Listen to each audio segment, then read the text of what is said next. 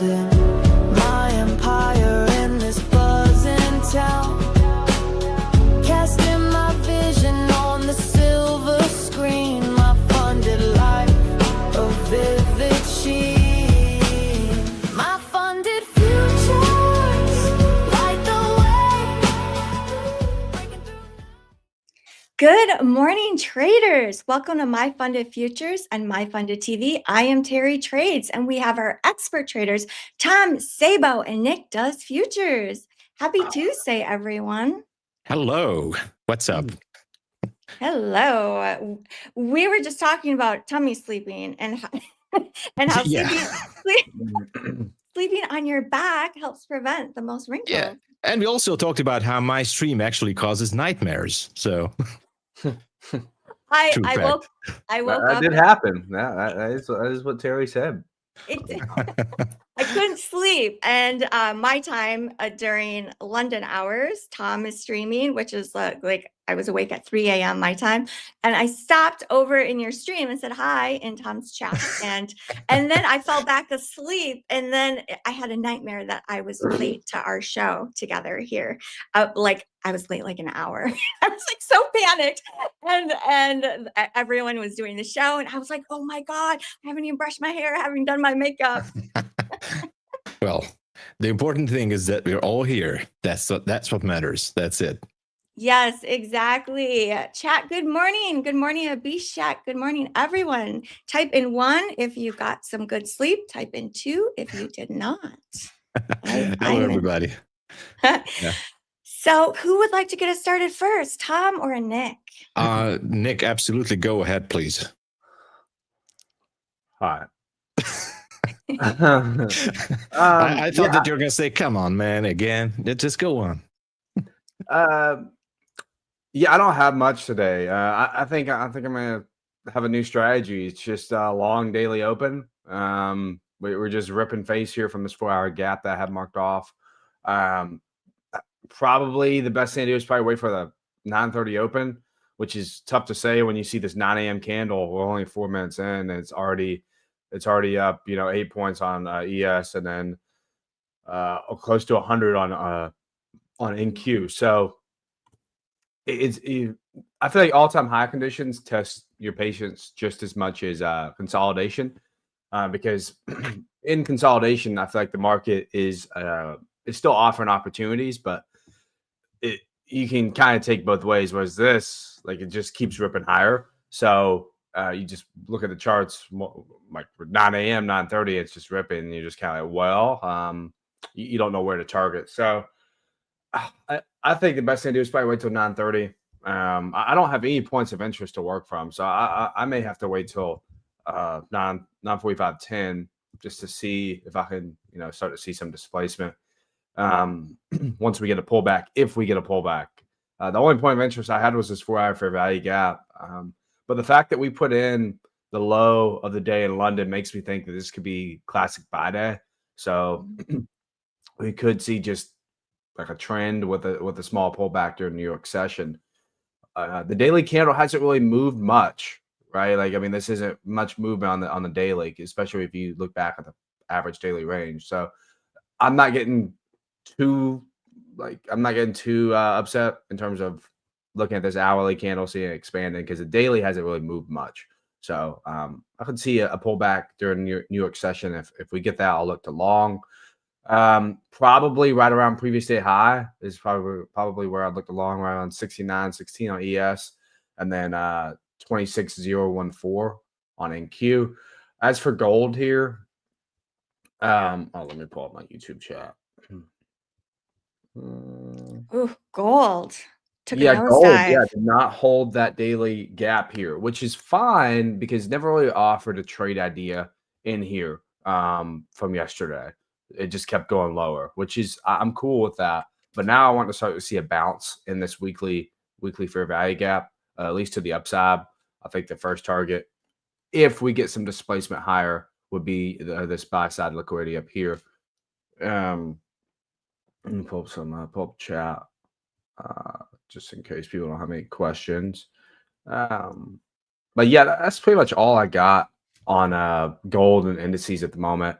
Let me just check Forex Factory real quick. I'm gonna check Twitter. I'm gonna check earnings whisper. Just kind of, so we have 10 a.m. orange folder today, and then we have FOMC tomorrow. Day before FOMC is usually okay.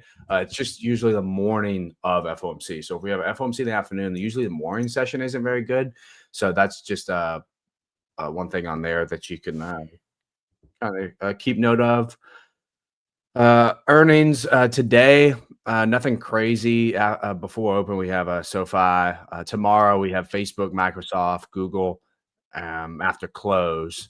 And then Thursday after close, Apple, Amazon, Coinbase. And then Friday, you have all the oil stocks in there. So if you combine FOMC tomorrow with that earnings calendar I just went through, you're kind of seeing the majority of the week's going to be Wednesday through Friday, which is usually 90% of most weeks anyway. So yeah, that's really all I'm watching. Hopefully we can catch something today. So yep. Look through the chat here. Nick is not Nick without his cool glasses. You are correct. Thank you so much for bringing that up. I don't know what to aim at buy side liquidity, so I just sit back. Hey, that is usually the right thing.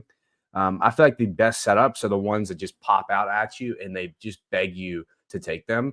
And then usually the worst setups, you kind of have to talk yourself into it. You have to drop down to lower time frames, and they just don't sit there. They're not like, take me. So yeah. Thank you, Nick. Tom, what you. What are you looking at this morning? Yeah, I'm going to start with gold because I'm just going to spoiler this, that there's nothing on NQ that I see. So I'm going to start with gold, but I'm going to go to NQ as well. So as everyone can see it, like we just saw this drop here, there was a 1 hour demand zone at 39.35. I'm on a 5-minute chart right now. So there was a zone on the hourly 39.35. We talked about this during the London stream.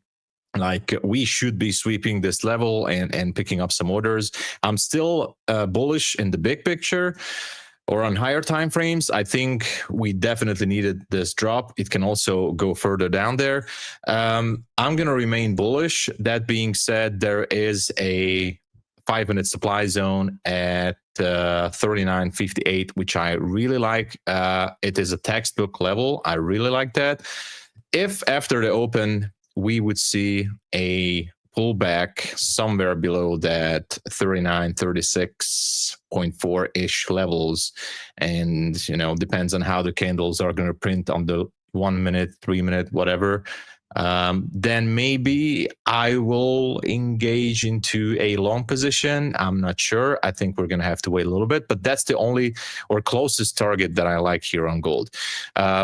If I look higher, around that 4K level, I don't see anything special.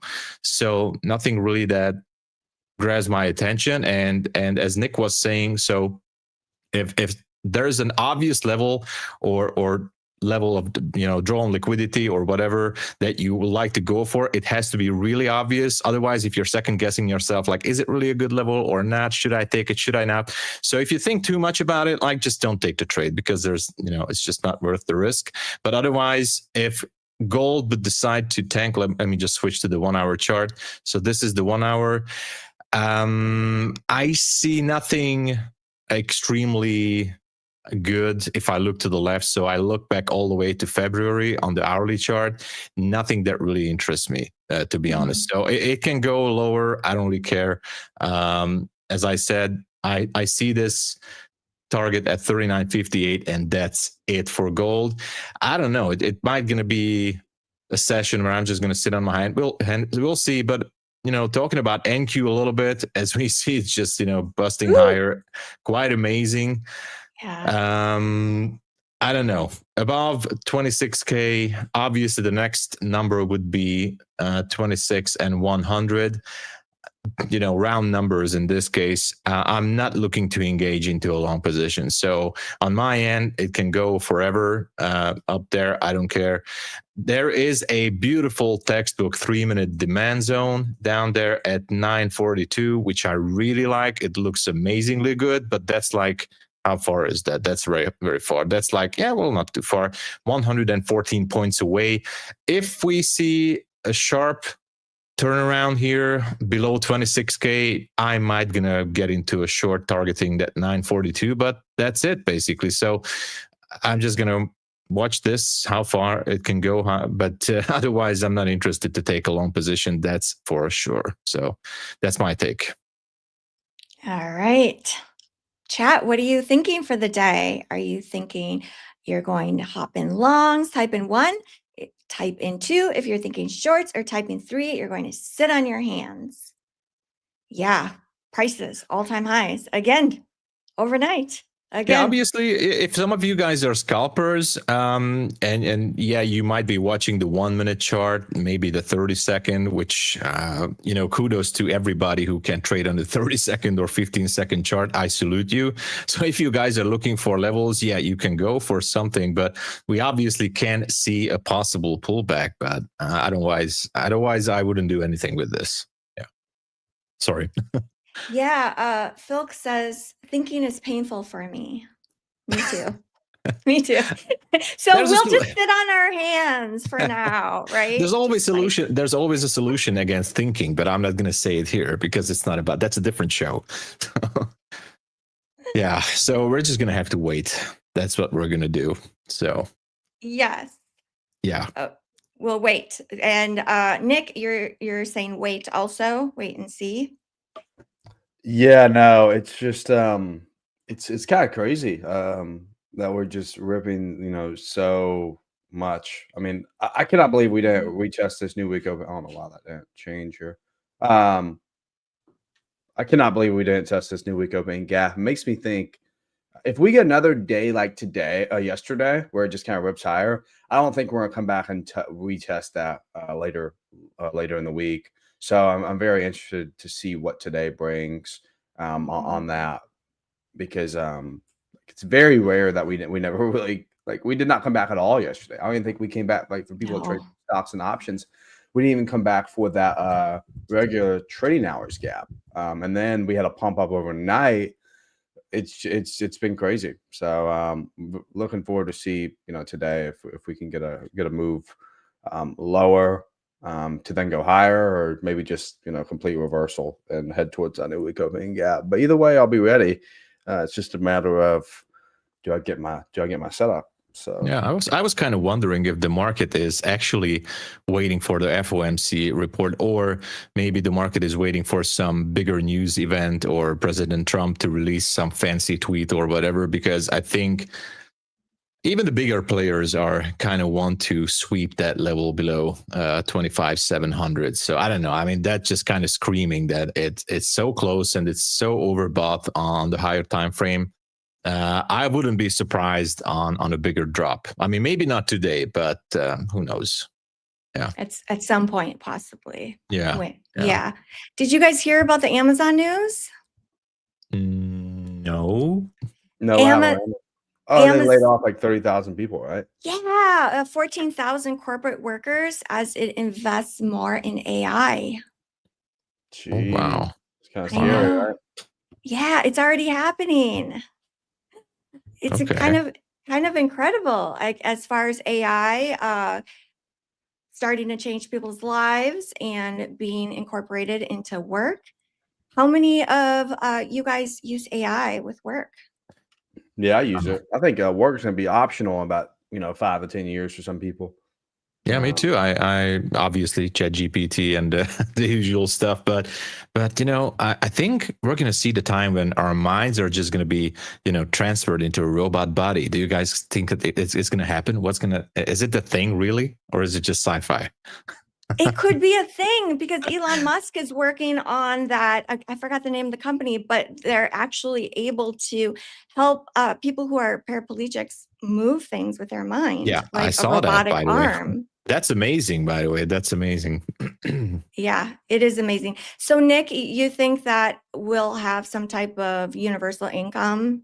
Is that what? I honestly, I don't know what it's going to look like. I did find this tweet. It was a couple of days, but it was a couple of days ago. I thought it was kind of crazy. Let me see if I can find it. But in the meantime, yeah, I don't know, man. Like, I just feel like outside like service jobs and stuff like that, like plumbers, electricians, just don't see. It's kind of scary, like when you think about it. It really is. Yeah, I don't know what it's gonna look like though, but I just feel like I feel like work's gonna be optional for I think we're going to see the time, and I think it's in the foreseeable future when it's going to be like in the movie I, Robot with Will Smith. Like we are going to have all those robots. They're actually existing now. Technically, Tesla is making them, and we're going to have them, do the kitchen and clean the apartment, walk the dog, whatever. Do you guys think it's possible? I think it is. I think so too. When I was in LA last week, I saw two the Waymos. I don't know if you guys seen those. Like it was like my friend got into an Uber and there was no one driving. And it took him where he was going. that's so Kind of crazy. cool. And then we're walking down Hollywood Boulevard, and it's like a little robot delivering like Uber Eats and stuff like that. So already kind of seeing the robots. So it's It's kinda already crazy. happening. Mm-hmm. Yeah. Oh, Who would have thought? Abhishek said it's called Neuralink. Neuralink. Yeah, the project that Elon Musk is working on. Yeah. Incredible. Yeah, we've discussed it on the show, and I believe we'll continue discussing it as our current situation keeps changing with robots and AI. It's moving so quickly. I was not expecting it to move this quickly, and it's already moving quickly. Like what you shared with us, Nick, with the taxi robots and Uber Eats delivery robots. Yeah, but it also brings us to a question like, how is AI going to affect the retail day traders, both at prop firms or personal cash accounts, whatever? Is it going to affect the retail traders at all? Like algorithms, maybe? I mean, yeah, back in those days, like 20 years ago, actually not 15 years ago. First I approached trading was in 2007. Everybody was hyped up about the MetaTrader expert advisors and robots. So I'm just kind of thinking the same thing. What if there's going to be the next level of AI trading algos, which you can purchase online and you can put it on your account? And so is it going to affect the market or retail at all, or not, because the market is always adopting, or not because, the big players won't let retail to access that kind of knowledge? I don't know. It's kind of interesting. It's such an interesting question. I have to believe it's going to affect the markets. Like, how can it not?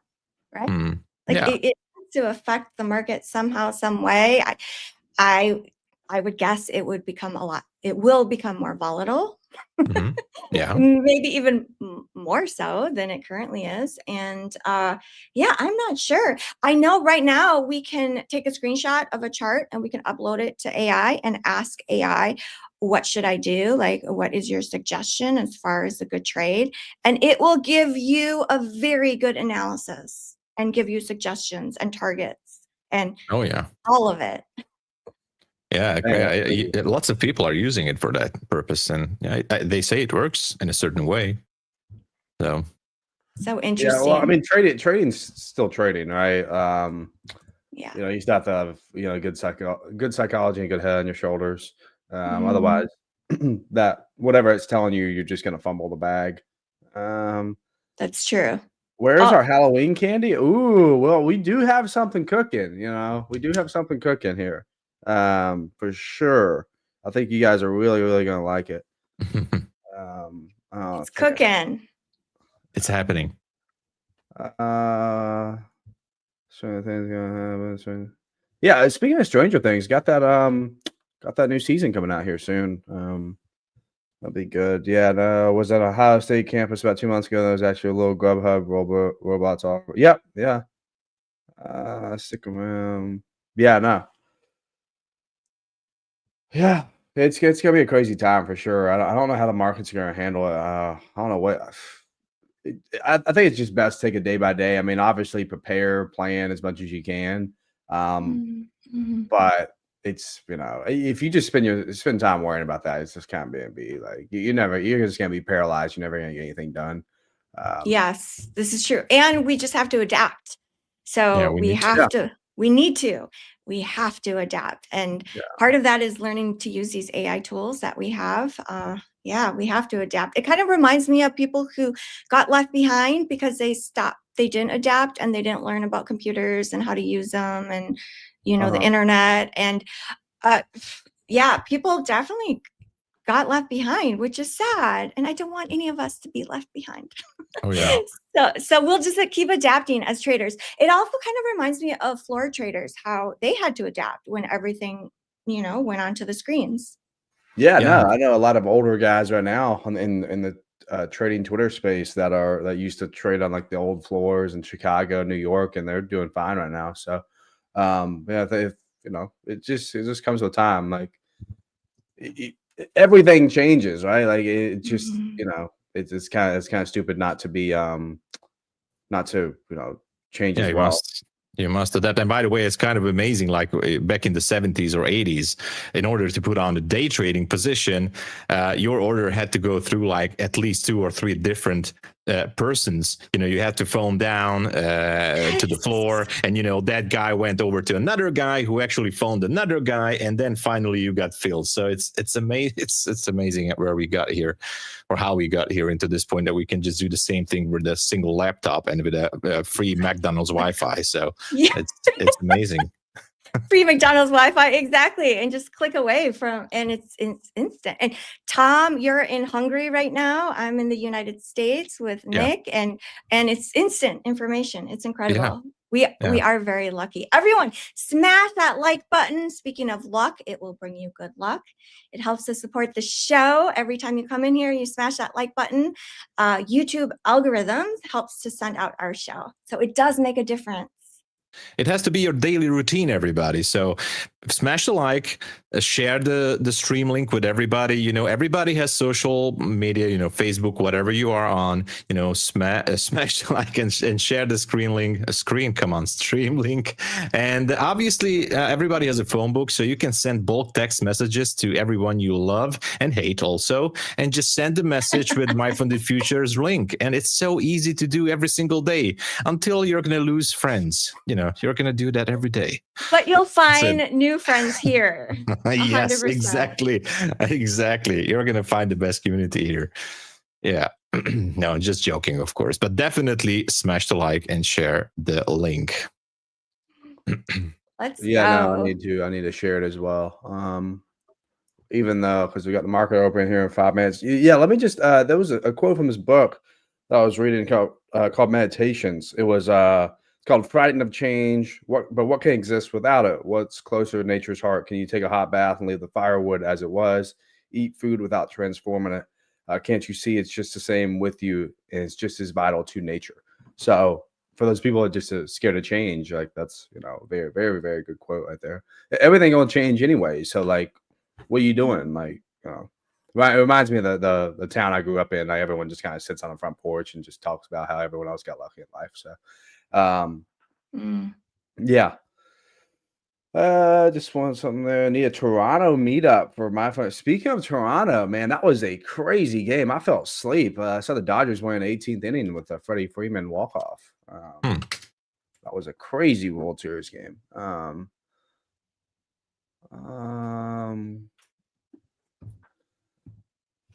Looks like Tom's got a couple of demand zones there.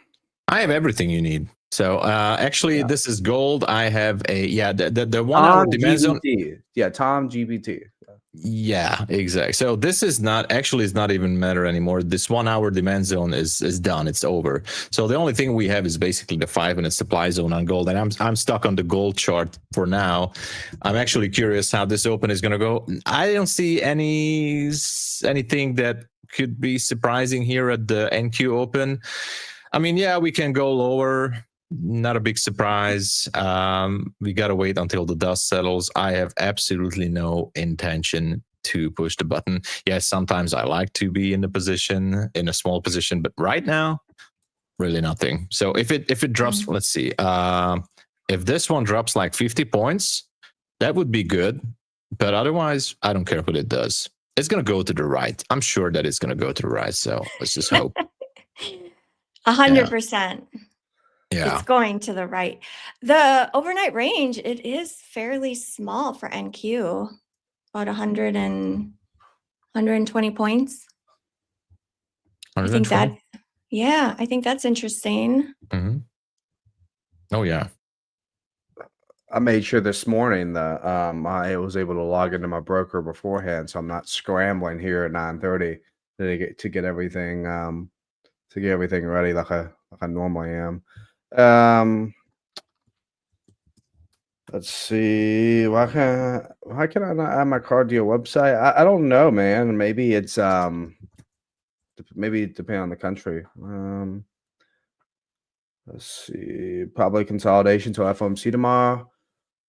I don't know. Like, I think it'll be low probability conditions. Like, but low probability conditions are not always consolidations. Like, there a lot of times they could be just markets just ripping higher, with no sort of retracement. Every 15-minute, every hourly candle is like massive expansion. And people are like, well, that means the market's trending, so therefore it's not a low probability. I was like, not really, because where are you buying at? Like if you're buying, you're probably FOMOing in, unless you have a level. Or Tom's levels or Barbie's levels or Terry's levels. So Yeah.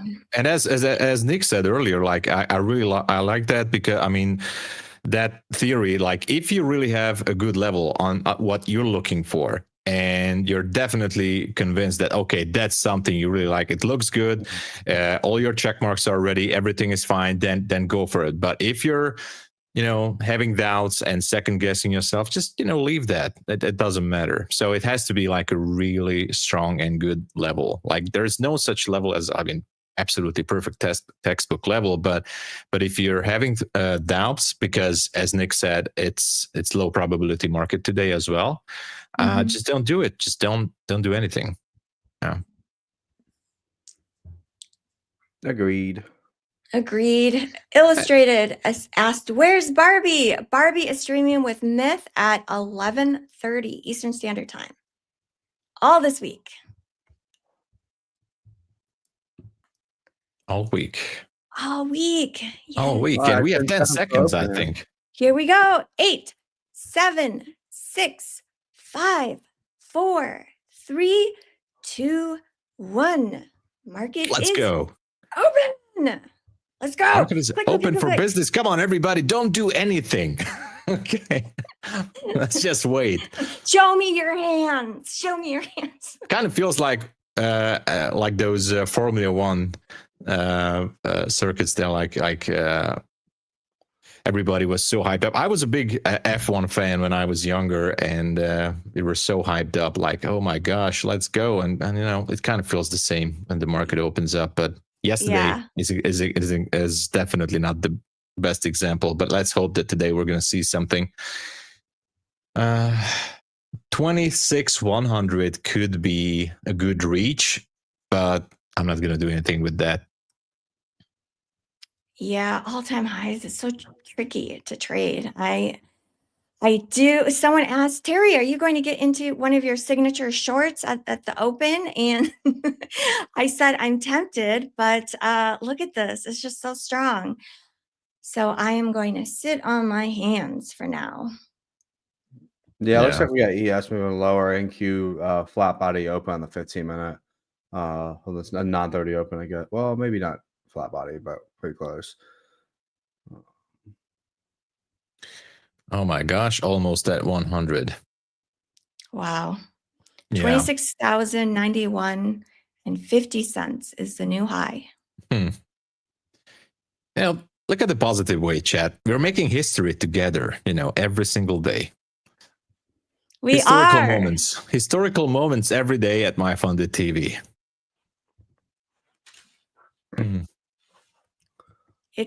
It'll be like one of those time capsules in 20 years from now. All of us, everyone watching, everyone on the show will look back and be like, remember when?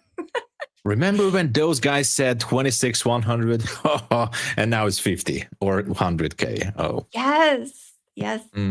Exactly. Amazing. Well, not much to do with this. Actually, I'm gonna look at gold. Kind of feels nothing. Okay, gold basically gave up. It's not doing anything. Also, They give up. Yeah, I mean, maybe wait and see how the 4-hour closes. At 10 o'clock. You know, if we don't create a gap here, it could be looking to target this buy side. yeah. But I don't think I'm gonna catch anything on indices, but I'm definitely gonna be watching them just in case something would happen. But I'm not liking this right now. I'm not liking ES going lower and NQ going higher. You know, lack of That's not correlation in good. markets. That's usually what you'll see before a high impact news driver. And I think FOMCs in the past haven't really been that great, but I think with the rate cuts that we're expecting the next two for the next to the end of the year, I think you can see some volatility. So what does that thing? What is causing the thing? Like when ES and NQ is decoupling? Like obviously, it's indecision in the markets, and obviously, could also mean that the market is not respecting certain levels. I mean, I don't know. What's your Well, I mean, what you also guys too, think you'll about see a that? lot of manipulation on NQ. You gotta think this week is tech earnings, so you're probably gonna see a lot of manipulation on that before the week. I actually expected more manipulation to the downside, so a lot of selling on NQ, because people are trying to sell off on tech stocks ahead of like a good earnings, which is what we've been getting on a lot of these techs. So this is usually what you'll see on that. And I think the main catalyst for that is just sort of just like the earnings week as well on big tech. So it's mostly because of earnings manipulation, and that's it. Could be, and then on other weeks, it could just be like if we got CPI that the day before, a lot of times it'll do that as well. So I did that's happen. what I noticed.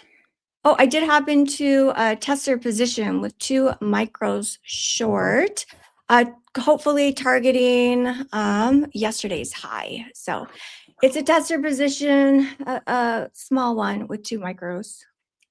Let's go. Let's go. Just targeting yesterday's high. So I will move this candle over here, targeting 26,029.75. I don't know if I'll add, wait and see. My entry was at 85. So that's about 55 points. Is that right? Yeah, something like 55. Let's go. It's working. This is the hourly chart. I will hop over to the 5 minutes. And now I'm going to bring my stop down. So this is just with my bracket, the 200 bracket. It's just like a default bracket. This is tricky. See, it doesn't want it doesn't want to let me bring it down. I feel like we might have to wait until 10 to see some direction here. But yeah, I'm still watching gold, but nothing is happening. So I was expecting more. I was expecting a spike higher to the 39.58, but it's not happening. So anyway, NQ is, oh wow, NQ is down there. It's going, okay. It's going. All right. It's going. It's up by $160 about. It wants to go there. Remember what happened yesterday? It tagged the orb on the short side and then just took off like a banshee. Yeah. Okay, I'm bringing my stop to break even, so let's not lose money on this trade.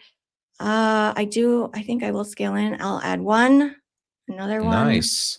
Free trade, everybody. That's the best. It is. Okay, I'm going to bring up that TP, that extra one, bring down my stop. Look at all these lines. Oh my gosh. Okay, so the 5-minute orb people are tagged in on the short side. Okay, so now, I might get tagged out because I added, so that changes your cost basis, your average price. Do you add, Tom, into positions? I sometimes I do, but only like maybe once. So especially when my entry is not so good, but I tend to add like maybe one. I mean, depends on not like one micro or one contract, one mini, but depends on how far is my stop. But if I can handle some more heat on the same position, like, okay, then I can add one more. So if I opened up a position with 2 or 3 micros, if it goes against me, like, yeah, let's add 1 or 2 more micros and that's it. Nothing more. Yeah, it can be so tricky because, like, I haven't figured it out yet. Yeah, I mean, I think the best thing to do, what I've done for adding in, is having like based off 2 levels, one off of a higher time frame level, and then having another one based off of like a lower time frame execution. So let's just say for example, you're watching this hourly gap right here, right? Maybe add when price comes into it, right? Maybe just add like 5 contracts, and then once you drop down to lower time frames, once you start to see like some sort of like respect to that level, and then retest whatever you look for, you add in more there. So then your cost basis is not up here or down here, but it's like right around in here. And then if price comes, like let's say price runs up, instead of having this normal entry here, well, guess what? You're actually closing in profit. So that's how I do it. Oh, I like that. Thank you, Nick. Higher time frame level combined with like a lower time frame execution. That's good. Oh man, this is kind of looking a little choppy here. I started to think that yesterday market open was maybe better. I don't know, but then actually this is good. Yeah. It's kind of all over the place. Now, let me see. There was a low at 42.25 and there was a low at 41.75. So with just 2 ticks on the micro, the candle at 9.36 on the 1 minute actually swept some orders. Maybe that's why it was this bounce here. Question is it going to try once more to go for that 100? Or if it fails, well, let's see. Where's 7 a.m.? There's a 7 a.m. low somewhere. Well, it can go all the way down. There's no fair value gap that it can go for on the downside, at least not on the 1 minute that I can see, but who knows? As I said, if we see, let me just switch to the 5 minute here. If we see a displacement, down below 26K, I would be interested to take a short, and I will go for that 942. And we'll see. Even if one of the assets is going higher and the other one's going lower. Yeah, why not? We only live once, and there's no sequel, so why not take it? Well, look at ES real quick, if you want. Like ES is like let's look at ES. Weaker than NQ. So I might get stopped out at break even here. Do you trade ES top? This year, I think I took like 4 trades on ES overall, maybe 5. So not really, not that I don't like ES. Usually because I trade in London session, ES is barely moving in London. So it's just really hard. And in New York, well, I'm pretty much hooked onto NQ, but otherwise I know it's very much favored by a lot of traders, but on ES, well, it's interesting. It could go down. That's what I'm saying. I was like, I wonder if he wants to maybe short ES instead. Yeah, it looks good, by the way. Nicely inverting this area. Yeah, let's see. Oh, I stepped out at break even. Free trade. Free trade. Free trade. Like a free ride. I didn't have to pay for it. But now I'm like, I wish I got off at the mall instead. Okay, so it seems like it might want to try once more. That's interesting. Because this is sort of what I'm seeing on ES. If you're looking for short, the 5 minute, 15 minute candle from combination of candles from 8:50 to 8:30. If you get closed below here in 3 minutes, could be looking to target with a retest down to London low. So that's sort of what I was looking for on that for you, just in case. I saw you had an ES NQ pulled off. I'm like, well, I mean, shoot, ES is weak as shit right now, so they want to short that one. But But like you say, you've only played it like 4 times this year, so makes sense. Ooh, Yeah. yeah, ES. It's fading. Let me check on ES. Yeah, check on ES, Tom. I'm actually, I'm looking definitely got juicy. curious. Oh my gosh, it looks It's good. looking juicy. Yeah. I mean, these are the typical thing. Like, I wanted to chase these kind of moves so many times, and these were the kind of trades that actually helped me to blow up so many evals and funded accounts. So it looks amazing and very juicy, but I got burned so many times. Like, I'm not doing it. I just can't. You say, I'm not doing it again. Well, I mean, you'd have to get a candle closed below this level. Otherwise, I think it's just going to be manipulation to then go higher. Because if you're looking at NQ right now, one of these two pairs is lying, right? And usually the one that's lying is the one that's opposite of higher time frame order flow. So which one's opposite of higher time frame order flow right now? ES. So you know, if I want to go short on a super on a market that's like super bullish, I want both assets in sync, right? I don't want to be doing something, you know, that risky. So it's the difference between being early and then one just being completely, you know, bullish and the other one bearish. So yeah. Well, I'm gonna be wild for us. I hopped into a short in ES. Let's see what happens here. Thank you, Terry, for taking your pressure. Thank you. You're welcome. Someone takes the pressure. You're welcome. I will be the wild one for us. Everyone can live vicariously through me. All right. Here we go. I put in my stop and my TP. I do like how it's trading below this candle, this big candle, 8 o'clock candle, Central Time. Let's see. Let's see what happens here. There was some news, news on PayPal. So PayPal surges 14% after OpenAI deal to become the first payments wallet in ChatGPT. Ooh, wow. Very, very bullish for tech. So that could be possibly what maybe adding to that AI fuel trade in NASDAQ. Why NQ is leading. Yeah, most likely. I'm just actually disappointed in gold a little bit. I was expecting more, but it's just, you know, it's taking the stairs now. I mean, I have no positions on it. I'm just still, you know, this is exactly what we talked about. Like, it made me think too much about the situation. Like, should I jump into a trade on gold? Should I not? But I'm not going to do it. So I just don't like the way the whole situation looks like. I'm actually just going to follow through with NQ. I'm quite curious, and of course with ES as well. Quite curious how this is going to go. We still have 15 minutes. I'm curious if NQ will try to push once more for that 100 up there to squeeze some shorts. It's interesting because of this decoupling situation. So we'll see which one is going to be stronger here. Yeah, NQ is so much stronger than ES right now. Let's see. Great call, Nick. My ES trade is working. You're like, if you want a short, take a look at ES right now.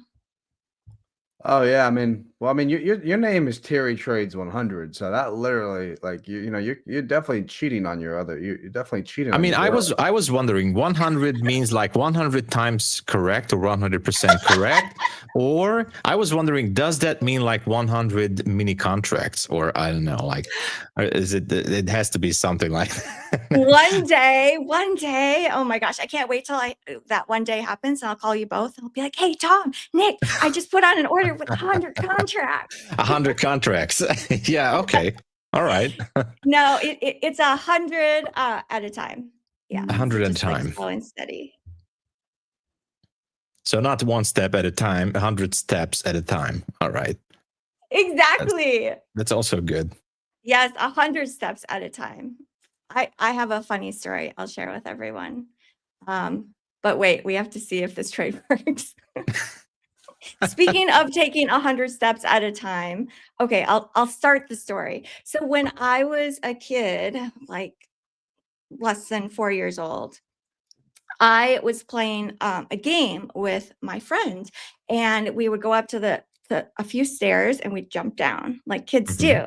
Uh-huh. And I was the kid that was like, well, you know what? I want to win.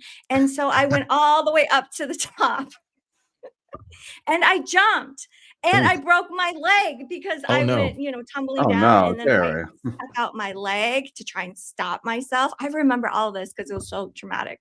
I stuck out my leg and of course it broke. But yeah, so it says something about my personality though. Like, all right, let's go. Let's jump. Now or never. Yeah. Now or never. I know. That was a painful experience. So don't jump from the top of the stairs is what I learned. Well, we have the key takeaway for the day. We ES do. tag, settlement and bounce. Yeah, I know. ES did tag. Short ES TP at 6908. Yeah. Okay, 6908. Okay, I kind of like that. I like this London low target. That's sort of my target for the short. Oh, TP hit. Nice. Yeah, nice. Good stuff. $354. Let's go. NQ is starting to follow suit a little bit here too. W's. Thank you. NQ's 10 going to a.m. follow. Orange folder, 10 a.m. So. Ooh. Yeah. NQ following suit. Nick, you said there's orange folder news? Yeah, orange folder. So I mean, I will hold through that if it's orange. Yeah, gotta wait. It's not red folder. Like I say, NQ is starting to follow suit. So this is good for the ES position short. If you guys are type 1 in the chat if you guys are in it, and then type 2 if you guys love the core plan. I love the core plan. I love the core plan. Well, type 2 then, Tom. What? Ooh, Type 2 in the chat. Okay, 2. There you go. By the way, I just wanted to say orange is the new red folder. So we're going to wait for that news. Yeah. You say your favorite TV show is Orange is the New Black? No. Orange is the new red folder news. Orange is the new red. Do you know that TV show, Orange is the New Black? I think I heard about that, but I don't know too much. I just it just sounds familiar, but I don't know the show. Let's see, 15 minutes. Yeah, I mean, you would really need NQ to get below this 15-minute gap, I think. I'm actually locked in so much on the gold chart. Like I'm trying not even to blink because I'm looking for an entry, but it might gonna go higher into that supply zone that I was mentioning. So my finger is on the trigger here. We'll see. Yeah, I have an analyst in our Discord that he was like, I'm eagle eyeing ES today. I'm like, huh? I mean, gold today. So I guess there was some sort of I think he was talking about there was a divergence between silver and gold inside the weekly gap I was talking about. So somewhere in here there's like a divergence. But one thing we talk about is like even if there is a divergence, like if one runs a low and the other one doesn't, you still need to see displacement to confirm that price, is giving you what you want. Promo low, core flex add-ons, scale add-ons free right now. The add-on is fire. The add-on is fire, but we got something else cooking up here soon. So, yeah, it's Halloween and we got Black Friday coming up in like 3 or 4 weeks. So, yeah. I have a question for the both of you. Yeah. Oh. What are you thinking for Halloween? Do we dress up? Do we not? I don't know. Well, Tom, what are you gonna be? Well, listen, I do have a mask, which is going to be a surprise, but I'm way ahead of you guys. Look at this. Look at this. I'm actually always way ahead of everybody. So nobody actually spotted this one, but it's right next to me. There's already a skeleton hanging right there, but it's like, it's super small. But yeah. I see the skull on you have decorations up already. Of course. So actually I do have an awesome costume, but don't worry, it's not going to be Dracula or something. But what do you guys think? Should we do that or not? Well, it was my son's birthday yesterday, so he got like Spider-Man, mask, a Hulk mask, Captain America. So I have a lot of options to choose from, so I don't know. I don't know. Sorry, I don't know what I'm gonna be. I entered a long trade on gold, by the way, just saying that's it. So you guys have costumes. That's what you're saying. I don't have one yet, but I mean, I don't have my own personal one, but I can get one. You can get one. Happy belated birthday to little Nick Jr. over Yeah, there. no. Junior. Yeah, he's he's 3 years old now. Kind of crazy. So Kind of cute. crazy. Definitely goes up fast.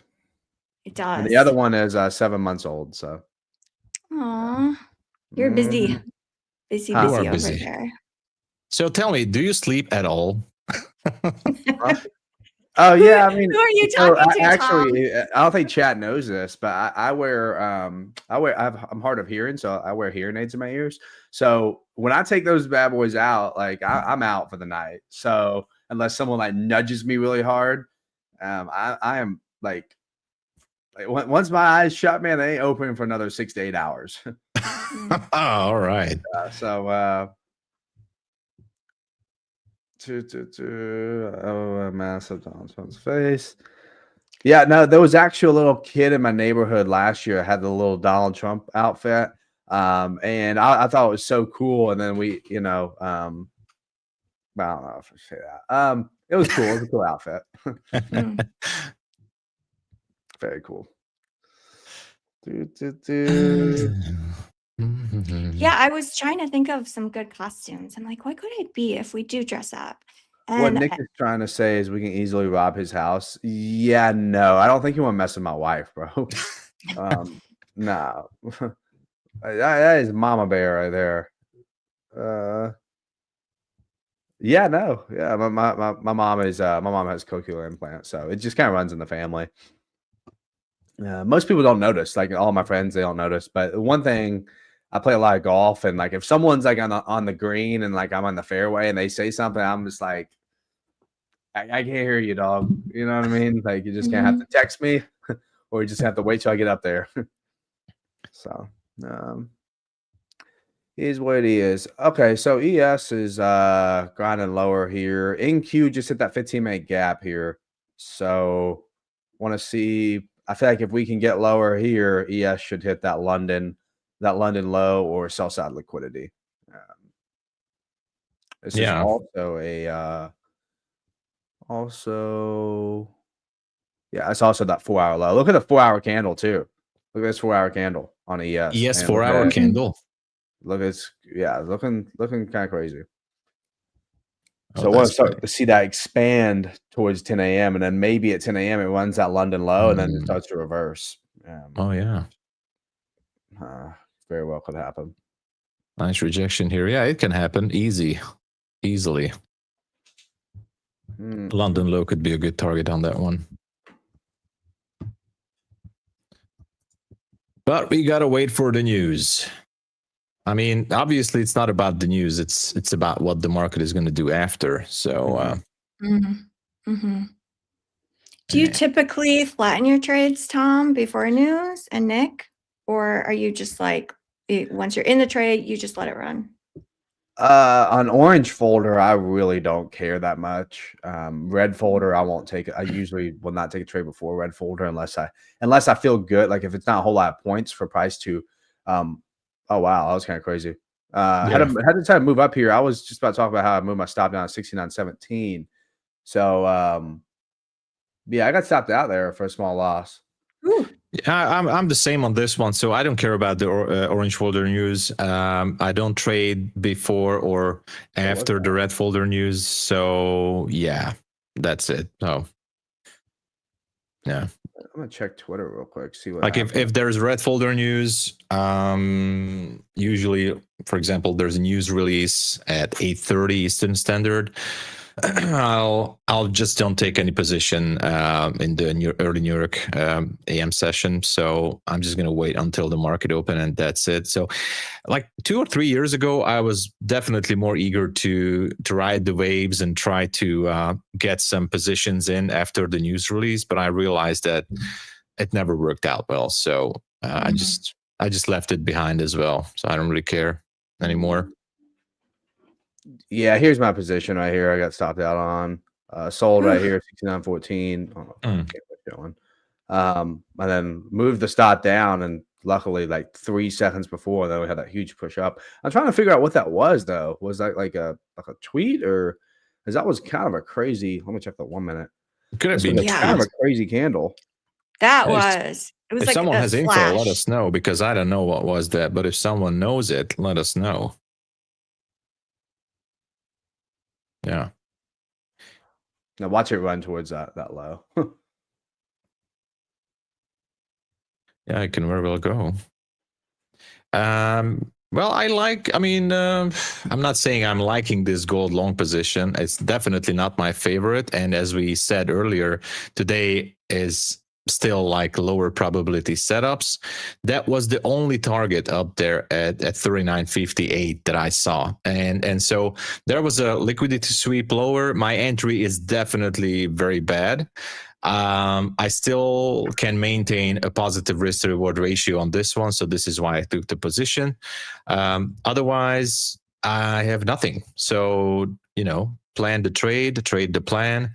I saw that there was the sweep. Actually, on gold, the sweep was 39.31.4, and then it kind of reversed. It kind of shifted structure, and now it seems like my position at this second, it goes to TP. Let's see if it goes. But for now, it looks okay. And yeah, I know this could be or should be the time that I move my stop. I don't want to move my stop yet because on the 1 minute, there is a unbalanced price range at 45.8 and 46.3, which means we could see some down close candle. But it seems like we're getting closer to that 58. So let's get that W, everybody. Let's go. If I zoom in the chart, it's much more stressful. Look at that. Look at these big candles. Yeah, that's Yeah. one thing I tell people too is like if you enter on the 1 minute, drop out to the 5 or watch on the 10 and 15 minute. Yeah, zoom in, and this will be so much more stressful watching these big candles here. Facts. Facts. Oh my God, it's not looking good. It's not looking good. Maybe I should just close this trade. I don't know. Oh my God, we're having fun. It's still Tuesday. What's gonna happen tomorrow? Who knows? Anything can happen. Oh, Nick, yeah. Numbers spin the wheel. It's happening. What's the truth? Quickly. What's the deal? Oh no, it didn't hit my TP. MyFunded TV giveaway. Come on, Promises hit the TP. I need to close this trade, everybody. win or lose, it's all a play. MyFunded TV giveaway.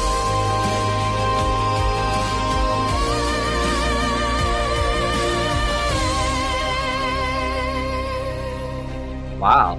That was Let's impressive. go. let's go.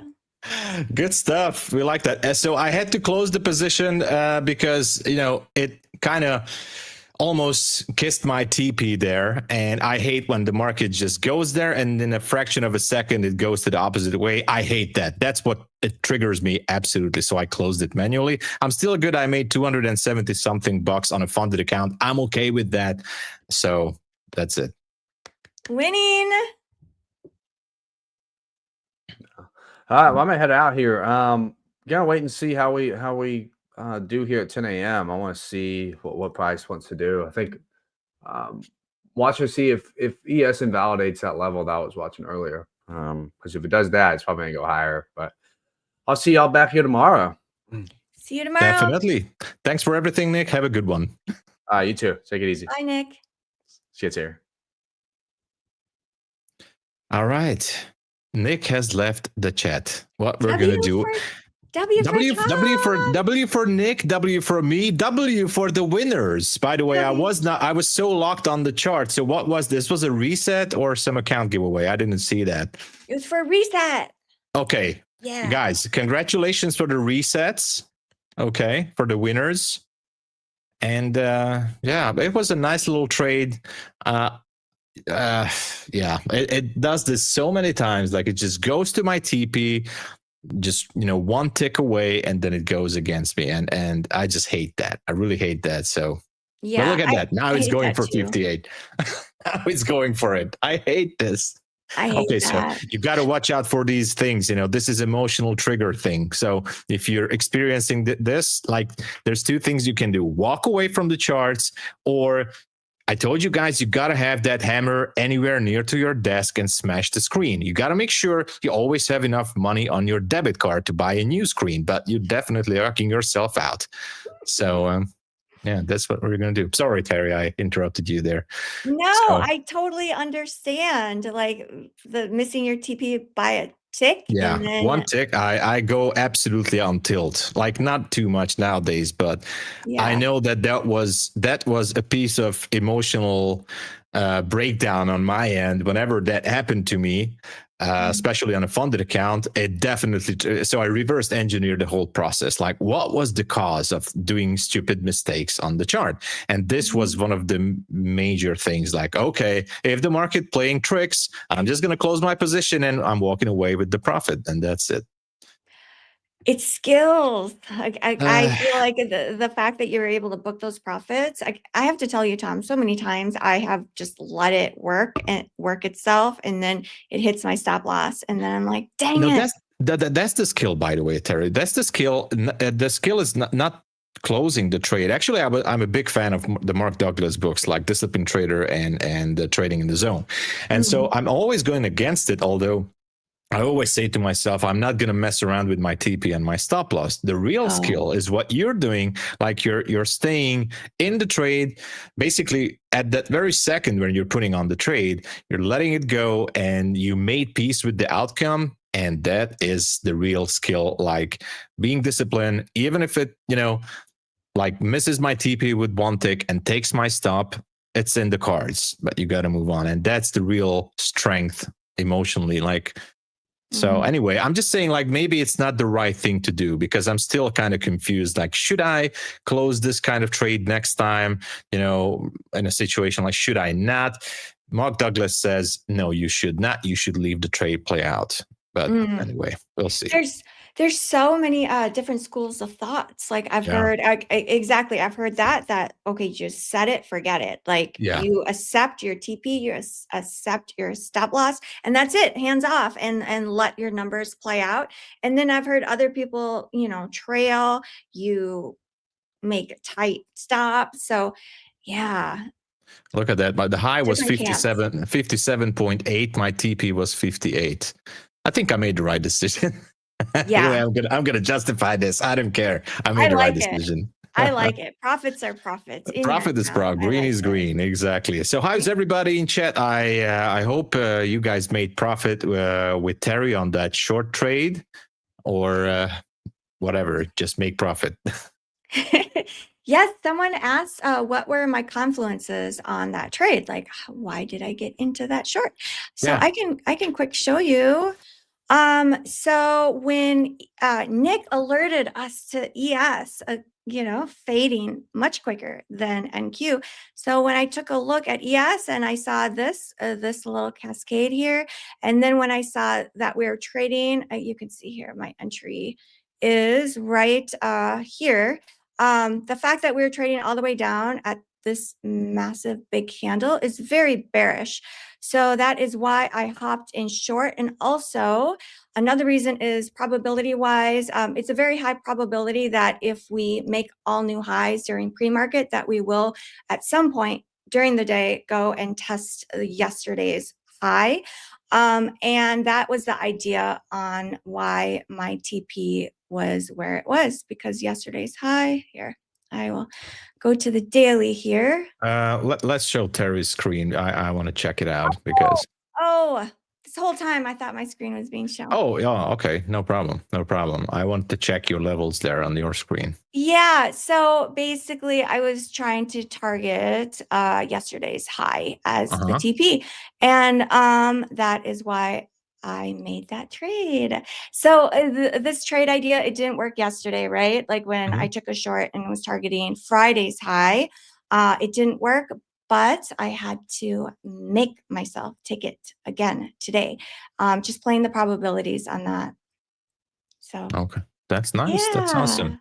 Yeah, that is. So I also wanted to ask, like about your method of day trading, like not specifically your entry model, but like, are you willing to hold a position like for more than just 10, 20 minutes, like for hours, maybe, or do you like to get out as soon as possible, whatever it takes? What is, obviously everybody wants to get out as soon as possible, but what are you even looking for to hold the trade for more than like 1 hour or 2 hours or whatever? Yes, great question, Tom. I like both. Okay. I like the quick trades, and that's a different type of trade for me than the intraday swing trade. So sometimes if I'm just trying to capture the entire idea or a piece of the idea, then I am completely okay with letting trades run several hours. In one of my accounts, I actually have 100% win rate on trades that are like 2 to 4 hours long. So Wow. yeah, and then in those types of trades, it's like small size, right? Mhm. Like very, very small size. I did put on a short overnight that I swung on NQ, and I had 5 micros on. It was a short targeting 100 points, and it was on an eval, but like I just put it on and just let it work, and then I woke up and it was fine. So maybe that's why I didn't sleep so well, Tom. I don't know. Maybe the nightmares, you wake up, oh my God, my stop loss. What is happening? Oh no, I don't have a trade on. Okay.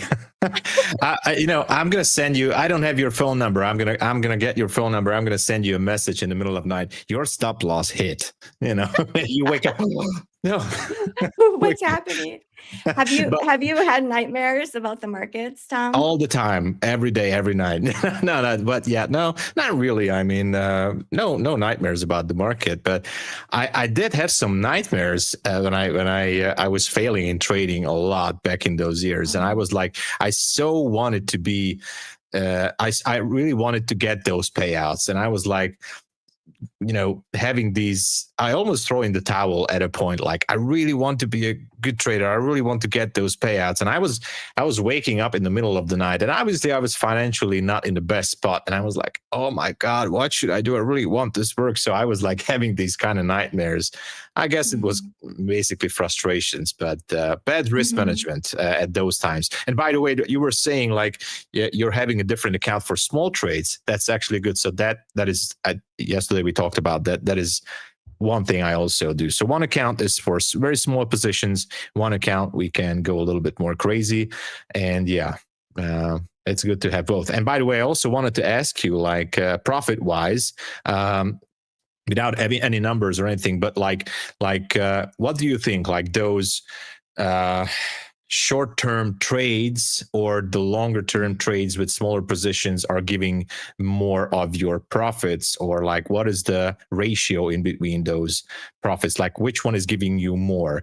The small positions, obviously mathematically they would, but what is it like? For example, on my end, as I'm looking for payouts, like every one of us every month, like at least 30 or 40% of those profits that I get in trading payouts are actually by scalping trades, which I don't really like because I don't want to be a scalper. Like, so I'm trying to narrow that down to those positions that I'm able to hold for a longer time. So that's why I'm just asking, like, what do you think? Like, or what do you see? Like, scalp trades add more to your profits, or those long-term trades? Tom, that's such a good question. I actually don't know. So I'll have to take a look. And this was the session about journaling. Thank you very much. Yes, no kidding, for sure, though. Just joking. It's a great question. As far as I think I'm mostly focused on lately. I've been focused on looking at my mistakes, because that's what's getting me in trouble, is like all the mistakes. And I can get into a lot of mistakes like scalping. And I think sometimes I get the idea right? As long as I have the position size correct, it just makes so much money. It's the scalping that can get me into trouble, because I'll keep trying. And it's a lot of decision making. And if I'm in front of the screens for too long, like that can get me into trouble for sure. And I have noticed with myself, like that can contribute to like that erratic trading, emotional trading. Great question. Thank you, And Tom. yeah, I mean, it genuinely interests me about everybody. Like how many losses, like not dollar wise, but like trade cap wise, like how many losses can you handle in a row? Like 2 or 3 losses, and that's when you say like, okay, this is enough for the day, or do you keep on trying until you hit your max daily? I don't know, but everybody has like a limit or trade cap, and I'm also battling with this in my mind, like because I trade London and New York, like how many trades should I do in any given day? Because if I'm having like 2 losses in a London session and I go into the New York session by already having 2 losses on funded accounts, I kind of having a bit of a frustration, like, should I do something here or should I just wait? So that's why I'm always interested, like how others are doing. Are you able to move on, even if you switch to a different account, like, can you go after like 3 losses in a row, or you just step away for a little bit? I think that's a smart thing to do. To step away after 3 losses. I mean, really, after 3 attempts, the trade idea is just no bueno. I think that makes a lot of sense. Tom, listening to you kind of describe some of these questions and then reflect on your trading style and what you've learned, I'm learning about you that you're very insightful. You can reflect and look at yourself, and that seems like such a big part of succeeding in this game.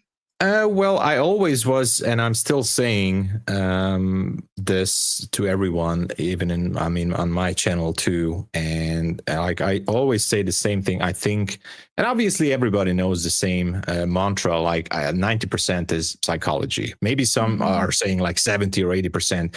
I would even go like 95% is psychology about this, because there's so many things that we can learn about the markets. And I assume that everybody here at MyFunded TV in the chat, the community is awesome. We have lots of smart people in the chat and smart traders. I know that.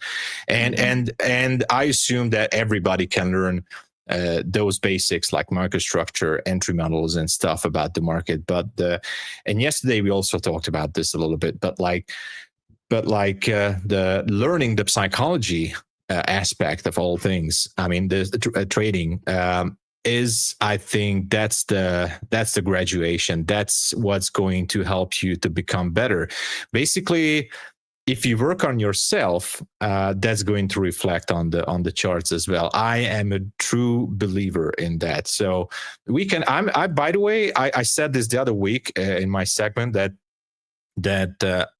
I'm not saying I'm a super pro, but definitely I'm getting better and constantly getting the profits. So that is amazing. But I have the confidence after all these years that if I would change my entry model to a different type of entry model, but still would be using the same analogy to understand the market structure, higher time frames, the context of the market, I would still be profitable. So if someone would tell me, okay, Tom, from tomorrow you cannot trade ICT concepts, only trade with exponential moving averages. Okay, I think I would still make it to those payouts, because it's all psychology, it's all risk management, and that's why I think it's more energy we need to put into the mental aspect of trading. But anyway, I steered away a little bit, but yeah, something like that. No, it's so good. Thank you. Super helpful. The trading psychology is huge. And what I'm hearing from our listeners and viewers, that they also want to hear more trading psychology. So Tom, please continue sharing the trading psychology. Okay, so we're going to do a tinfoil session after Matt is finishing up today, and everybody's welcome to join. But there's so many things, like you would be surprised how many books I have here. But and there's always it's always a good idea to read books about mindset, not just like trading related books, but about the mindset, learn how to be more disciplined. And because as you're getting better at your charts, you're going to be more disciplined in your real life as well. Well, maybe in your financials, even in your relationships. I think it's that's why I also say, like, if you really have a passion for trading and if you want to make a living from trading, and because I just love the concept to make a living from trading, like, I think this is going to help you to be a better person in your real life as well. If you put more energy into your trading, and by focusing, learning the discipline, learning about the psychological aspects of this, you're going to get, let's just say, wiser in your real life. As I said, financially, in your relationships, in your business decisions, if you're running another business, or if you're having a regular 9-to-5 job. So you're just going to get better, and you're going to be more patient with other people or situations. I mean, it might sound a little bit weird, but I'm going to say something some viewers may find a little bit cringe, but I think trading can make you better, actually, if you do it the right way. So in every aspect, anyway. I like that. It will make us better, continues to make us better, more patient, more disciplined, more on top of things, because it is a business, right? Yeah. Yeah, welcome. I see a Hungarian viewer, Camila, here. Hello. She's saying in Hungarian. She said, she told me that psychology is definitely better in trading, or is good in trading. Yeah, it's good to see Hungarians in the chat. Awesome. So, do we enter into, because we're still in the silver bullet hour, so what are we doing here? Finally, gold tapped into that 58 level on the 5 minutes, so which is still good. If I would be holding a long position, the second TP or the runner would be actually at the top of the 5 minute supply zone, so that would be 3964.6 if anyone is holding a gold position long. Otherwise, I'm done with gold, that's for sure. Also, this move here into that 5 minute supply zone created a demand zone as well on the 5 minute. So if gold wants to continue to drop, we can drop down to 3940. So that is what we are having. And let me just look at my magical indicators. Okay, nothing. Okay. I do use some indicators. I got to tell you guys, it's a secret. Don't tell anyone. I have some good old MetaTrader 5 indicators on my other screen. Basically exponential moving averages, nothing special. But they sometimes help me to understand market context a little bit better. So, but anyway, nothing on gold that I would go with. And as for NQ, well, it's just terrible. We're entering the barcode session here. We really are. Yeah, I'm looking at that too. I know lots of traders are saying it's just chop chop. Oh, yeah, it is. So let us know, chat. What do you guys, ladies and gents, what do you think is going to happen during this market AM or PM session or lunch hour? We love to hear some theories. I hope everybody is printing some profits here. And if some of you are in the red, I suggest that sit on your hand, because, we got to get out from this chop. And the closest level would be that 28 down there, but don't take a long position. I mean, no financial advice. I would not take a long position here. That is for sure. Yeah. Yes. Well, let us know what you're thinking. ICTNGL says, come on, dump it. Short is coming. Mustafa.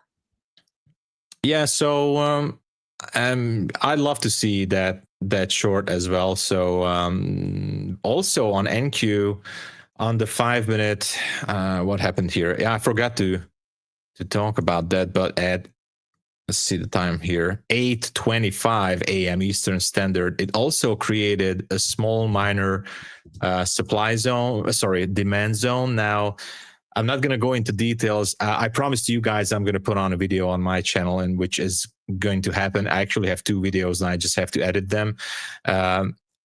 This is like, I mean, I have a minor demand zone at, let's see, 26,020. I think we have a chance to go down there and pick up some orders if it fails to go higher. Otherwise, there's an absolutely textbook level at 942. So if the market would drop, I would love to see that. As soon as we're going below 26K, I'm going to be looking for a position, but it needs to happen before lunch hour. So that's it. Okay. Thank you, Tom. Elfano is asking, are there any promos? Well, there are always promos at MyFundedFutures. You know, the Flex add-on is still there, so I strongly advise everybody to go for it. It's free. It's free to do. It's free to get it, and definitely it's pushing your payouts to a higher level. So go for it. On a core account, you can request up to $3,000.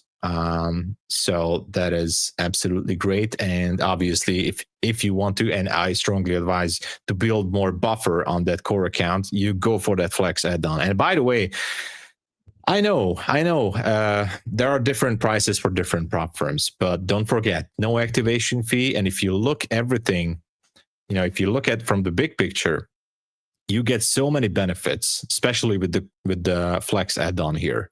Payout potential, everything. And don't forget, by the way, to use the YouTube code, all right? Code YouTube.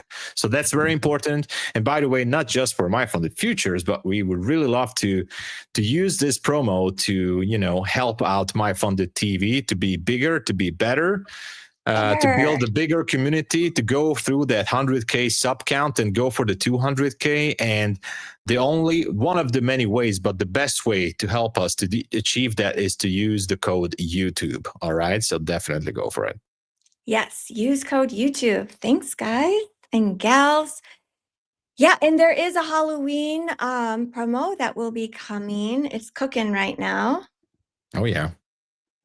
Something's happening. That's all we can tell. Something is happening. Something very good. That's something very good. Yeah. So. Can you believe this, Tom? We are just consolidating on the NASDAQ within this first 5-minute candle. It's starting to try and go below it again. I love to say that we never seen anything like this, but it's just typical NQ sometime. Yeah. But yeah, I would really love to see the drop. It's just not ideal. Not ideal. I think like the market is waiting for some sort of a bigger news release, maybe not just the FOMC, but maybe everybody's waiting for President Trump to tweet something. I'm not sure. Yeah, I saw MyFundedFutures commented earlier that a typical pre-FOMC day. Yeah, that's typical. Yeah, waiting on the sidelines. So don't push the button because of boredom. Yeah, that's very important. If you feel bored, that is exactly what you need to. I mean, obviously not like at MyFunded TV, you always got to have fun. All right. So that's one thing. But otherwise, you know, feeling that boredom, it's normal. Don't worry about it. So it's like, it kind of gives me that impression. Like I was like 14 years old, 12 years old. We went down to fishing, you know, and I was really into fishing, but to be honest, the reason why I left fishing because it was so boring. It was so boring, and that's just it's kind of a contradicting thing. Like why I love trading so much, and it's really boring. But on the other hand, I'm super happy that I'm able to stream every day for you guys on my channel too. So what I wanted to say with this, I forgot. The main thing is that we got to be here at MyFunded TV because it's not boring. We got to be here, share the info, share the knowledge, make yourself accountable, okay, by sharing your journey at the chat because we have some awesome people here. So we really do. And if you're feeling tempted, like you want to click the button, click away, just, turn off your charts, watch our charts, come and hang out with us. Yeah. Because it seems like half of the trading, probably more than half, like 90% of it is showing up. showing up every single day because you don't know when your A+ setup is going to show up. The market doesn't call us to tell us ahead of time, like, today's the day. Exactly. And by the way, showing up every day, even if you don't trade, that's just going to help you to become better and better, because you're going to read the narrative. You're going to see the same patterns repeating over and over every day. We're going to share the same information maybe every week, but from a different aspect. That's why it's so awesome to have all these different hosts here at MyFunded TV, because these things that we talk about risk management, right? So we talk about trade setups, market analysis, levels, zones, ICT stuff, everything that you want. But repeating all this, even if you like it or not, is going to, I mean, it's a repeatable process, and it's going to help you to, you know, build up that reflex, that brain muscle reflex in your trading. And the other week I talked about this. It's good to be part of a community, and MyFunded TV is going to be, and already is, the most amazing one. It's going to be the best one out there. It already is. So true. I did hop into a short looking for a 50% target on the 15-minute orb trade. So I'll just let this run and we will see what happens. Terry is in a short. All right, everybody. I'm in a short. Yeah. This is exciting. Okay. That's actually, it could be good, because as I said, there's a very good level down at 26.020. I like that. And I definitely want to see this break lower than 29. So yeah, we'll see. Are you on ES? Sorry. Or are you on NQ? Sorry.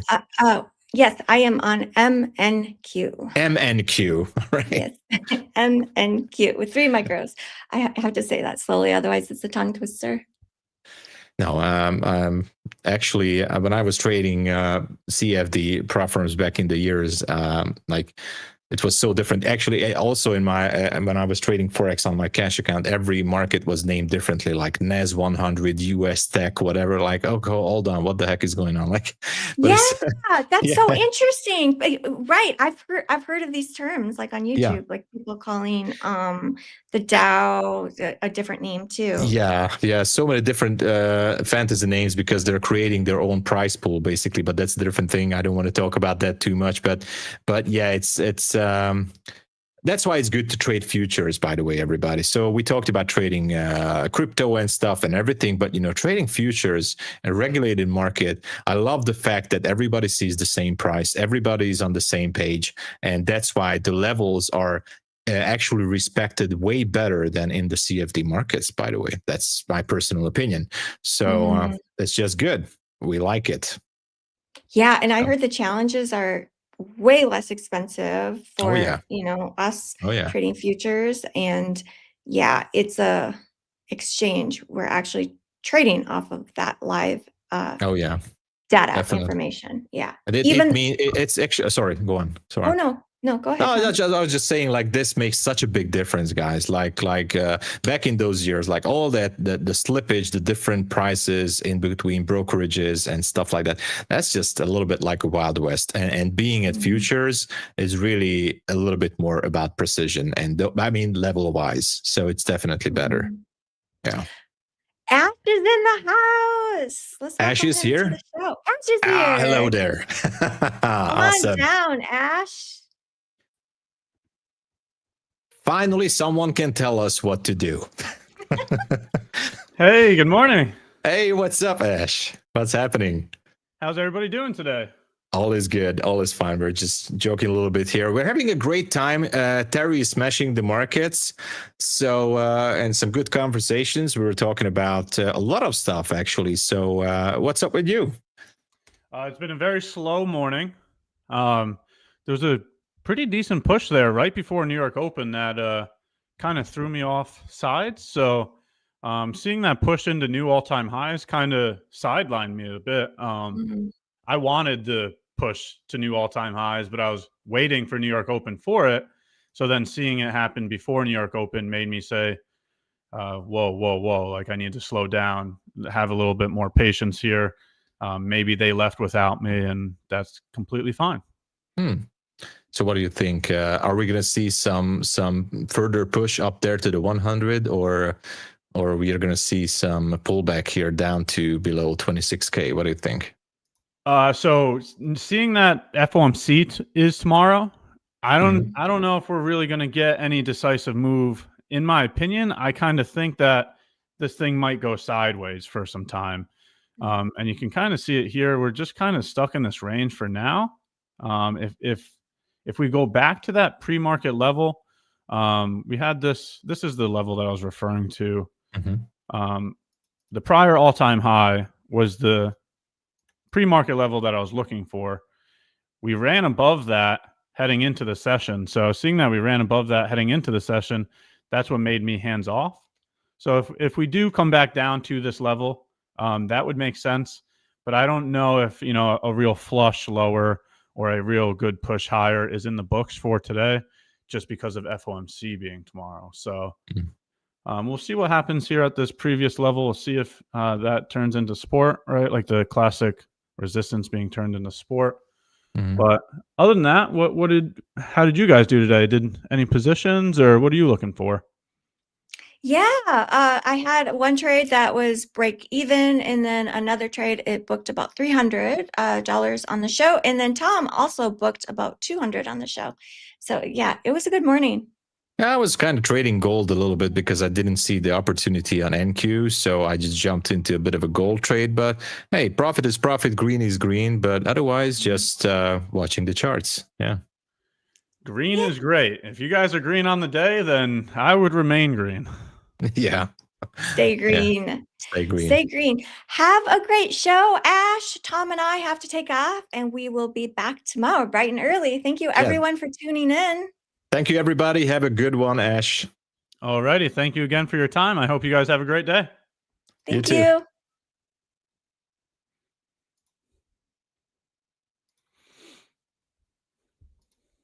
Hey, what's up, everyone? Welcome back to another segment with myself, Ash Trades. How's everybody doing today? How's everybody's day going so far? Let's throw a bunch of W's in chat for Terry and Tom. The amount of value that they provide every single day, the consistency of them showing up, working and learning every single chance they can get. It's so valuable. Getting to be around other like-minded professionals really brings so much value, and I greatly appreciate their time. So let's throw some W's in chat for them. We'll see them again tomorrow. But I'm just going to take a moment to welcome everybody into my segment, see how everybody's doing today, and then we'll get into some of today's action. All right. Before I do me a favor, share the stream with your community, share it with your friends, share it with your family. We continue to keep doing giveaways day in and day out. So help a friend out, give them a chance at the giveaways as well. We're providing so much value via the trades, the different hosts that we have here, the different information that we go over. Let's see who we have here today. Good morning, Fukra. Good morning, Green. Good morning, Spinna. Good morning, Raphael Trades. Good morning, Adam. Good morning, Abhishek. Good morning, Ayush Trades. Good morning, Mayor. Good morning, DJ Day Trader.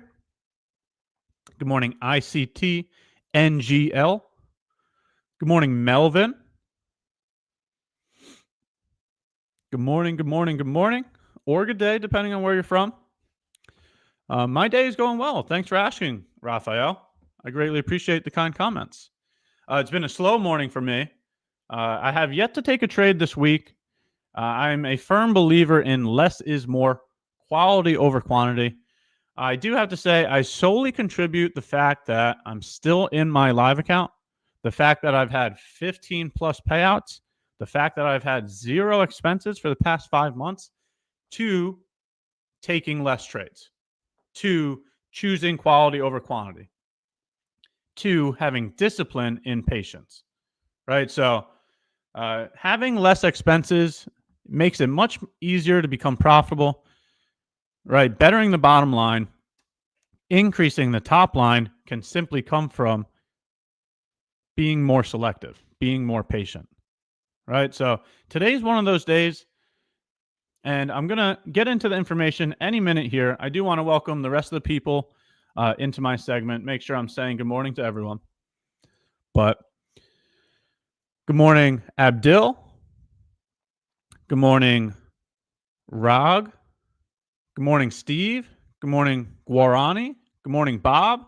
Good morning, Homie55. Good morning, Jero. Good morning, The Punisher. Good morning, Camilo.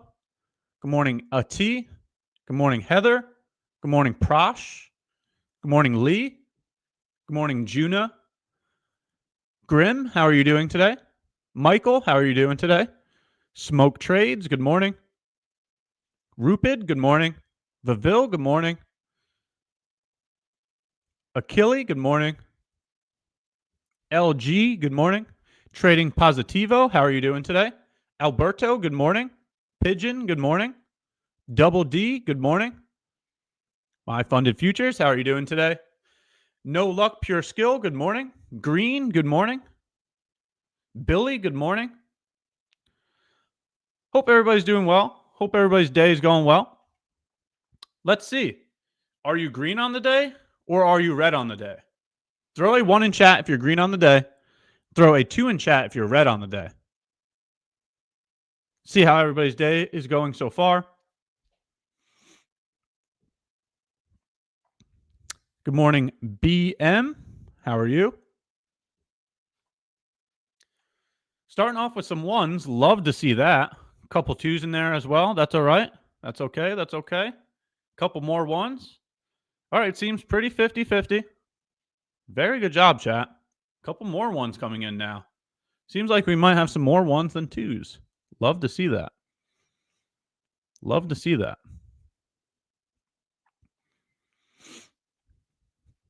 All right. So let's hop into some of the information now.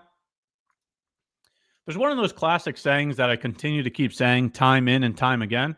And I want to go over that again today because we continue to keep crushing new all-time highs.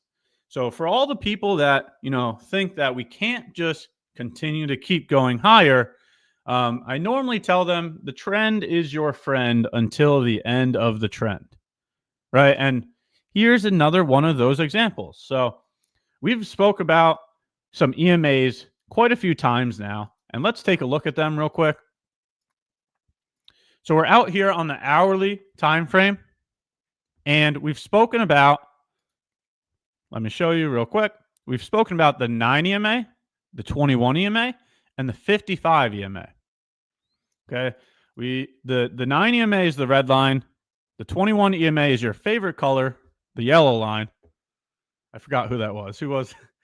Somebody didn't enjoy the yellow line, so I had to throw that in there. The 9 EMA is your shorter term trend, which is the red line. The yellow EMA is your support or resistance, which is your yellow line. And the 55 EMA is your longer term trend, which is the purple line, right? So this is your clear example of the trend is your friend until the end of the trend. Look at how price just is completely respecting this red line, right? So we don't have to make it any more confusing than that. And I do have to say, clarity is found in simplicity. When you make things easier to understand, then you don't get lost in information overload.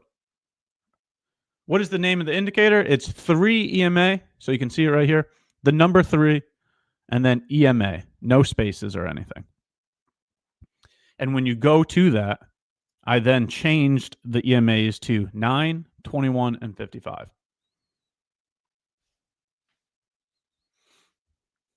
Hey, good morning, Fiber. Hope your day is going well. Primal, what's up? How are you today? So the reason for this is the classic saying of the trend is your friend until the end of the trend. For all the individuals that are trying to call the top, right? If you think we're too overextended, we can't keep going up, right? Everybody is probably looking at this gap saying, oh, the gap is, we need to fill the gap, right? That's a normal technical analysis, right? Gaps tend to get filled well, why isn't this getting filled? Well, it's not getting filled because the momentum in the market, the trend is so strong that we continue to keep making new all-time highs. We once again made another new all-time high today in both NQ and ES. And in my opinion, this one was really easy to see because our shorter term trend is showing that momentum. Price is adhering to the red line. We're finding support there every time. So there's no indication that price is turning around yet. Right? So for all the individuals that are trying to force their opinion on the market instead of being objective to the information, I'm sitting here to say the market can stay irrational longer than you can stay solvent.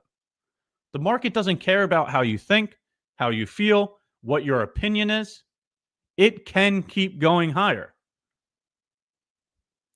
Read price like a book. So instead of being subjective, right? Subjective means with your opinion or with influence. Instead of doing that, be objective without opinion. Just read it like a book from left to right. And if you're reading it like a book, it's very clear that we are in an uptrend. Right? So looking for higher prices looks to be more probable than trying to catch the top. Right? We headed into the market today, ran above new all-time highs, and if you at all-time highs, we're trying to catch a short. Right? So let's get this off here real quick. Right? So at all-time highs, if you're trying to catch a short in here, anywhere in here, you got ran over again. We made another new all-time high. Right? Here's your technical analysis right here.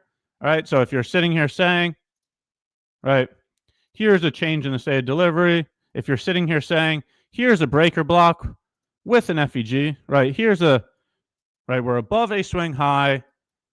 We have a change in the state of delivery. We have a breaker block. This is a bearish unicorn, right? So if you're sitting here looking at this as a short opportunity, then I'm sorry to tell you, but you're going to get ran over again. Okay? A price action pattern is not enough, right? And there you go. Stop loss, right? So the logic that you provide to your decision making is more important than a price action pattern. Okay? It doesn't matter how you think or feel. The market can and will do whatever it wants whenever it wants to. The trend is your friend until the end of the trend. Now, what would be the end of the trend? Right? How do you understand what the end of the trend is? It's the same exact thing that we've been doing this entire time, right? Like if we have, like, take off the EMAs and just like look at a trend line, right? We've been making higher highs and higher lows, right? Higher highs, higher lows. High, low, higher high, higher low, higher high, higher low, higher high, right? This is quite literally the definition of an uptrend, right? So if that trend ever stops happening, then maybe think about this getting filled. But until then, the market doesn't care about how you think or feel. And it's going to continue to keep doing whatever it wants to do, whenever it wants to do it. Okay? So just some quick mental and emotional intelligence on top of a little bit of technical analysis, because congratulations to the bulls. Once again, another new all-time high. Man, I don't know about you guys, but those long-term bags are sitting pretty. They are nice to look at. And maybe that's another conversation that we need to have, because, you know, not every day needs to be a trading day, right? And when the market just keeps going screaming higher, Why not just sit there and allow your long-term bags to appreciate, and instead of ruining that return by over trading intraday, allow your long-term bags to appreciate? Right? So multiple sources of income is very important. Diversifying is very important. Right? You should have some real estate. You should have some crypto. You should have some stocks. You should have some dividends. You should day trade. See all those different forms of diversifying there? Because then you can position yourself accordingly, right? Instead of forcing yourself upon a day trade, allow your long-term bags to appreciate during those downtimes.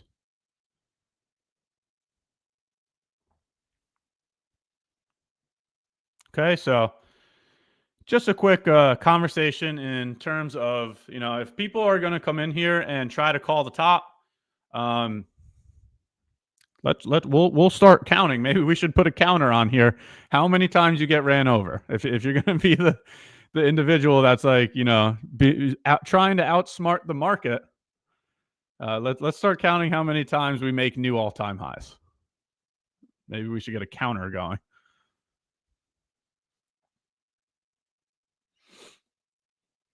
Okay, so just a quick conversation before I got into some intraday action and biases and stuff like that. If you want to throw any questions into chat about that, I'm heading over to chat right now. If I missed the question, please just throw it in the chat again. I wanted to make sure I had that conversation first. But if you have any questions or information about that, throw it in the chat. We'll go over it. And then after that, we'll start to get into some intraday action, see if any positions occur. Who remembers yesterday's long position? Yesterday's long position was another example of that trend is your friend until the end of the trend. Who was here yesterday? Who was here yesterday when this long right here was pointed to? We looked at this right here. Once again, just using EMAs. We were talking about the trend being your friend until the end of the trend. We had talk about the 21 EMA acting as support or resistance. During my session, we saw that price was being supported by the 21 EMA, so we looked at a long position, aiming for 2R, and man, was that a beauty. Look at the position here. This is what we pointed to yesterday, and feel free to fact check me. All you got to do is go back and watch yesterday's stream. It's all right there in real time.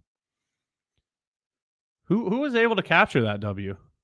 That was just a beautiful long. Really no technical analysis from it other than quite literally, once again, saying the trend is your friend until the end of the trend. You could always count on Neymar for the troll comments. Good to see you once again, Neymar. Welcome back to another live stream. Neymar saying he blew his account on those longs. That would make absolutely zero sense because they went to take profit. So good to see you again. Hope your day is going well. Thanks for joining. Ash, can you please update me on NQ for yesterday and today? I missed out on charting for NQ yesterday and today. Yes, we're going to get into that any second. We were just having a quick conversation. Ash, do you not trade ICT anymore? If you know me, if you've been working with me, I've said it since day one. I do not identify as a specific form of trader, right? I showed up to the market. I learned through price action. So the terminology that is being used does not determine the type of trading that's happening. What we're doing here is we're showing up to the market and we're risking money to make money.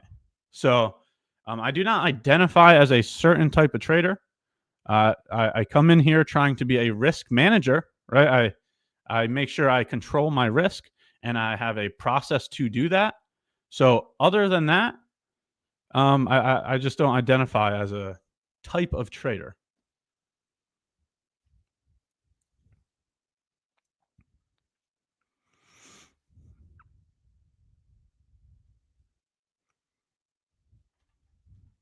Lost my spot there. Just give me a second.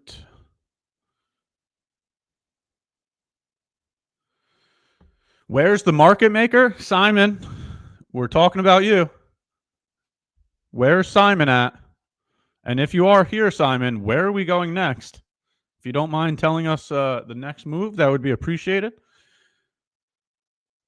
That way everybody can hop into the move. Simon was the market maker. But throw W in chat if you're able to capture the longs yesterday. That way we can move on to the next portion of the segment. I just wanted to update this because this went and hit 2R after my segment ended. But that was a beautiful long from yesterday. We'll see if we can capture something today. We'll hop over there next.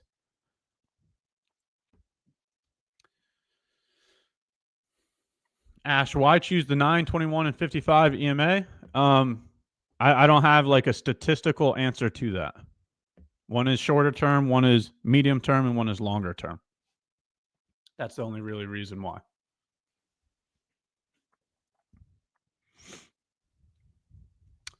Love to see the W's. Congratulations on the longs. Let's see what's going on today. Let's see what's going on today.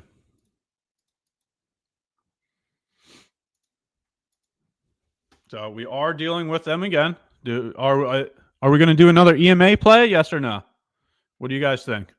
Are we dealing with EMAs today, or are we dealing with breaker blocks? Are we dealing with breakouts? What do you think? Throw it in the chat. How should we approach today? Right? Because if we're finding support at our longer term trend line here, right? Because that would look like a long position as well. See if we can target the highs there. 1 in chat if you think this is a good idea. 2 in chat if you think this is a bad idea. Looking for a long here from an area of support, targeting the previous highs. Throw a 1 in chat if you think that's a bad idea. Throw a 2 in chat if you think it's a good idea. Good or bad? What do you think?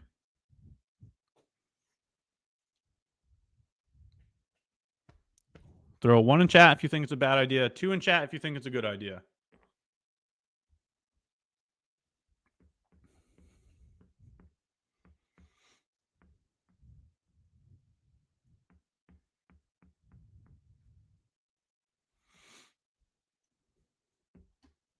So pretty 50-50. Pretty 50-50. I got another question for you. Again, 1 or 2. Should we change up the way that we do the giveaways? Should we go back to some bounties? Should we go back to some retweets?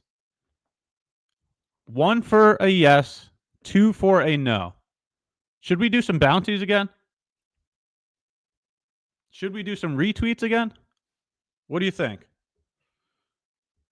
Instead of throwing up the code on the screen.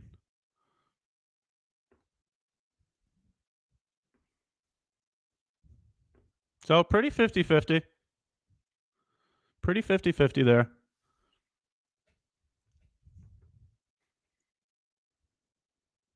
So 1 in chat if you think that we should go back to doing bounties, right? Who was here in the beginning of the show when we had been doing viewer bounties, right? We'd say if we get to 500 viewers, we'll do a giveaway. If we get to 500 likes, we'll do a giveaway. We did do bounties in the beginning of the stream. Throw a 1 in chat if you think that's a good idea, or throw a 2 in chat if you think that's a bad idea.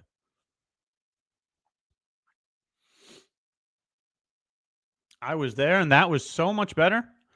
Bob, the long-term GOAT, the day 1 GOAT.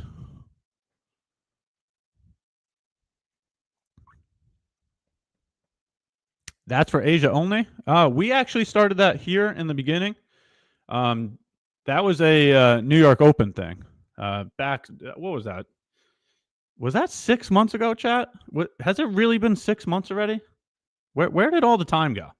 There's no way that was 6 months already, was it? That was back in April, right? I mean, that's just what. Where did the time go? What is happening?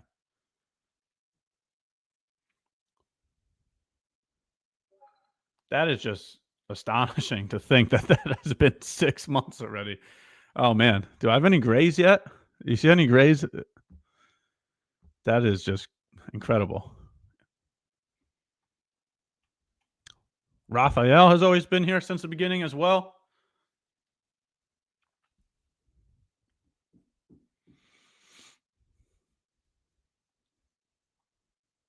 Why would we go back to bounties? Why not? I'm trying to have a conversation with the community. I'm trying to see what everybody thinks. So that's why I'm getting an opinion. I'm not making a decision. I'm asking for an opinion. Trying to see what people think, what people want. I'm trying to help the community, see what is favorited, what is liked, what is not liked. Trying to ask you all questions. No, Raphael, your second personality. You're on. Are you going to change again? You used to be DH Acquisitions. What's next? Now you're Raphael. Who's coming next?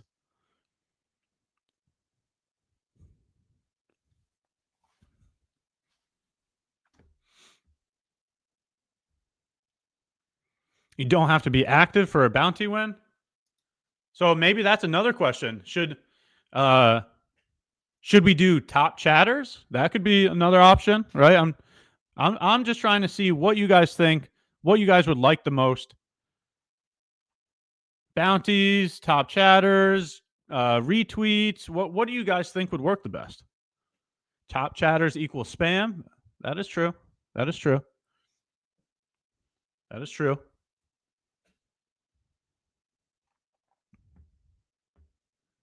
Top chatters not calculated correctly. Okay. See, this is why I'm asking the questions. I love the feedback. So thank you, thank you, thank you.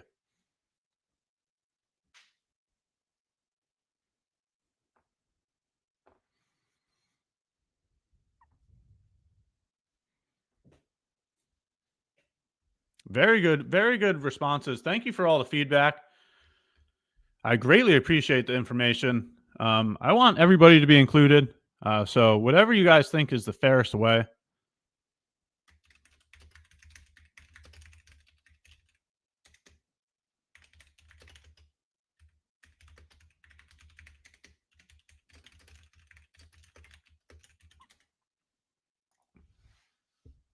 We just need music. So that's also another question. Music in the background while we stream, yes or no? What do you think about music in the background as we're streaming? Not just for the giveaways. Like something soft, like lo-fi in the background. What do you think? Did you take that trade? No, I'm not taking this trade. Right now, I'm most interested in being patient. The reason why I'm most interested in being patient is right here. So let's hop over here real quick. We'll come back to the conversation. I just want to make sure everybody understands my positioning. We have FOMC tomorrow, Fed rate decision. So I'm being patient and waiting for that. I think that today can be consolidation in anticipation for FOMC. So no, when I take a trade, you can see the trade on the screen, right? There's no P&L going up and down, right? I would, press buy if I wanted to buy one, but no, that hasn't happened. You can see that there's no trade on the screen. That's because the trade was not taken. I'm not interested in risking at this time.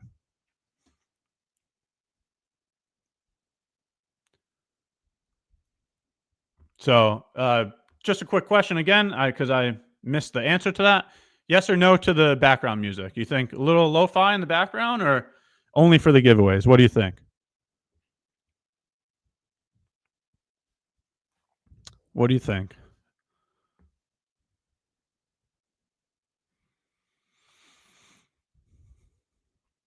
Okay. Very appreciated. Once again, thank you for all the responses. I really appreciate all of the information and all of the input. Ash, if two correlated assets are moving in opposite directions, what should be the approach? Well, A stronger, more momentum directional move would have two correlated assets moving in the same direction at the same time, right? So ES and NQ are two correlated assets. They should be moving up at the same time. If they are moving up at the same time, that looks like more momentum than if you had the opposite. Okay? So you understand what I'm saying? If you have two correlated assets moving in opposite directions at the same time, that looks like indecision. And what would I do with indecision? Be patient and wait. Right? That indecision sounds like lower probability versus higher probability. And I would want to have the patience to only be dealing with higher probable situations. Very good question. Very good question.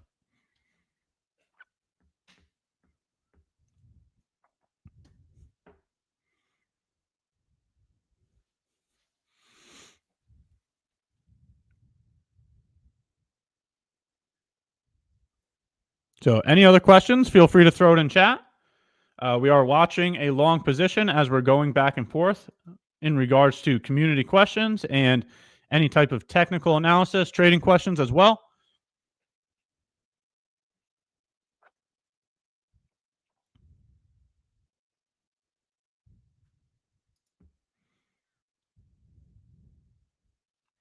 What is my risk tolerance? My risk tolerance is as follows. I divide my drawdown by 10. Okay. That is the amount that I'm willing to risk per trade. When I'm trading, I only take one trade per day. I focus on trying to take 2 trades per week. When I'm risking, I look to do a 1 to 2 risk to reward. Okay, so that's my risk protocol, right? So let's do random numbers, right? If I have $10,000 worth of drawdown to use, that means I'm willing to risk $1,000 per trade. I'm only looking to take 1 trade per day and 2 per week. When I risk, I look to do 1 to 2 risk to reward. That is exactly how I've approached my live account. I've been in my live account for more than 5 months here at MyFundedFutures. I've had 15 plus payouts in that live account, and we are still working in that live account to today.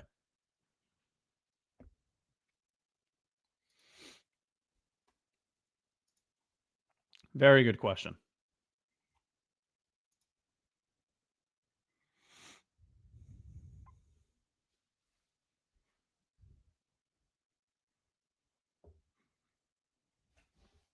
So give me just 2 seconds to take a sip of water, then we can continue the conversation.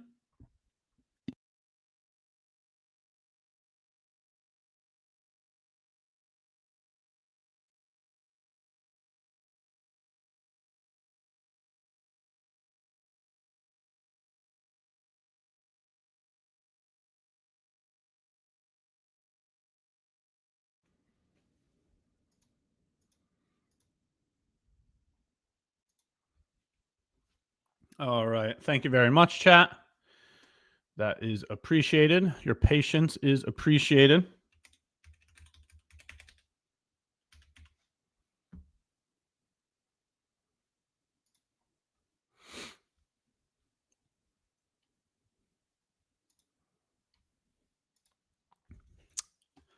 What is the current promo?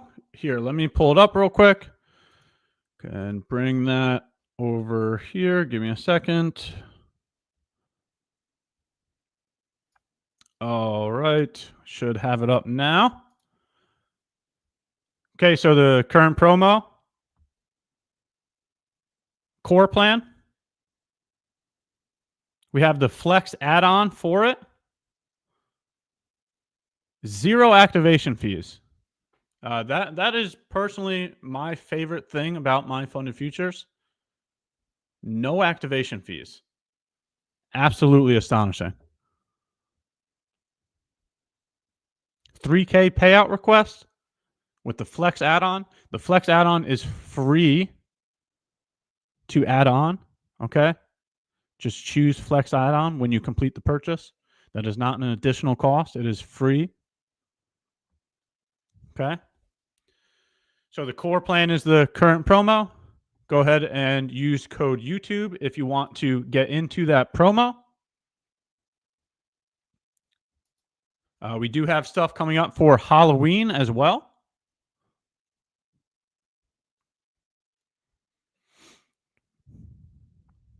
As per your experience, is there any difference in probabilities of the 1 minute unicorn versus the 5 minute unicorn? There is no perfect time frame. Okay, so you might be better at executing the 1 minute chart versus me, right? So the 1 minute chart versus the 5 minute chart is not what makes the difference in probabilities. Your ability to execute that time frame does. Okay, so it's the operator. It's the person executing the model. Okay? And you should collect enough data to understand those probabilities. Are you better at executing on the 1 minute chart, or are you better at executing on the 5 minute chart? So my data shows that I have more losers on the 1 minute chart, but that does not mean that your data will reflect the same information. So that's why I'm saying I can't sit here and say one is better than the other, because we are two different individuals. You might be better at executing the 1 minute chart than I am.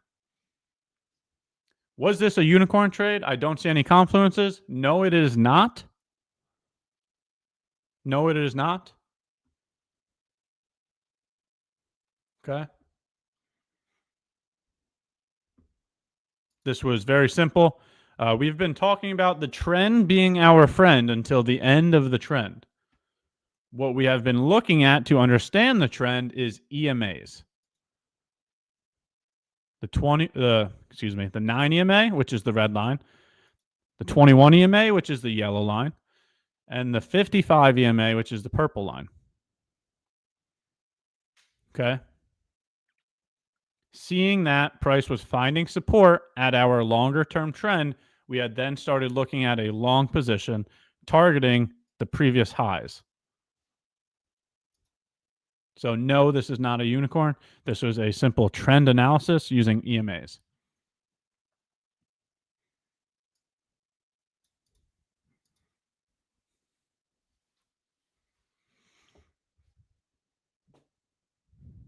So we'll see how the position will end up. So far, it looks like we've gotten about plus 16 points. So it is sitting in the green, but we are waiting to see what kind of result we get.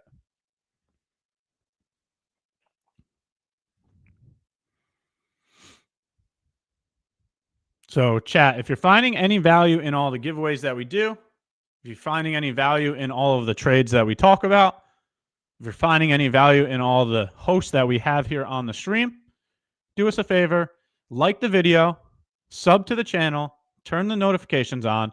We're going to keep working and learning every single week. Every single week, we are going to get 1% better than our prior selves.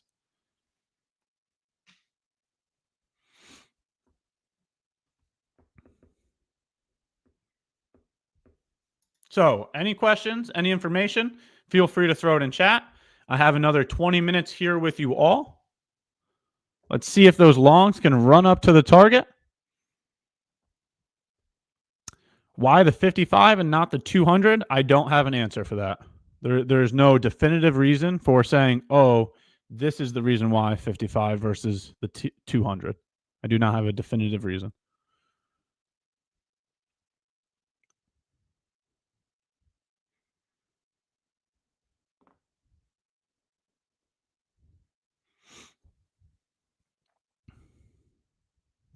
Take a look, see how ES is playing out as well. Just kind of ranging, not much going on yet. We have FOMC tomorrow, so I wouldn't be surprised by more consolidation. The day before or the session before FOMC, non-farm payroll, or CPI, there's usually anticipation for that event. And anticipation looks like consolidation. So that's what we've gotten so far today. It's been a real choppy morning. No real directional move. We did have a move above all-time highs there during pre-market. That was nice. But ever since then, we've just been chopping around.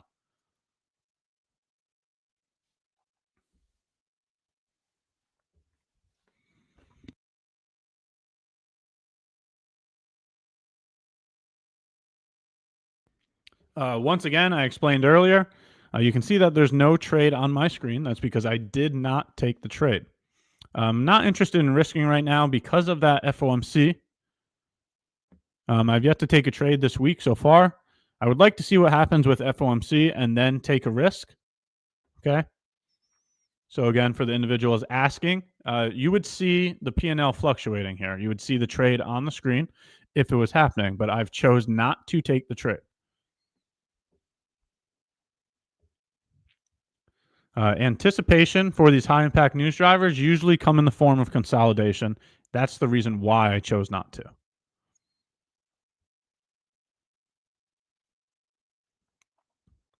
But as we're waiting and watching, feel free to throw any questions or comments in the chat.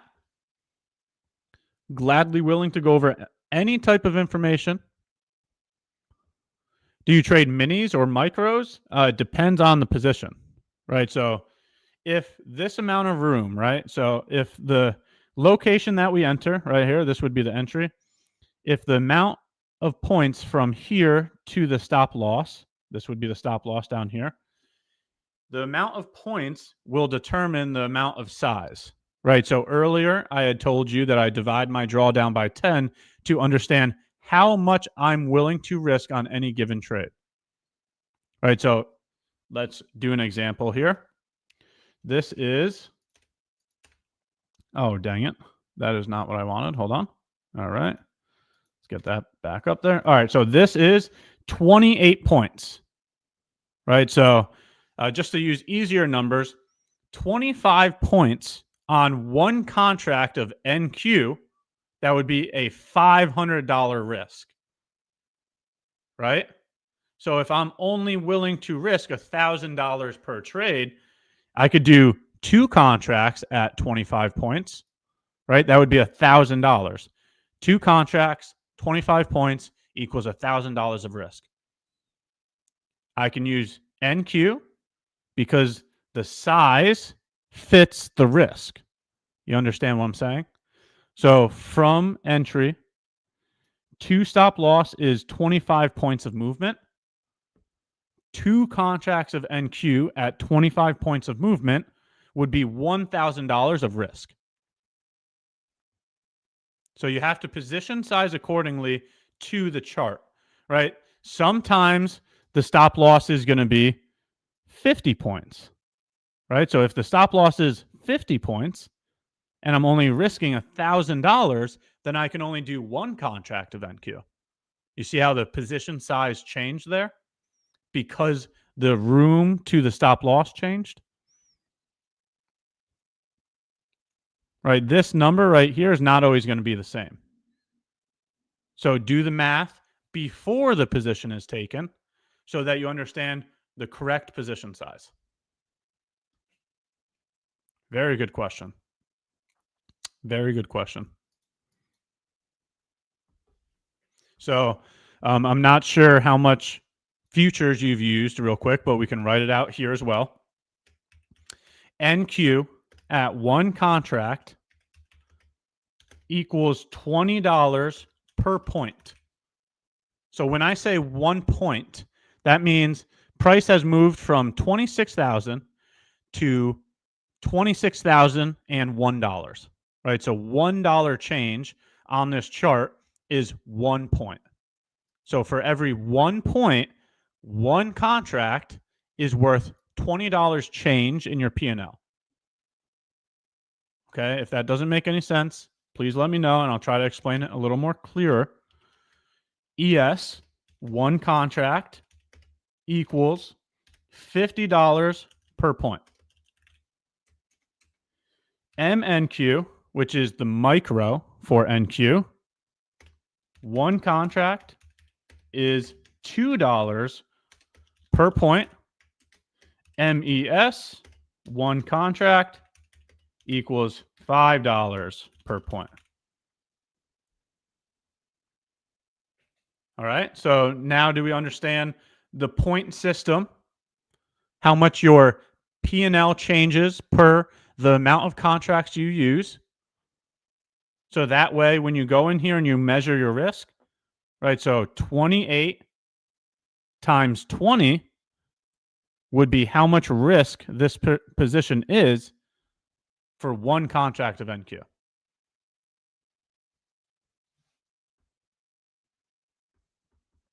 Hopefully that helps. And if it doesn't, feel free to throw any questions or information in the chat so I can clear it up. Ash, do you trade micros or minis? That is the entire conversation we're having. I just explained that depending on how many points the stop loss is will depend on whether I can use NQ or MNQ.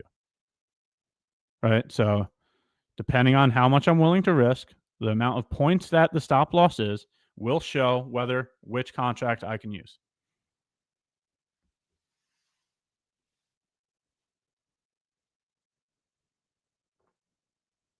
All right.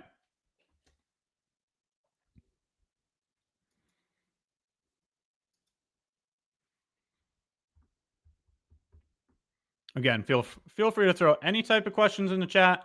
It truly doesn't matter how beginner or immediate or intermediate, sorry. Beginner, intermediate, advanced.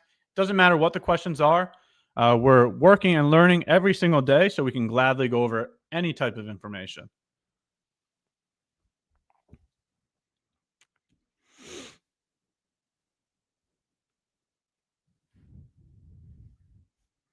Ash, new background next year? Oh, that's not a bad idea. Maybe I should make some changes there.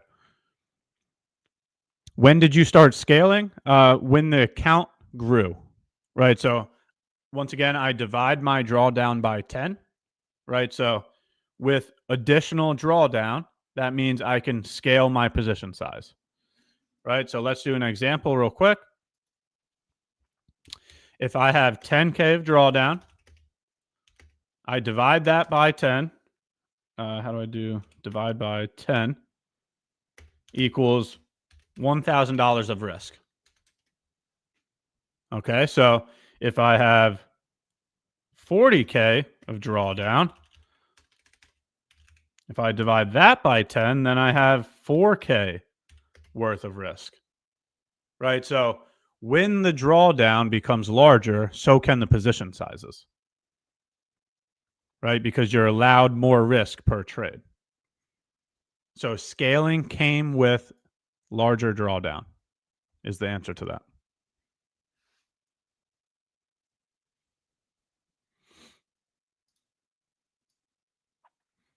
When I first had the live account, I was only using one contract of NQ.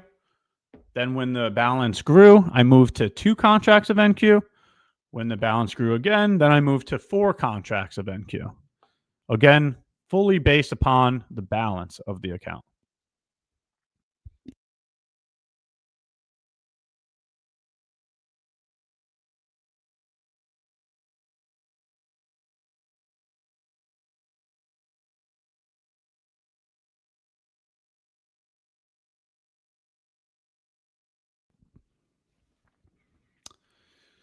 Good morning, Ash. Good morning, Mr. 10 Below. How are you doing today? Good to see you again.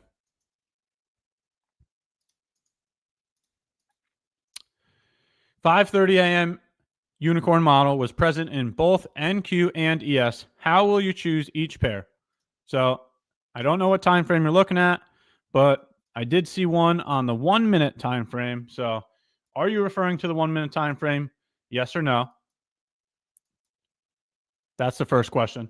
Second question is SMT is going to make the difference on which asset is traded, right? So take a look. Hold on, I lost my position here. Give me a second. Hold on, excuse me. I said 1 minute. I meant to say 5 minute. Okay, so you're all perfect. You're even talking about the 5 minute. So this explains that position, right? So a unicorn model, you must have a swing low. Hold on. You must have a swing low you must have a swing high, you must have a new low, then a new high. You have to have all of those swing points, right? So now if you take a look at NQ, you do not have those swing points. You have a swing low, you have a swing high, but then you have a higher low. That is the difference right there. This is not a unicorn model because of the higher low. Yes, this is bullish SMT right here, right? It made a higher low versus ES making a lower low, right? So that is bullish SMT, but the unicorn model specifically is a swing low, a swing high, then a new swing low, and a new high. You have to have the new low, right? So there is no position to take there on NQ, but this is a long position here on ES. So the position would have been taken on ES because NQ does not have the makeup of the unicorn.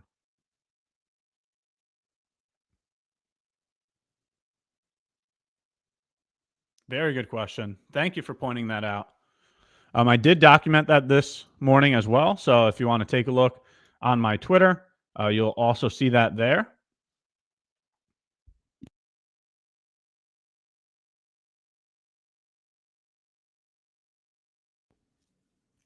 NQ is stuck right now.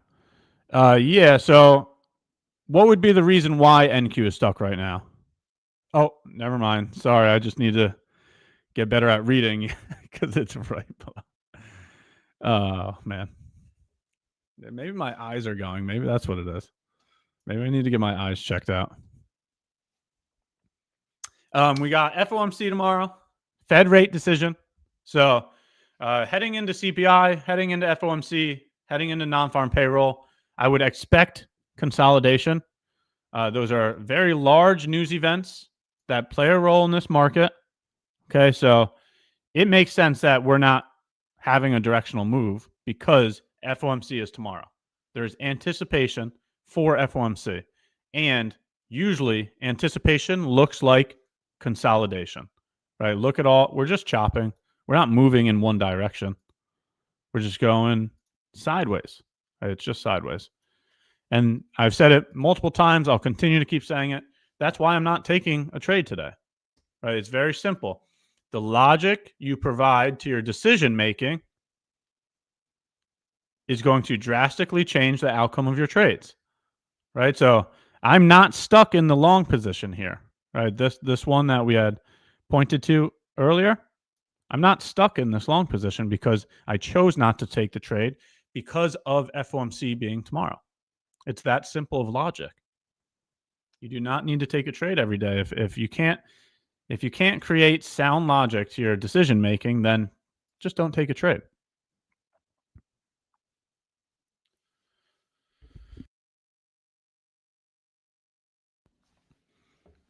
Do you put any of the profits into longer term vehicles? Yes. Something that I've spoke about many times. I'm a huge believer of diversification. We've gone over this multiple times. You should have crypto. You should have stocks. You should have real estate. You should have dividends. You should day trade, right? That's diversification right there.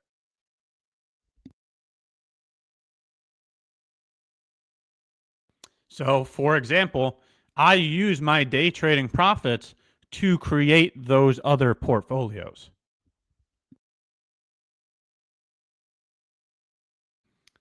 You could see on my Twitter account, I've talked about an income portfolio, right? A dividend portfolio. I use my day trading profits to create that dividend portfolio. And if you want that information, you could just take a look at my Twitter page or in my Discord. I've been documenting that process of creating an income portfolio. It's very simple. Active sources of income create passive sources of income, right? Day trading is active. You have to show up, you have to work, you have to complete a process to get a return. That's an active source of income. right? Getting paid out dividends, I do not have to press any buttons, right? I just have to be a shareholder of the company that pays out dividends, and they will pay me those dividends while I'm sleeping, right? I don't have to do anything active to get those dividends. So yes, I use my day trading profits to create other sources of income.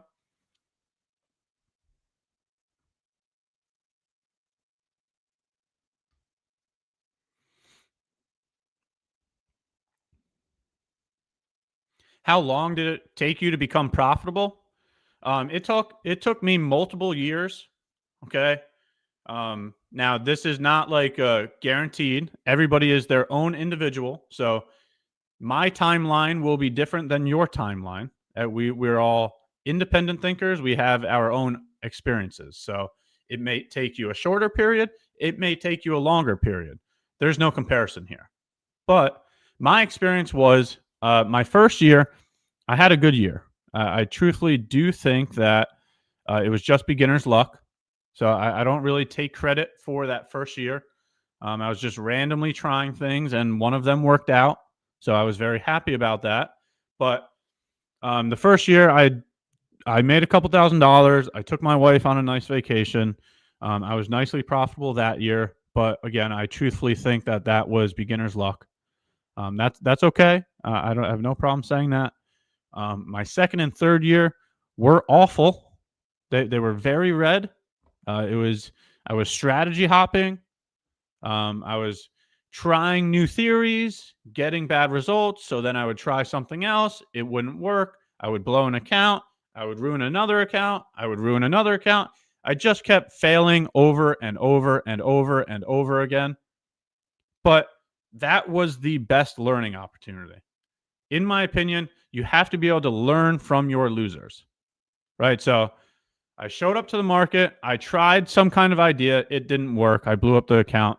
I came back the next day. I would do it over again and again and again until I created a strategy that started working. And I knew that it was working because I collected the data to prove that it was working, right? And that's why I'm saying being capable of failing, but learning from failures and continuing to keep moving forward is going to be your best learning opportunity. That's what showed me what worked and what didn't work. So then came the fourth year. The fourth year was the beginning of consistency, beginning of payouts, beginning of having a strategy and finding discipline in that strategy. So it took me 4 years to actually become profitable. But with that being said, you have to understand that being profitable does not guarantee that you will always be profitable. Okay? It's not like, oh, you've made it to profitability. Now I'm always going to be profitable. No, absolutely not. This is always going to be a battle. Trading is always going to be hard. You still deal with the same obstacles in your fifth year that you dealt with in your first year. So it's the ability to continue to be a student of the market, the ability to continue to keep working and learning no matter the outcome, and being capable of failing forward, because usually that's where somebody goes wrong. Normally, when people fail, they go into a tilt. They go into intrusive thoughts, negative thinking, right? They usually think, oh, I can't do this. Why me? Why me? Instead of thinking, oh, I need to learn from this. So if you can be capable of failing forward and showing up to the market and giving your best ability every single day, then you have a chance. But if you're going to be emotional and if you're going to fall into negative thinking and intrusive thoughts, it's going to be a very tough road for you, because the same obstacles you deal with in the first year, you deal with in the 10th year, you deal with in the 20th year. Those obstacles will always be here. But very good question. Everybody's on their own timeline, though, so It might take you a shorter period. It might take you a longer period. But last example before the new hosts come on, I love to bring up, doctors, lawyers, all those individuals. How long does a doctor go to college for? I don't even know what the correct answer is, but I'm pretty sure a doctor, they pay for their tuition for like 10 years in a row before ever getting a salary. I know it's more than 1 to 2 years. To become a doctor, you got to go to college for like 10 years in a row. So I don't know what the actual amount of years is, but I know I have a degree myself, and I'm not a doctor, and it was more than 1 to 2 years. So the point that I'm trying to make is imagine paying a tuition, right? Imagine paying money to learn a skill without having an income. For a long period of time, you will have to pay a tuition to learn the skill. And then 5 years in, 10 years in, that's when you'll finally get an income. So it's not just trading, it's many different industries. You have to be willing to learn, you have to be willing to pay tuition. All right, so very good questions today. Thank you all for participating. I really appreciate everybody here in chat. Getting to go over these questions, getting to go over this information is the repetition that we need to continue to keep working and learning in this market. So thank you for your time. Stick around for Barbie and Myth. They are coming up next. They have a lot of value to share with you all. So I'm going to go ahead and hand the mic over to them. I will see you all tomorrow. Let's throw a bunch of W's in chat for Barbie and Myth. I'll go ahead and hand the mic over to them. Have a nice day, everyone.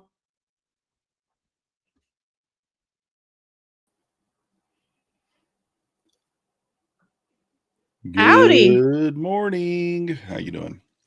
We made it. We made it. Another day. Well, how has the market treated you so far? Did you get anything good in? I'm up $41 on this funded account here, just trading one micro. I've taken a couple of stabs this morning, nothing crazy. I'm looking for that 26,000 gap fill here to take a long off of. Ooh, that's kind of what I'm looking at too, actually. I was looking at it on ES. Yeah, I got a little limit order sitting down there at 26,000, waiting for it. It's been a slow day though. I liked what Ash was talking about with not expecting to just come in and dominate and to really respect the process. Yeah, exactly. Still having to do that, right? It's forever. I don't think you get out of that. Where's the gap fill on the ES? I thought that did it not fill it already? Well, okay, so the most recent SPY one has been filled, but there's just juicy stuff below. So I was still, let me go to the bigger one. I was really looking at the 6,900 level. It's Right. not so much a gap, but that was a breakout point. So breakout points are key levels. So I'm looking at that one. There was a lot just kind of above there around the 69.12. So that's why I was kind of watching to see if we were going to lose that first. And we have now. Some of my other group, even Voltron, I was talking to him this morning. He was looking at 69.14 right above that. So I think there's a lot of interest right there. But yeah, now we're below it. Yeah, I got 0150 as the overnight low as well. I might get tagged in on this long here. Let's see. Oh yeah, are we at is this previous day close on NASDAQ here? Yeah, at 04. Yeah. All right. I normally would long right off the 04, but I'm thinking that since it's at the whole number that it would maybe tag that whole number, but it's a little scary how it bounced right there. It is. Off that level. We just swept this previous low. I'm still going to stick to it though. Well, hopefully ES gets down to 6,900 and helps out. Yeah, it's got That'll that be the level same down move there. Yeah, a little trap there, little sweep of the low. Man, this thing is it's just not wanting to tag that 26,000. We know it's going to get there eventually. Yeah, that's the hard thing when you're just waiting and waiting. So yeah, that's kind of annoying. I don't, like, I mean, what did it come right there? Like 6 points. Yeah, 6 points away from NASDAQ. That's the exact result that I'm looking for, obviously. But oh well. We'll still leave it down there. I still think the play is viable. I find these days right before FOMC extra tricky when you're waiting for those specific levels like that. Market seems to play extra dirty. Yeah, for sure. We've got FOMC and tech earnings, so tomorrow's pretty crazy. Yeah, I'm hoping to man, that's so annoying there. Just missed me. Yeah, it would be nice. I actually had on another account over here, I had a limit at 02 and it barely missed that one by I guess 3 points. Yeah, 4 points there. So yeah, on well, ES, even if you're going for that overnight low at 601 something, it didn't get low enough. Or 6901. Yeah, it didn't quite get there. So rude. Look at this rip off this level. That is crazy. Not playing by the rules. Listen, though, this is what NASDAQ's been doing, though. We talked about it the other day, how like if you have a level, you need to front run it because it's not getting there on the first or even the second try. It's just so if you don't take profit or if you don't scale out a little bit, then you're just going to end up taking a stop out.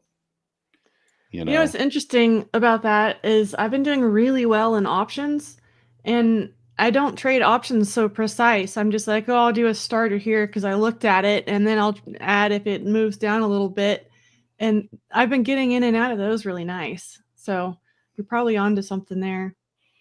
Yeah, it's just kind of a little bit annoying. And I know it does that, but I'm trying to use a very tight stop, 10 or 12 points. Yeah. So I don't want to front run it if I don't have to. But I actually might. I'm going to move this one up to the previous day close exactly. Because this one, the stop is dynamic. And we'll just go with it like that. Little bit looser of a stop here on that one. So I think we can safely move it up and it'll be okay. Still wouldn't have gotten tagged in there. But that's the most action we've had in a while there. This little move down. Yeah, 46-point move down with a 45-point move back up. I mean, that's the most action we've had, I don't know, what, in an hour or so? The volume's light today, though. It's less than yesterday already. It knew that we were coming on stream, so it said, all right, at 11:30, we're going to make a move, We were talking about the London close because I was confused about the daylight savings too, because I looked it up and they might have the daylight savings as so London closes at 10:30. Yeah, it's 10:30 a.m. Eastern this week because we have not shifted back yet. At least I'm pretty sure that's right? Is that what you came up with? I'm not sure they have shifted back yet. Yeah, they did. They did over the weekend. Yeah, so we will shift this coming weekend, which will realign things.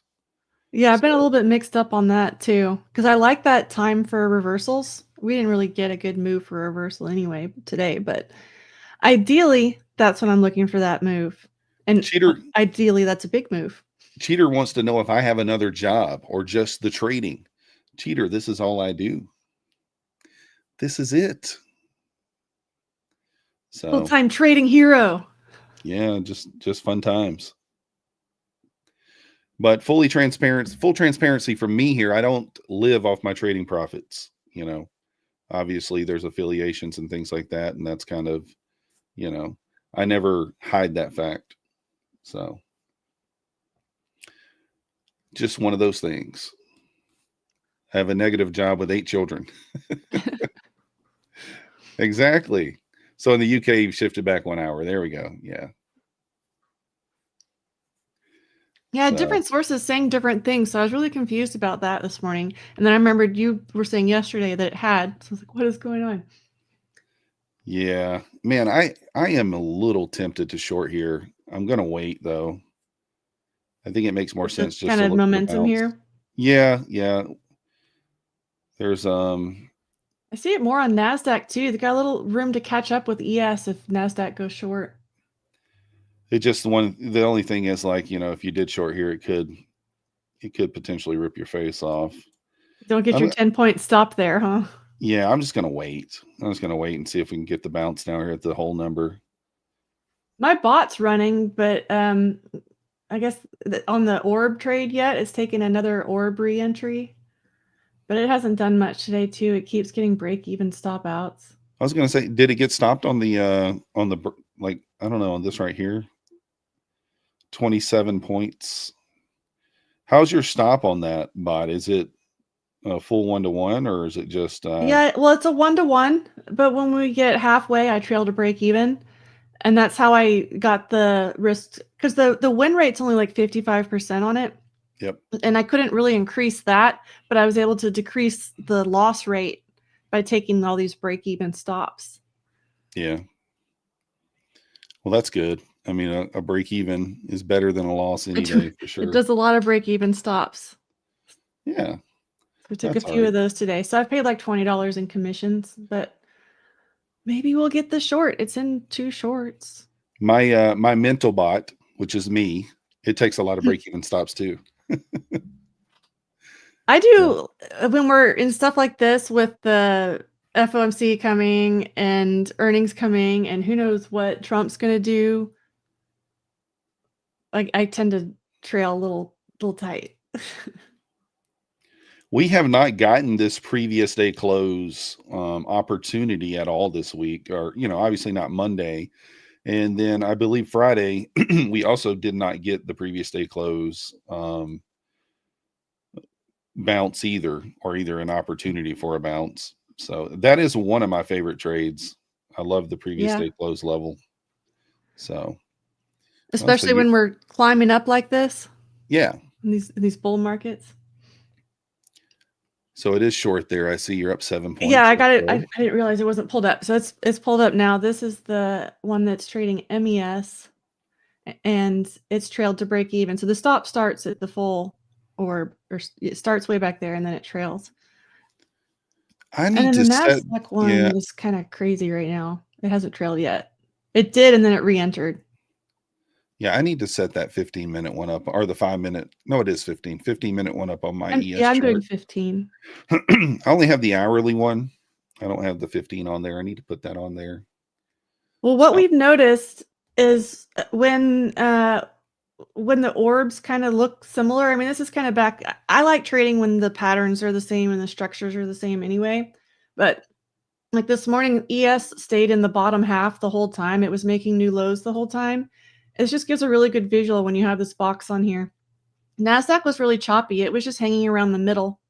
And when they're not in agreement, we end up not having the good trade as often. Yeah. That's what I was noticing this morning. They were out of sync for probably a solid hour. And then now they kind of sync back up a bit. So that's when price action just not what you're looking for. I mean, you can just look in here, like, even if you're not like an ICT trader or anything like that. I mean, like, we don't have very many gaps in here. If you're just looking for gaps in price, that kind of shows, momentum, and we just don't have any hardly in here. That's why I'm still just favoring the longs, however I get them. Yeah, it's kind of what I'm thinking too. Like, even if we have pullbacks here, even if we run the overnight low, I still think ultimately we probably end back up at the highs, or, maybe very small red. So might just, I did end up taking some kind of lotto SPY puts for the end of the week just to balance everything out because I'm so long. And we do have all the tech earnings and FOMC tomorrow. So if there's any crazy surprise, because there's kind of the thing, like, are they running it up to drop it a little bit? Yeah, that's what I've heard. So I'm not so sure. I did take a lotto. Yeah, I'm not so sure that they do though. I'm not sure. It's kind of like, I don't like to guess or predict it. Yeah. Just I guess that's what you're doing there though, because you got money on the line. I don't. Yeah. But I have runners because we've been in a SPY call or SPY swing since we were since we dipped basically. So we've been taking profit on the way up, and they've done pretty well. They're all over 100% now. So we Nice. were able to take those off and leave a runner. So we are gambling the last of the profits. And the way I look at it, since I'm gambling the last of my profits, I want to have a little something on there. So we found just cheap puts, just in case, to balance that out. So have you ever paid attention to the hourly orb at all? No, not really. I'm not that patient. Yeah, Weren't you trading like a 15-second too? At one point, yeah. It's so difficult to catch because you have to bracket trade it, when they're that small of a time frame. Yeah. It has a really good win percentage, but it's difficult to get in and get out where you're supposed to. Should Especially try if it on you're- the bot. Yeah, I did. I had a bot that I was using on Quantower, and it just even with the bot, it still wasn't very good. So may have to get you to try to make something for me. I haven't tried working off of like second charts, but Yeah, try that's it. the thing with the slippage, larger size, and if you're copy trading, it was a little intense. So but yeah. Billy's asking if I was watching the VIX today, and absolutely. I have this up on the top of my screen. It's sitting right on top of Myth's head right now. So I can always look at what the VIX is doing. Nice. And I make sure it's in line. It's not always on top of Myth, but that's okay. Do you use the VIX a lot? I don't use the VIX. The only thing that I use, you see on my screen. I do like to know the ATR, but I don't have it pulled up. Typically, there's people in chat that are always kind of letting me know what the ATR is. They'll be like, hey, it's 15, it's 20, maybe for a stop loss, but I don't use it. But I always tell people, like, just because I don't use something doesn't mean it's not good or, it doesn't work for someone else. If it helps you, use it. So. Exactly. I definitely got into that trap, though. I think everybody gets into it at some point. It's part of the process where you have all the indicators on your chart and you're trying to trade with everything on there. Yeah. Yeah, it's difficult. If you've got one thing telling you to short and one thing telling you to long, you got to kind of find one and stick with it. Now I use several different strategies, but I try to stick to just one main strategy for my funded trades. So, like, I like using the EMAs on a trend day, like I was telling you yesterday, but on a day like today, the EMAs really don't mean much. Oh, so yeah, we're all too choppy. Yeah, you can take range plays on a day like today until, something like that spike down happens that we just had right there at 11:30. Or there's not enough volume to protect from that. Yeah. So you can play the range. It works until it doesn't, but you might get 4 or 5 winners playing the range before you kind of take a L. But I probably feel more comfortable like shorting if I'm taking range plays right now than longing just until we fill that gap. So, but I was hoping we were going to make a more dramatic move down and get this done with in the morning session and get that reversal down here, but the market's just being really slow. Especially NASDAQ. It has not moved. I've had this one, but I've got NASDAQ I'm watching over here too. What it's not even move down. I don't even think it's a 100-point range, is it? 88 since open. That's insane. That's horrible. So I've had 20 on ES. Yeah, Raphael says, any price predictions for NQ today? Raphael, the prediction is it's going to go to the right. That's all we know for sure. I concur. Yeah. I don't know if it's going up or down. I mean, I can guess that maybe we fill the gap. It looks like we want to, but who really knows? It could be that, when we get those big crazy wicks during FOMC and things where it's running one way and then runs back the other, it may just clean up all this mess with all these little gaps that we've left. Yeah, that is the scary part about kind of like you said, having the calls and stuff is we got all that interest lower. that eventually it will clean up, and it will take one of those news events probably to do it. So Yeah, so that's what my lotto is if it happens with all this drama basically tomorrow, that's what my little lotto ticket should pick something up. I got a friend request from someone on Facebook. Yes, I'm plus 40. I still got Facebook. And they said, now obviously this is kind of a scam thing. They won the $310 million lotto, and they're giving away $50,000 to 20 lucky people. So I did not accept the request. Oh, I just saw that earlier, and I just thought it was funny. It's different ways people are trying to scam people, right? Yeah. Send me your banking information. I will deposit the money. My dad's been calling me freaked out lately. He's like, these videos look so real. I saw a picture of Trump dead and it looked exactly real. And then they were talking about it on the news and it looked so real. It's like, yeah, it's AI. Gotta watch out. Yeah, it's funny. Those AI videos are going a little out of control. They're pretty weird. Yeah. I saw one, this cop pulls over a car and he gets to the front, and it's Uga, the UGA Bulldog, driving. And he says, "Is that a beer?" And then Uga spins tires and takes off. Because the old joke that all Georgia football players are speeders. So, but anyways. Oh, Stephen Hawking. Yeah, they have overdone the Stephen Hawking one. That is so crazy. They got him. Oh yeah, and then I saw I don't know if you guys saw Mr. Rogers and Tupac.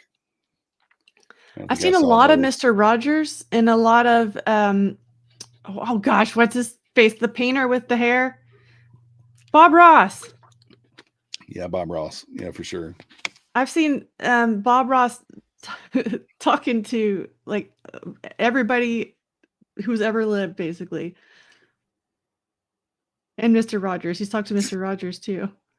Yeah, it's crazy what they can do with AI nowadays. But some people might believe those things. They might believe it. Some people do. I mean, I was getting my hair cut and Lily's like, "Did you see the video with the rabbits jumping on the trampoline?" And I was like, "Oh yeah, the AI one." She's like, "No, it was real."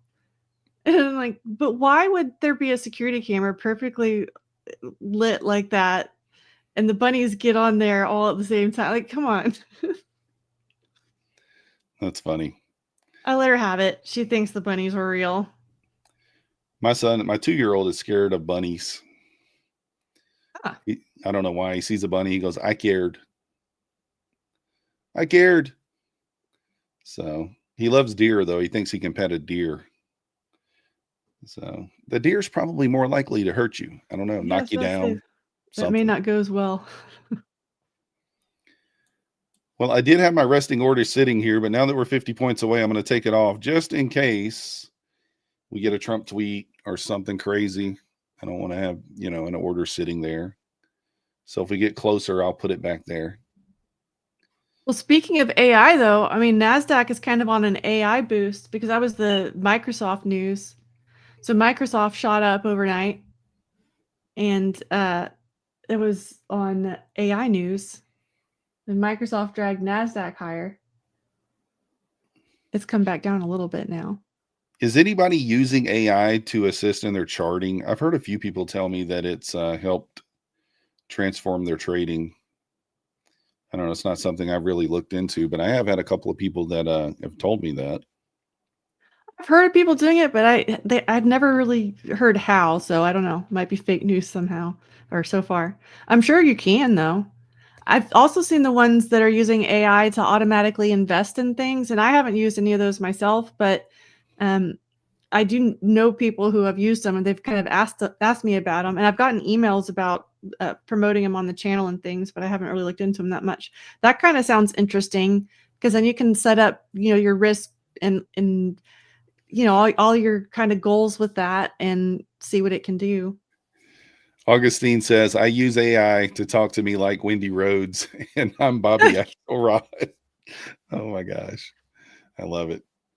I asked, I don't know if it's ChatGPT or Copilot. It was on my phone the other day, and it replied, "Hell yeah, that's a great idea." It's like, okay, it's got Yeah, some so personality now. I don't think they're taking like they're not asking it for entries and exits, but what it's doing is basically, it'll plot certain things out and things like that. I don't know. I haven't used it, but It might help you like organize your ideas a little bit too. Like, here's what I'm looking at. How can I make this into some actionable ideas if you're still yeah. trying to figure that sort of thing out? So now we had a liquidity grab on the low side. Now we're kind of grabbing some up top. Let's see if this is the energy we need to kind of take us back down to that gap fill.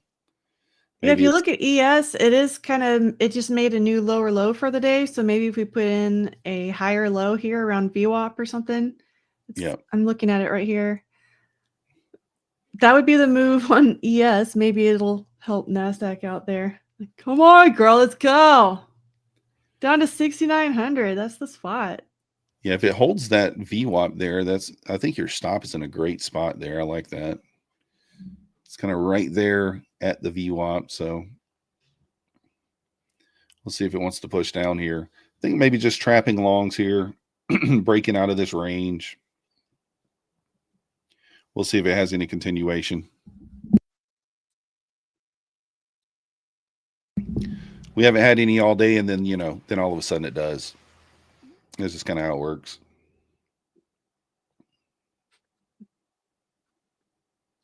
What's the weather like in your neck of the woods over there? It's a little chilly here today.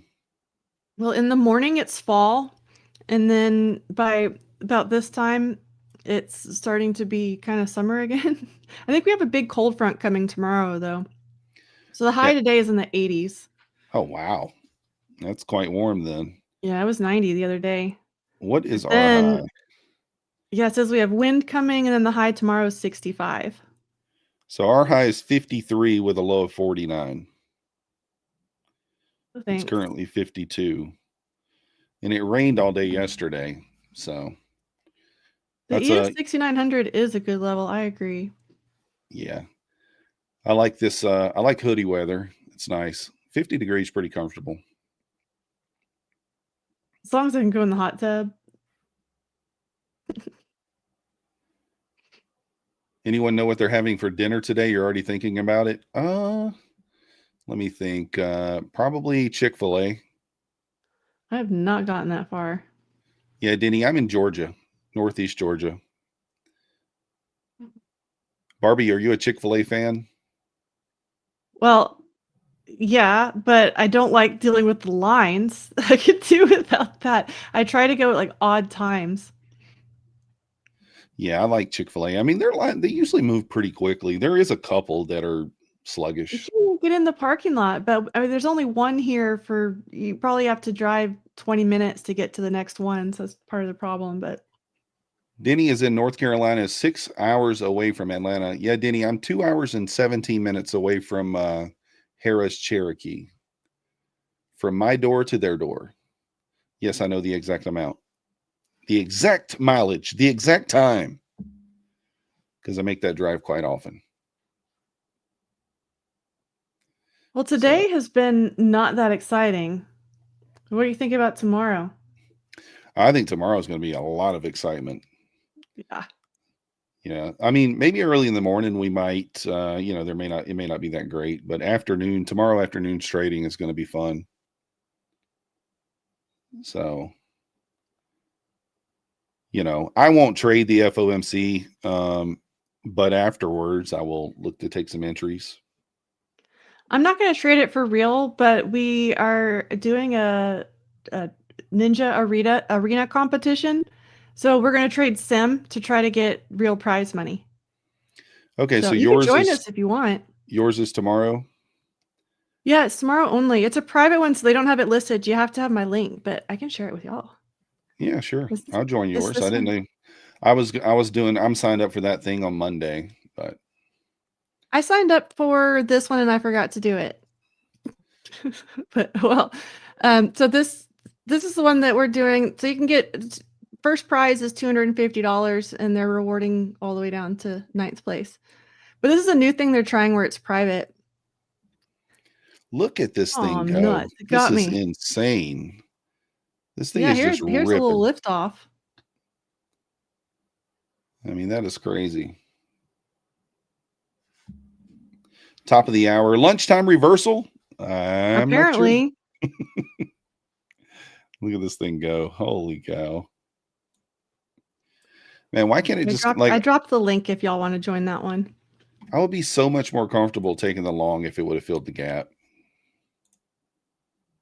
That's how I was too. It just didn't come down to the right spot. And I'm okay All right. being picky. I joined the competition. I'm in there. Yeah, that's the thing. It's like, I mean, it's hard for me to take a long. I know we kind of pushed down there. We almost filled the gap, but we just didn't quite get to it.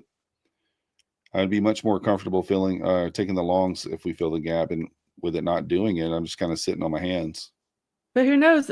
On ES, we haven't gotten out of that structure that I was looking at with the higher high or the lower high around VWAP yet.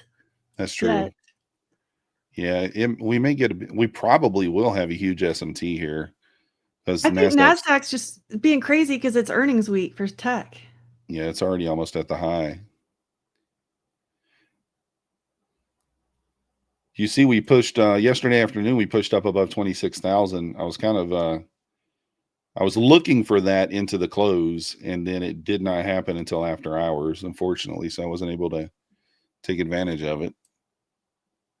Yeah, I wasn't at the computer there at the end, but I saw it all of a sudden launch up. We have a bot that sells credit at the end of the day, and I forgot to run it yesterday. It was like, whew, saved by the accident.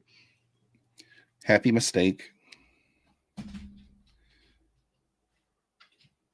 We'll not run it tomorrow for anyone who's wondering.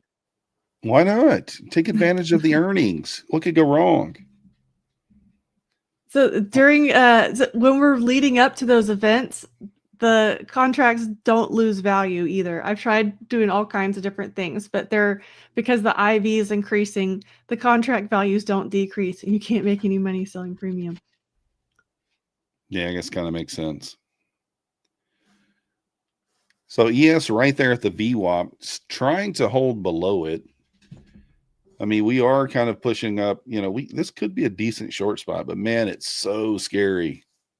Yeah, so scary to short up here. We're 12 points off the highs. So it's really not giving us what we needed. Yeah, I mean, one thing I will say, at least we are getting some movement. I mean, we almost got more movement in the last half hour than we did all day. Yeah, but it's got to make sense. It's got to give you an entry. You could take a short here with a tight stop. I mean, I don't think it's a horrible idea. We do have this wick over here, that kind of out of place wick from 9:57 this morning, 9:56. And I don't know if you would treat that as like a news wick, because it ran the news, and I don't quite know what it was from, but I almost would treat that like a news wick because it's so obvious. That might have been consumer confidence. I don't know if it came out. I wasn't watching, but I noted when I went to go look at the Richmond Manufacturing Index, consumer confidence was already there. Yeah, I don't know if stuff came out early or not. This was the wick that we got at 10 a.m., that little tiny one there. But that one's way more obvious and a much bigger move. I mean, you know, in 2 minutes, we moved 57 points. So almost would treat that like a news wick, which could be a draw on liquidity, obviously. Yeah, the reason I don't like this is NASDAQ is doing something completely different. NASDAQ is going for the high of the day, and ES is going for VWAP. Yeah, this is where being patient, don't FOMO in, wait for the setup that you're looking for. If it doesn't give it to you, there's always tomorrow. You know, we could sit here and say that this looks like it's going to go to the highs, and this thing could come close to it and just turn right back down. So I think it's a good time just to sit on your hands and not do much. And that's coming from somebody who's very aggressive. Yeah. So Noted. very aggressive. Yeah, I kind of got trapped this morning in a small long. I took a long right here, a little breakout long at 64, thinking we were going to run that kind of data high, Mm. and it pulled back, and I had to DCA into it a couple of times. I got out with profit, but it's one I probably could have avoided. Yeah, the 15-second trader. But I guess you're not doing that so much these days, huh? Well, let's take a look. I didn't even look at the 15-second this morning. Let's take a peek at it. Let's see what it would have done if my chart will load. It Let's seems just like it'd take be a a lot peek. to load. Yeah. Well, my internet's been acting up today. So on the 15-second trade, all you're doing is taking the first 15-second candle break. So for example, today, now obviously we can't see how much this pulled back, but we can just, the first break was 12.5 points or 12 points and a quarter. So it does look like it would have been a winner today. I would have been taking 5 points on it, but I didn't Is take that it. how you do it? obviously. You just Bracket above and below. So as soon as the just a candle 5-point. closes, yeah. So I would take 5 points with 5 minis, $500, and the risk would be the same. So 1-to-1. So it would have won this morning. It looks like, obviously you'd have to go down to a seconds chart or like a 1 second chart just to be sure if you don't see it in live time, but looks like it would have won. The win percentage on that, it was about 65%. So with a 1-to-1, it's not bad. And it's a guaranteed trade. It happens every day. It's mechanical. You don't have to think about it, that sort of thing. So it speaks to your inner DGen, Wyatt. Let's go. We had a question about, can you give examples of aggressive trading versus conservative trading? We might actually be a good contrast for this, because I will be really picky and I will really wait for a level, even if it takes like an hour and a half before I enter. And if I don't get it, then I may not even trade that day. And I would say that's pretty conservative. Yeah. And sometimes I'll be more aggressive, but that's kind of my default, is pretty conservative. But what about you? I find a trade every day. Whether it be, some sort of trend day where we're taking trades off the EMA, or, a previous day close bounce, or a nice inverse. Inversions are my favorite types of trades, but there's nothing in here that is good enough for an inverse play. There's just not. Because We're trying to make it into politics. Yeah. This isn't politics. Yeah. No politics here. Definitely. So, but like an aggressive trade is like you would take kind of every little opportunity that you see with the right money management. Especially with a micro, I feel like if you're trading a micro, you can certainly turn up the aggression. For example, the trade that I took, here, you can see I shorted here. I took a short there into the 50 EMA, and then we kind of bounced off the 50 EMA, and I took a long here. That's an aggressive entry. And what happened? The market just pulled back. Did I panic? No. I just find a next level of support, which would be the 15-minute opening range. And I DCA there, pulled my average down, and then I got out on the retest of the 50 for a small profit. So that's an example of an aggressive trade. And it's also an example of using micros where you're able, like if I'm in a mini here, this is a loss, 100%. But since I'm in a micro, I can work my way out of it within reason, right? Yeah. Obviously, we're not going to let it just dump. And if we don't get a bounce here, then the next obvious level is 26K. If we lose 26K, I might take another bounce at the overnight low down at the 940s.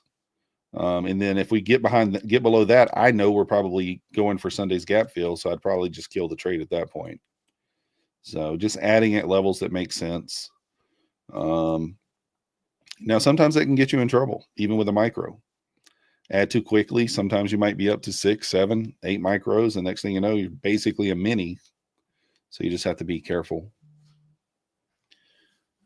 Just add at smart spots. Especially like I'm trading the core account for MyFundedFutures right here. It's a funded account, and I think initially you're allotted 5 micros. So I have to be very careful where I add because I've only got 5. I've only got 5 to use.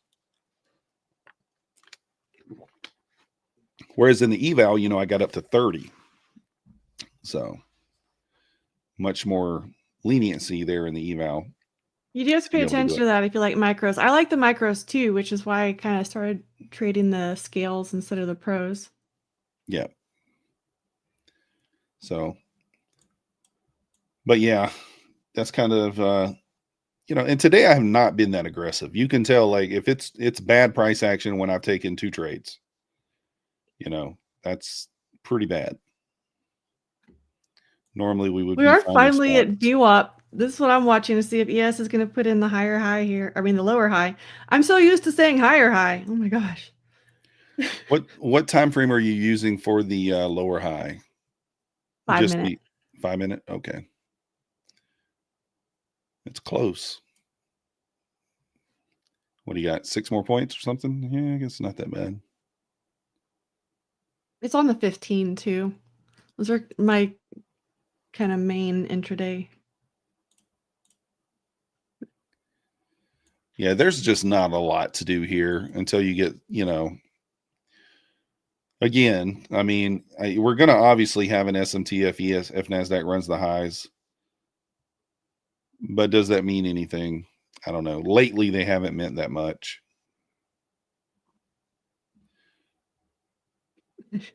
Because the NASDAQ. What about y'all chat? Who trades more conservatively, more aggressively? And are you good at basing it on the market? Are you good at saying, well, this is kind of trash, so I don't need to be that aggressive? Or are you all over the place? It's a good skill to work on, especially on a day like today. I mean, I would try a bounce long if we pulled back into the 60 level. That 50 EMA sitting there, 58s. Just look for a little bounce off that level, but I want to see what happens down here at the ES lows. aggressively only when I forget about my rules. That's Yeah. part of the problem, isn't it? I saw a lot of people were trading the evals aggressively and then the funded conservatively. Yeah, I mean, I tend to do that too, but I'll be honest with you, the more expensive evals, like I said, I link those to my funded accounts because I want to treat those as if they're funded. So if it takes me, you know, a month, my thought process is even if it takes me 2 months to get those passed, I'm okay with that. It's still better than blowing 10 to pass 5 or whatever the case may be. So Sir Doss says if we can get you talking about a trade enough, you'll try it. Should we do that? Let's talk more about this idea right here. All right, what are we thinking? You liked the 60 level? Yeah, I'll take that trade off the 60 level. I mean, it's also kind of a 50% pullback almost of this push up. And I'll just look for 10 points off of it. So 50%, I guess it's a little lower. It's like 47. I don't know. I don't hate it. I like using the 50 EMA. If the EMAs get spread out like they are here, like we got 12 points between the 21 and the 50. So it's enough room for me to be able to take a 10-point winner without having to fight that next EMA. So, but I don't like here how NASDAQ did not take out the high. That's a little scary. But we'll give it a try. Why not? We got a code in chat. ASJDKFL30. Go, go, go, go, go, go, go. I tried to read it, but you know, it didn't work. And if you don't get that one, don't forget that right now the promo is I think they still have it on the scale plan as well, but the core plan, when you get that right now, you get the scale add-on or the flex add-on. So the core plan has the flex add-on right now when you get that, and that means that you can get up to $3,000 payouts instead of $1,000 payouts. So that's a pretty cool deal, and you get that with code YouTube. All right, who got the freebies? Didn't work. You just weren't quite fast enough. That's why I was telling you about that other deal. Rain got it. Let's go. Let's go. Congrats, Jack. Lock trades.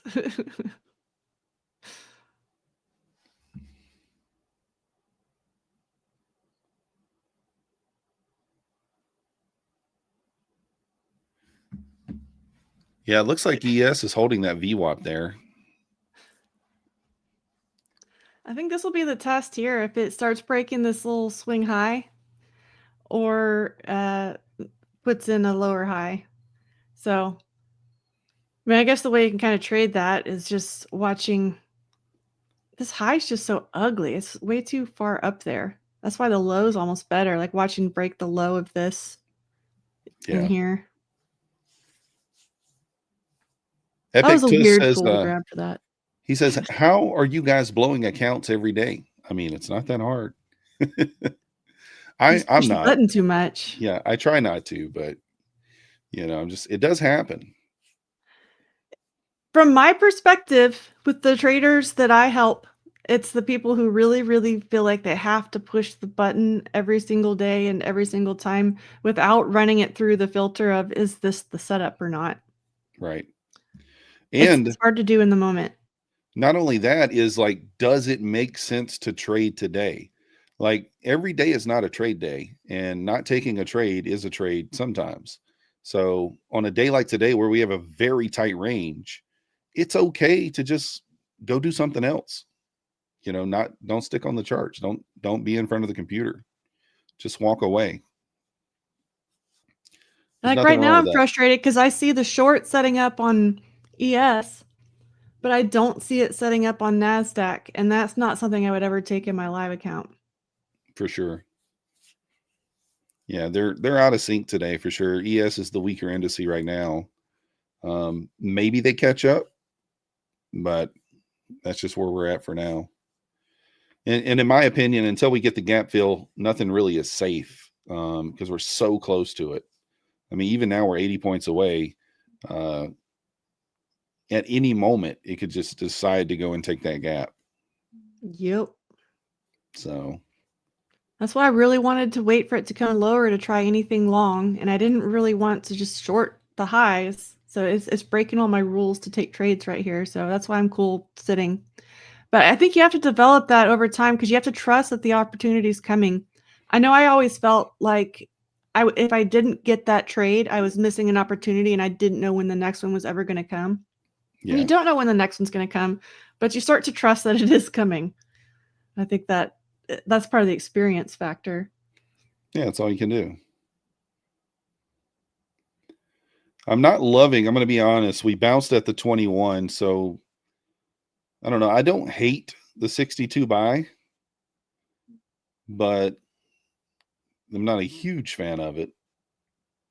We might stab it.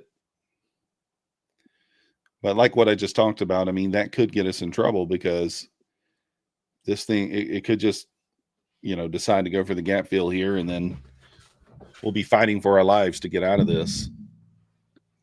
That's my thing too. When the price actions just trash like this, it's like, do I want them to waste the mental energy on being in something crazy like that? I don't think it's a horrible play. I mean, it's still in premium of the range, which I don't love. I like to, you can use a simple concept like buy in discount, sell in premium, that'll help you a lot. Just real simple things. But we do got a small gap here. We got the 50 MA sitting inside there. Again, it is in premium, so I'm not in love with it, but we might try it. And what I may do is just risk, say, half my profits. I may go like 10-point stop, just use like a hard stop on it. And knowing that even if it loses, we'll still be green. So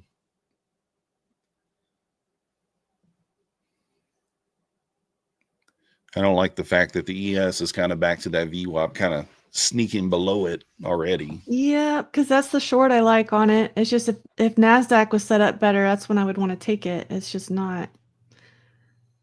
And at this point, I mean, I'm going for like 6,900. So, and I would go for the low first. There's just not a ton of meat on the bone here. Joshua wants to know if we can explain buy discount, sell premium. Yeah, it's very simple, Josh. So if your discount would be 50% of the range or lower, so effectively buy low, sell high. So, and then premium is going to be 50% of the range or higher. So if you think about today's range, I mean, we're in about a 100-point range. I think it's what, 88. So 90-point range. So anything 45 points or more above the low is premium. Anything 45 points or more below the high is discount. So It's like you don't want to buy the highs and sell the lows. yeah, that's all it is. There's So if you're- exceptions to that, like the orb, but in For general. sure. Yeah. And if your setup comes in, if you're looking for a long and your setup comes in discount, it has a higher probability of working. And it's vice versa on the short. So it's not always true. Like Barbie says, it just depends on what you're trading. But it's just a small thing that you can look at.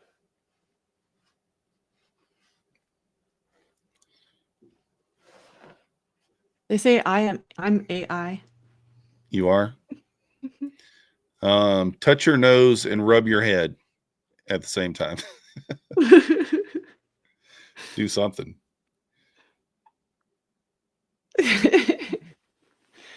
All right, yeah, here comes the ES short is trying. This is just a little bit aggressive for my taste, but it is happening, and you know, it's all right. Her voice was getting robotic. Uh-oh. She needs Might be to my plug, well, gotta it's plug this yourself country in. internet. Sometimes the cows fart on it, you know. Yeah, I have the same internet, so that's not good. We both might crash out one day. I had to put a backup on mine here, so mine switches over to 5G, but it gets really weird when it does that. So Some of the cows do have tinfoil hats. Those are the ones that trade ICT. But tinfoil hats. Oh, have you ever seen putting the tinfoil, like one of my cousins? She puts tinfoil around her carpet in her living room so her cat doesn't go on it. Because the cat I've heard that, but yeah. I tried that on the counter in the back of the couch, and my cats have no F's to give about that. So Yeah, they're just like, oh, that's in the way. Let me just so yeah, the cat was coming onto the carpet and using the bathroom. So and I think it's like a 12-year-old cat. And I tried to give her the idea that it'll probably die soon, and she said no, it'll probably live to be 20. I had a cat that lived well into her 20s. Yeah, I haven't had a cat never since I was a kid. So I got my kids some years ago because they just wanted a kitten so bad, and I had my 20-something-year-old cat who was not fun at all. And so my friend was fostering some. We ended up taking 2 of them home, whatever. And then this other one just showed up, and now that one's my cat. So we have 3 around here, and none of them are useful. So they're not killing snakes or rats, is what you're saying? Not really. I mean, they'll like we did have a mouse in our house. They got cornered. They had it cornered, and then I had to get the dog to go get it. But Why didn't you get it? yeah, I don't do that.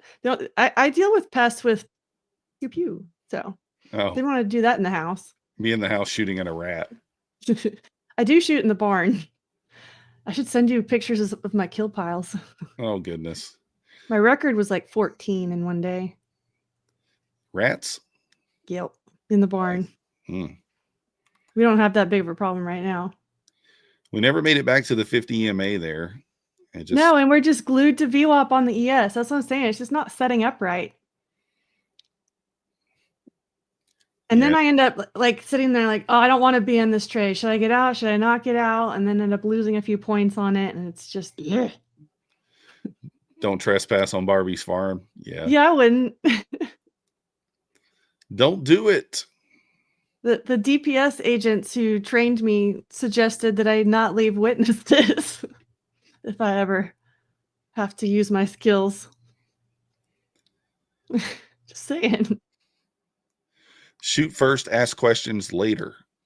Pretty much. That can be applied to trading too. Push the button first, analyze later. Can get you in some trouble. For sure. It's the wrong way to do it. But it could happen. It's also how we handle rattlesnakes around here too, because I won't get close enough to give them the shovel treatment. Yeah, I don't blame you there. I'm not. I don't do snakes. I don't kill them unless unless I'm in danger. But yeah. Well, if there's rattlesnakes living by the house, yeah, that's different. Yeah. Yeah, they're not going to be doing that anymore. Here like I said, we just have the black snakes and water moccasin, and what was the other one? Copperhead. Yeah. The garter snakes, the small ones. So if they're cool, I'm cool. Stay out of my You way. get coral snakes out there too? I don't think so.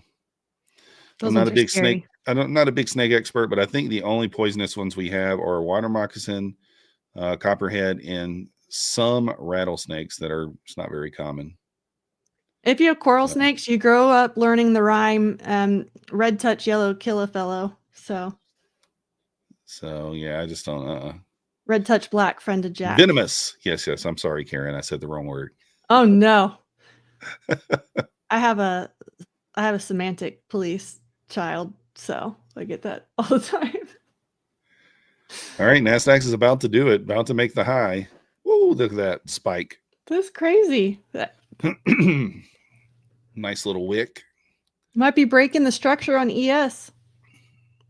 There's just not a good spot to enter. Yeah. Not for my stuff anyway.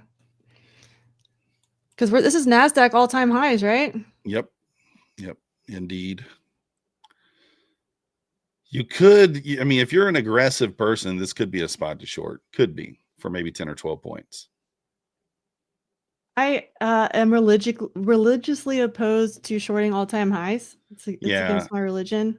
I don't like it either, but I do like that we're at a whole number here. We just wicked into that 100. You're at initial balance high here. I think you get at least a 10 or 12 point pullback down into maybe like the 80, 82 area.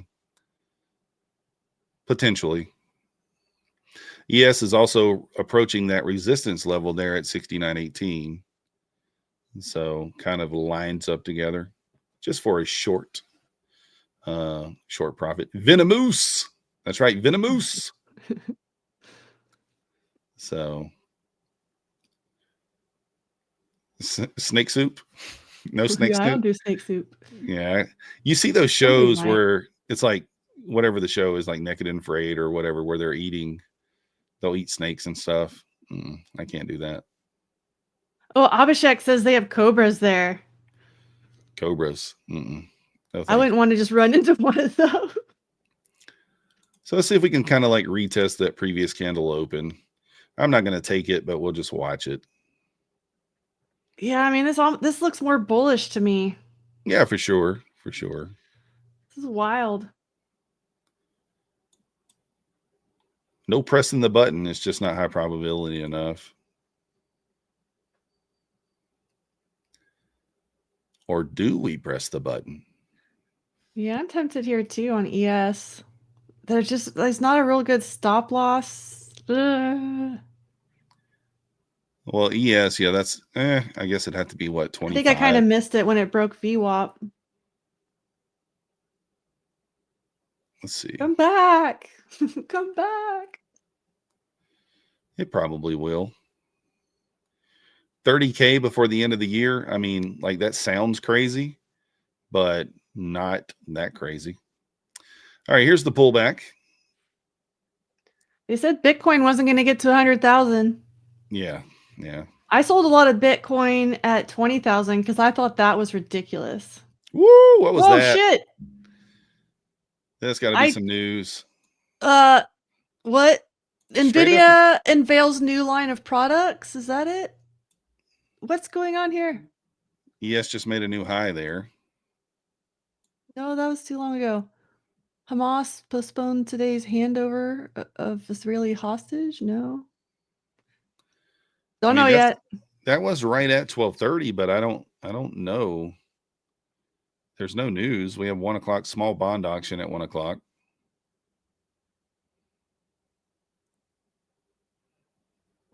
Oh, Matt's here. Maybe he's got the hookup on what this candle was.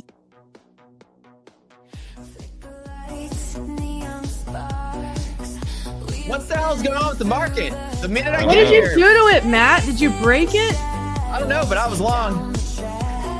There you I go. was working on getting long. I bet I was like, I got in one instead of everything. I'm trying to dance and manage the positions all together. I don't know. Trump's saying something. Somebody's saying something. What's going on here? I was hoping you saw it. I haven't seen anything yet. It I'm was like just in the you. middle. You did it. I did it. I called the market makers this morning and let them know. I forget to do that sometimes, you guys. It's my bad. I'm a little late with the phone call. Did you guys see that? I got filled. That was strange. I just longed off of initial balance, and I got filled instantly, but the candle never went up. That was Wow. wild. I don't know if you guys saw that. I just got filled for Trump and 10-point China's- profit. Trump and I China's got president. $56. I didn't get my Trump and order China's in right, president but I got are discussing $56. Yeah, so like right here, this Oh, yeah. candle never went up. There it is. Trump and the Chinese president are discussing lowering the China tariff for fentanyl crackdown. Is that worth? That apparently is worth 100 Nasdaq points. You see how the market doesn't even care what the news is about? It's just whatever. Tech stocks all a just went up, meme. guys. It's a fentanyl crackdown. The market you is go. so funny sometimes, man. The market is a meme. Yeah. Get fentanyl crackdown. All right, everybody, buy Apple stock because that matters when fentanyl is important. Let's go. Let's do it. I'm long. So I was really bag holding today. I did very well in like longing Nasdaq at that dip today, but Nasdaq sort of ate my lunch. I mean, S&P ate my lunch, and now this just sort of like was like dessert. That's kind of nice. Yeah, that's what happened. I sent nudes to Nasdaq. That typically works. You know, I heard that the N in Nasdaq does stand for nudes. So, you know. There we go. Now the secret's out. Yeah, I was working on building an entry and I just barely got in with like one micro. I was trying to add others and it shot up. Oh my But hey, gosh. I technically got a piece Like by dinner.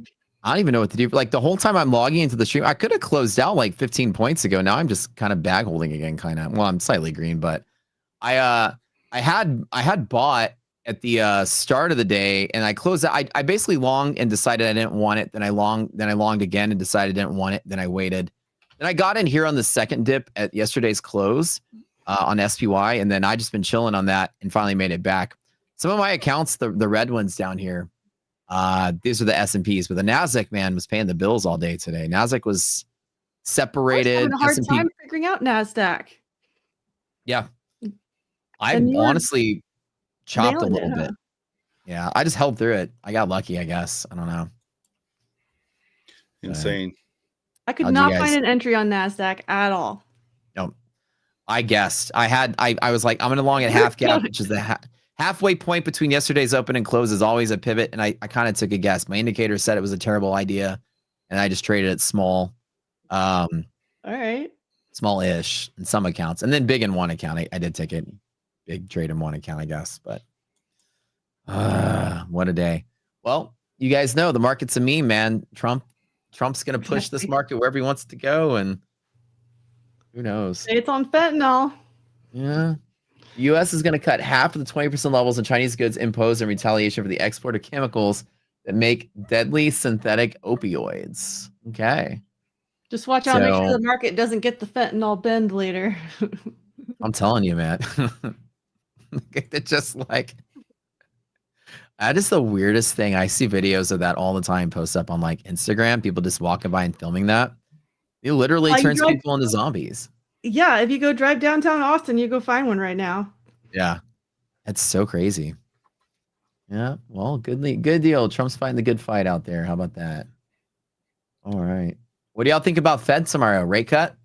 You should get one, right? Yeah, I we think should get so. one. Yeah. What Yeah. the market will do about it will be the fun part, especially coming off or with all the NASDAQ earnings coming up right after it. It's going to be wild. Yeah. Yeah. That's kind of like a hit or miss sort of thing here. Like Yeah. it's going to be a fun week. Definitely a fun week. Making us wait for it, but we'll get there. We're almost there. Yeah.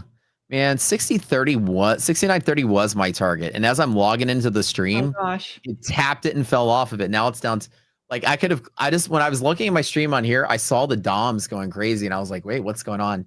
And then I finally looked at my platform and I was like, oh, dang, I should have taken some profit. Now I'm deciding, do I want to just take the little bit I have? It's not red nothing wrong anymore. with that. That's true, yeah. Well, I got $56, so I'm feeling real rich. Oh man, like I'm just sitting here watching. I don't even know this one anymore. Yeah. Well, thank you, Trump. I guess you have not done it at 11:31, and I had to come on the damn stream. It could have been a little more graceful, for sure. 5 minutes earlier. That's true. Yeah, the big buyers suck about. You know what I'm gonna do is it's just one contract S&P at this point. It's not even a big deal. But I did close out to hold some runners. I did take a bigger trade to the middle and then just sit there and hold runners, and then that's it. Ones across the board. Well, that is. You guys have any Halloween plans? Parties? We got to go trick or treating. Yeah. Kiddos, yeah. Yeah, I'll be assisting with that, but I have teenagers, so it'll be like, setting them up and disappearing. But I got some cool plans this weekend, but it's not Halloween related, so I'm getting through Halloween. Nice. We got Coda and the Austin MLS team this weekend, so busy. Oh yeah. Man, Austin has always got something cool. October is always a busy month for Austin with like ACL and F1. There's always something going on in October. Yeah. But this time I get to drive on the track, so. Hey, there you go. Are you a good driver? Are you cautious? Are you a risk taker? I am technically a trained race car driver. No way, really? I'm just going to be doing it for fun. Yeah, I used to do autocross and road racing. Road racing was my favorite, but I did autocross because that was available closer. Okay, wow, that's cool. How'd you get into that? I've always liked cars. I built my cars when I was in high school, partly because my parents wouldn't buy me what I wanted, and I was determined to have it. But I mean, I couldn't afford it, so I had to build it. Yeah. And then I don't know, I just always had an interest and stopped for a while for kids, and then it's back on. Nice. Awesome. Excellent. All right, I'm looking. I don't have any pink cars, but I've been thinking I do need one. Would you ever wrap your car? I see people wrapping their car all the time to get like those neon colors. But I really like nice quality paint jobs, so I don't think I'm the customer for it. They do look cool all the time, though. I don't know. I always thought wrapping looked dumb, and I know people like doing that, but I always see like somebody have like this really nice Ferrari, and then they'll wrap it in like this neon purple or something, and you're like, it looks like plastic at that point. Well, around here, I just see wrapped Cybertrucks, and they all look stupid. Oh, they look so bad. I saw one with like camo print on it, and I'm just like, I mean, I'm sure it looks cool if that's your type of color, but it just looks like a toy at this point. Yeah.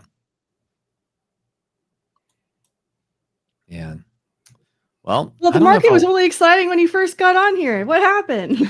Dude, the paint is drying again. Like we had like a moment of like amazing. I got in here and I was like, whoa, what's going on?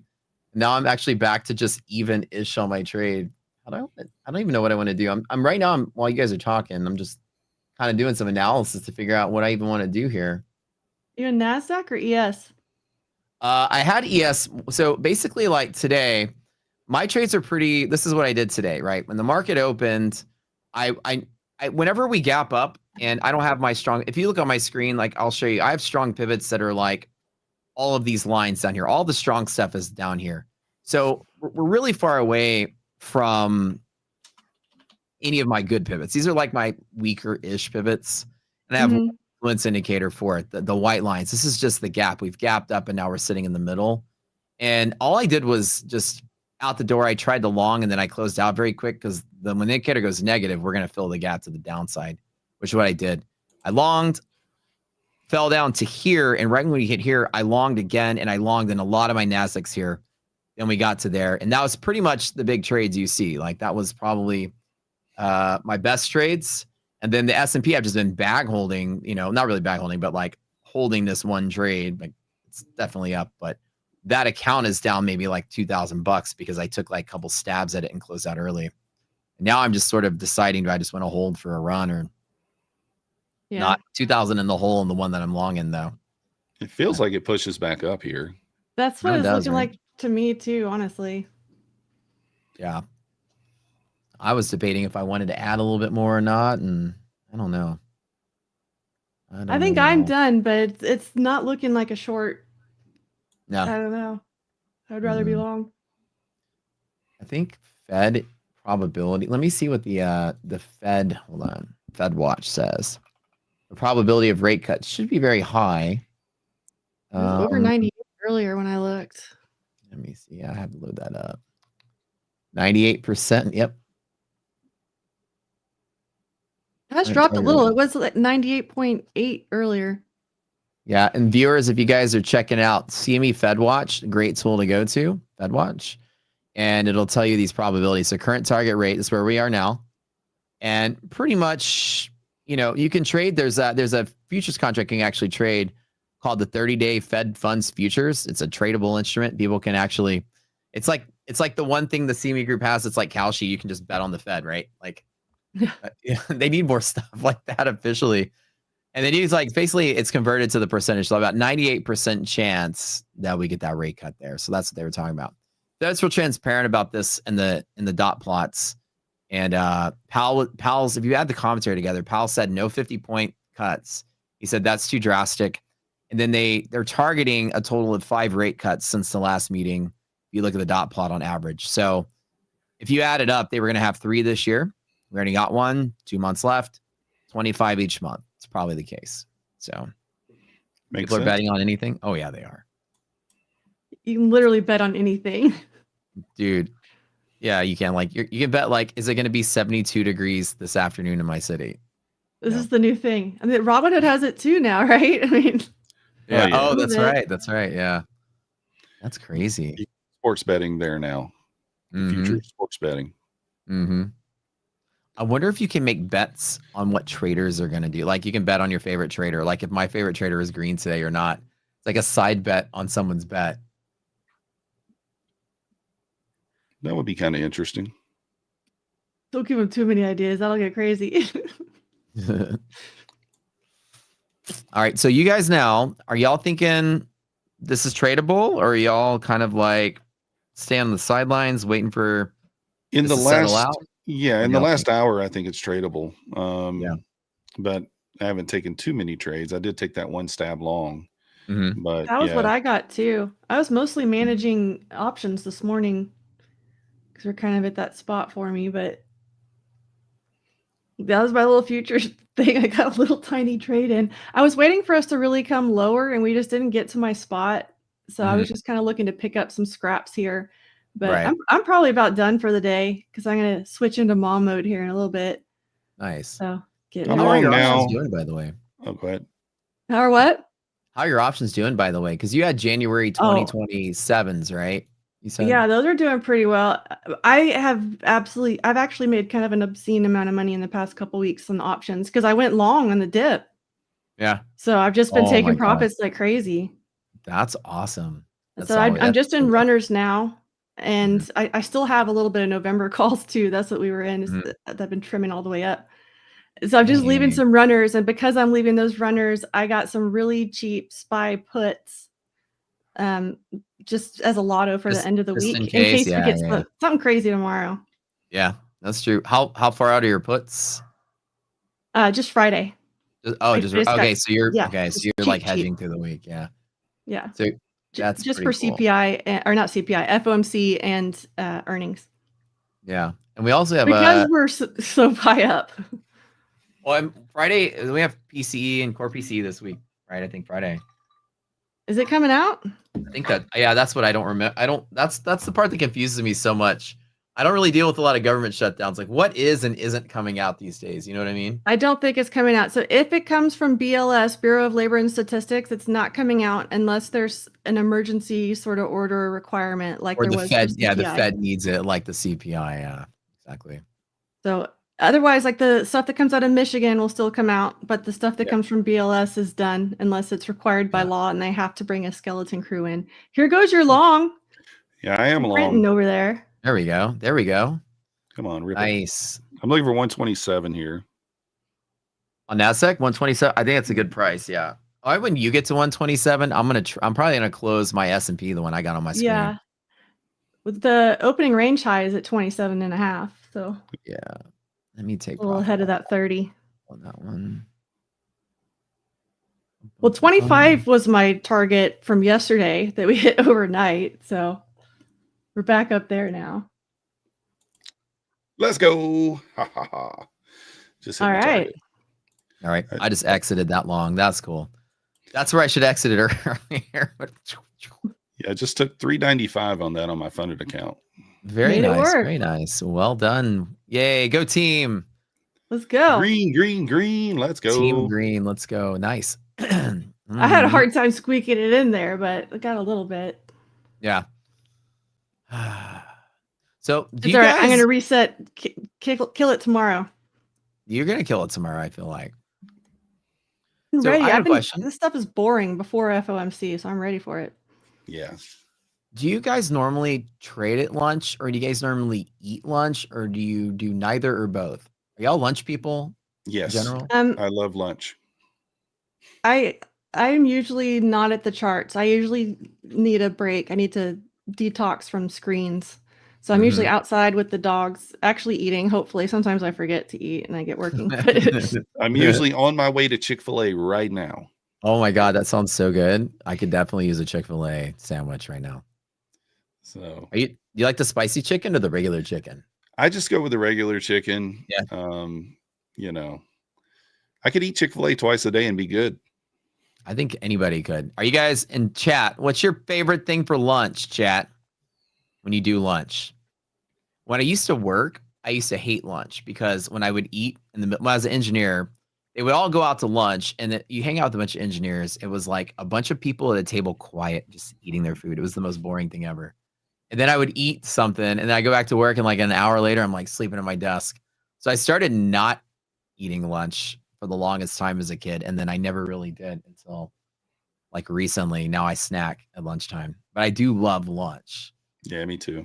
Some people go Chipotle, Matt's hungry, bag of crisps, pot It's funny you say that about engineers, though, because my whole family is engineers, and the holidays are always so quiet with them. And I'm always looking like, okay, I guess I'm the entertainment again. Yeah, I know. All these engineers. All you would hear is like, this is the sound. It was like, it's a sound of like forks clinking against the plate, and it's like 20 of them. And nobody's telling jokes. If you were to say anything, everyone looks at you like, why are you talking? You know what I mean? We're at the library. Be quiet. Yeah, it felt like the library. It really was. It was so awkward because like it was like the kids and then, you know, people in their 20s, then a group in their 40s, and then the bosses in their 60s all together at once. Nobody could relate to anybody with anything, you know? And so it was always such a quiet, awkward thing. So, well. Oh, Abhishek said whatever his wife gives to him to eat. Okay. That's it, man. Is it like good Indian food, man? Because you know that's my favorite kind of food, right? Oh. Is she a good cook? I'm gonna tell you. Yeah, that's what I was hoping because he's newly married. So hopefully, Yeah. He has to say yes no matter what if he's newly married. That's He's got true. a gun to his head right now, making him say that. You say Ask it now. ask him in 5 years, you'll get the real answer. That's funny. or Slim 7. It's a chickens. 7-year itch, right? Yeah, Mhm. 7 year. That's right. 7. Pho all day. Yeah, I could eat pho all day, man. That's some good stuff. Yeah, I'm kind of a picky eater. I don't know. I'm weird. So I don't know, man. I was a picky eater too when I was a kid. We didn't like have much outside of our little comfort zone. We never went out to restaurants. We didn't have any money to. My mom would cook. It was like basic stuff: steak, rice, potatoes. You know. my mom worked at a chicken factory, so we had chicken. Yeah, there you go. Pretty much the same here. Dude, So my my dad first time, used to work at a cheese factory, so we had no cheese. No cheese. Darn. my dad Coke. worked at the phone company. We had free cell phones. Oh goodness. Coach Yeah. Captain Crunch is looking for YouTubers who have 100% win rate and no losses ever for their entire career. You have to drive at least 5 Lambos. That's everybody here. Yeah, That's The whole yeah. If crew. you add up the 5 of us, I think we've got like what 7 or 8 Lambos total. yeah. I got actually some, micro machines. I actually have a 110% win rate. I know it's weird to think about that, but I win so many trades. I win more than Because I he's take. the best. Right? Yeah. It's crazy, yeah. Actually lose negative trades. Every trade I make counts as 2 trades. It's weird. Deba could Deep is teach trying you. to get me to say something dirty. He knows I can't say that. What's wrong with him?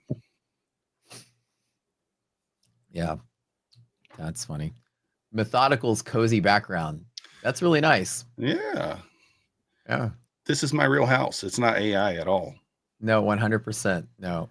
The right part of your ear keeps disappearing for no reason at all.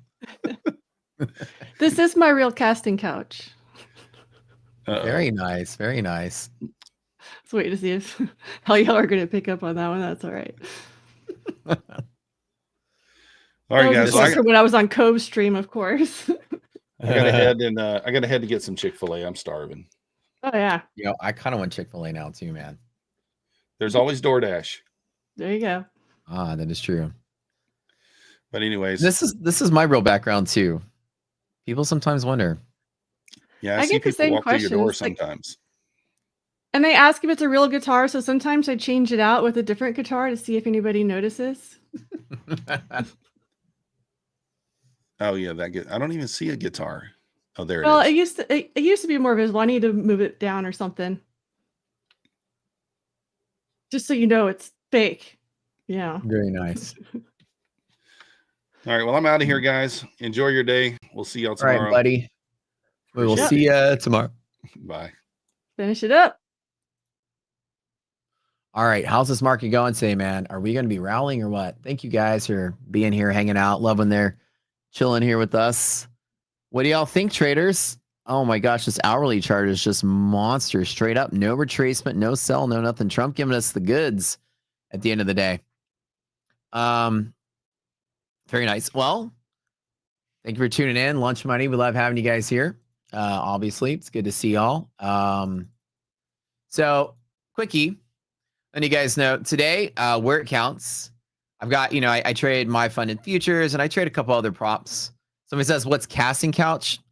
Oh, it's just a place where, she makes casts of little metal figurines out of metal. Yes, nothing other than that. So the idea about this on my screen here, I trade a couple of prop firms. I'd always have. And one of them, I'm going to be their world record highest payout they've ever given out in 2 weeks. I currently already am the world record profit. I just can't take it out yet until I hit the target. So I will be taking the biggest payout. And that's what I'm working on now. And where it counts, those accounts are up 20,000 today, which is good. Then I had some evals. They had a new sale with a different thing. I had some evals. I'm live with MyFunded. So, I still like to go out there and play the eval game sometimes with some of my other firms that I chill with. And with this one, I was cracking it with some eval accounts because the risk seemed a little high. Those are the ones I was playing on. So, yeah. So today, NASDAQ was where the juice was. I hit those accounts here. S&P, I hit those accounts at the same place, but I kind of wussed out 2 or 3 times. And 2 of my accounts were down. Currently, one of them is down. Let me update the screenshot for you guys. My bad. After I closed everything out a second ago, I need to do the update here. So I added a few more accounts to the mix. You may see. Normally, there's only 7. Now there's I think 10 or 11 total at the top, and then 5 at the bottom. So this is a few more, but the bottom half of this are new evals. So the rest of them are funded. So this is an all actual profit. This is all eval down here, but it's a new eval with new rolls. So I'm checking it out just for funsies. And those are the ones I was risking. I didn't trade all of them yet, but most of them. So the ones that are funded are up here and up 20K there. And then these are all funded down here. So only one of them is down, this one. The one that I wish I would have taken the profit on that bump, but whatever. Matt's going to squeeze every casting couch in Austin. Oh, you know it. You didn't hear about my new OnlyFans that I'm starting? It's mostly feet pick and knee picks. There's a crowd for that. People like knees, I think. You're a senior account executive at NVIDIA for data centers. If anyone wants a job, let you know. Sales engineers. Hey, anybody a sales engineer want to work at NVIDIA? That sounds kind of cool. Why are DD bands not showing? Because they're up there. They're up here. Way up here. So I had 2 accounts earlier that were red. One of them managed to go green on that bump. Only one of them still slightly red. This is the one I'll be working out of the red for the day. So basically everything else is just kind of chilling on this. I like this little bull move that we got from Trump is really nice. I'm curious if we make it all the way to 213 today. No shorting this at all. I don't think there's any sell-off potential. Today we had the VIX tap against triple V 18.6, which is the contango midpoint, which I always tell you guys is the magic number of the VIX. If you're below it, market is not sensitive to news.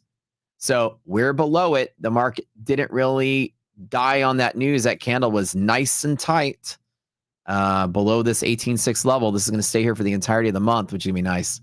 But I love it, man. This was a great day buying the dip. It was a little harder than I thought, right?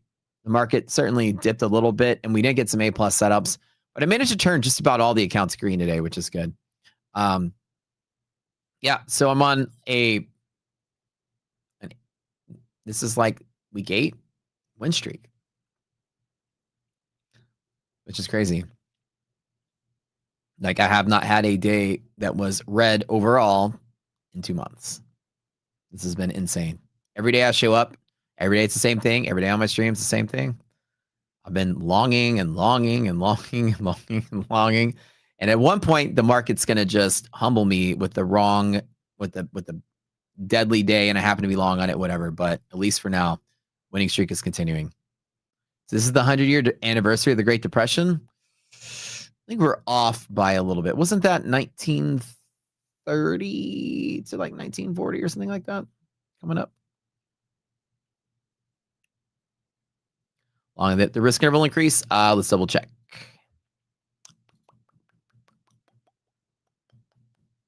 $58.50 S&P. Nope. 209.50 Nasdaq. Nope. Still the same.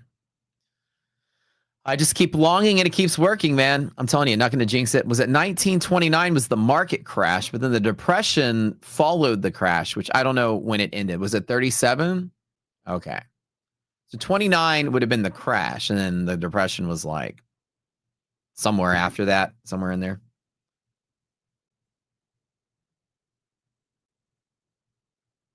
Stock market crash. 1929. Yeah, it's coming up, right? What if there's a psychology thing? What if traders just were like, you know what? Just because, let's short this day just in case. And that day happens to be like another market crash just because of the trolling nature of the markets. You would think that the market is just a free running, free spinning thing. But I'm going to tell you, the market is controlled by Illuminati, and you're not going to tell me otherwise. And this is real trading advice. Okay. So SEC watchdogs, beware. Yes, the S&P and the Nasdaq. Oh, it's just a big troll. Like when the market crashed, I'm not going to lie. I always tell you guys this. When the SPX crashed in 2008, 2009, whatever. That's the COVID crash. Tell me that you don't think the Illuminati is real when you go back to this. You know, we crashed at 666.66 was the bottom of the market during the crash. Let me zoom in on this. Can't make this up. Look at this. Look at this. 666 and 2/3 for the most part. Illuminati confirmed. I'm telling you, the next market crash is going to be on the 100-year anniversary because they're going to troll you. I just know it. Illuminati confirmed. It would be really funny if that day has some psychological remembrance to some people. Some sorcery, right? But anyways, that's what I feel like. I feel like there's people in the market that just like, let's just do this to be funny. Like, you know, Wall Street bros are a bunch of shitheads. Like, yeah, just to be funny, you know. Why not? Like, I would. Matt is the Illuminati. No, I'm the market maker. That's the difference. I have the market makers on speed dial. I call them whenever I need the market to move. That's what I was doing. That's why I was a minute late to the show. I was on the phone with my guys, and I was like, guys, pump it. And they were like, okay. And they pumped it, but I wanted them to pump it while I was live on the show, not before. And they were a minute late, damn it. But that's good. I did have the longs. I did hold through this. Then it fell. Then it went to there. Then I closed out. Now I'm chilling. This one account is $1,600 in the hole. Everything else is green. And now I'm waiting to see how I'm going to kind of push this one to do something with it. I don't know.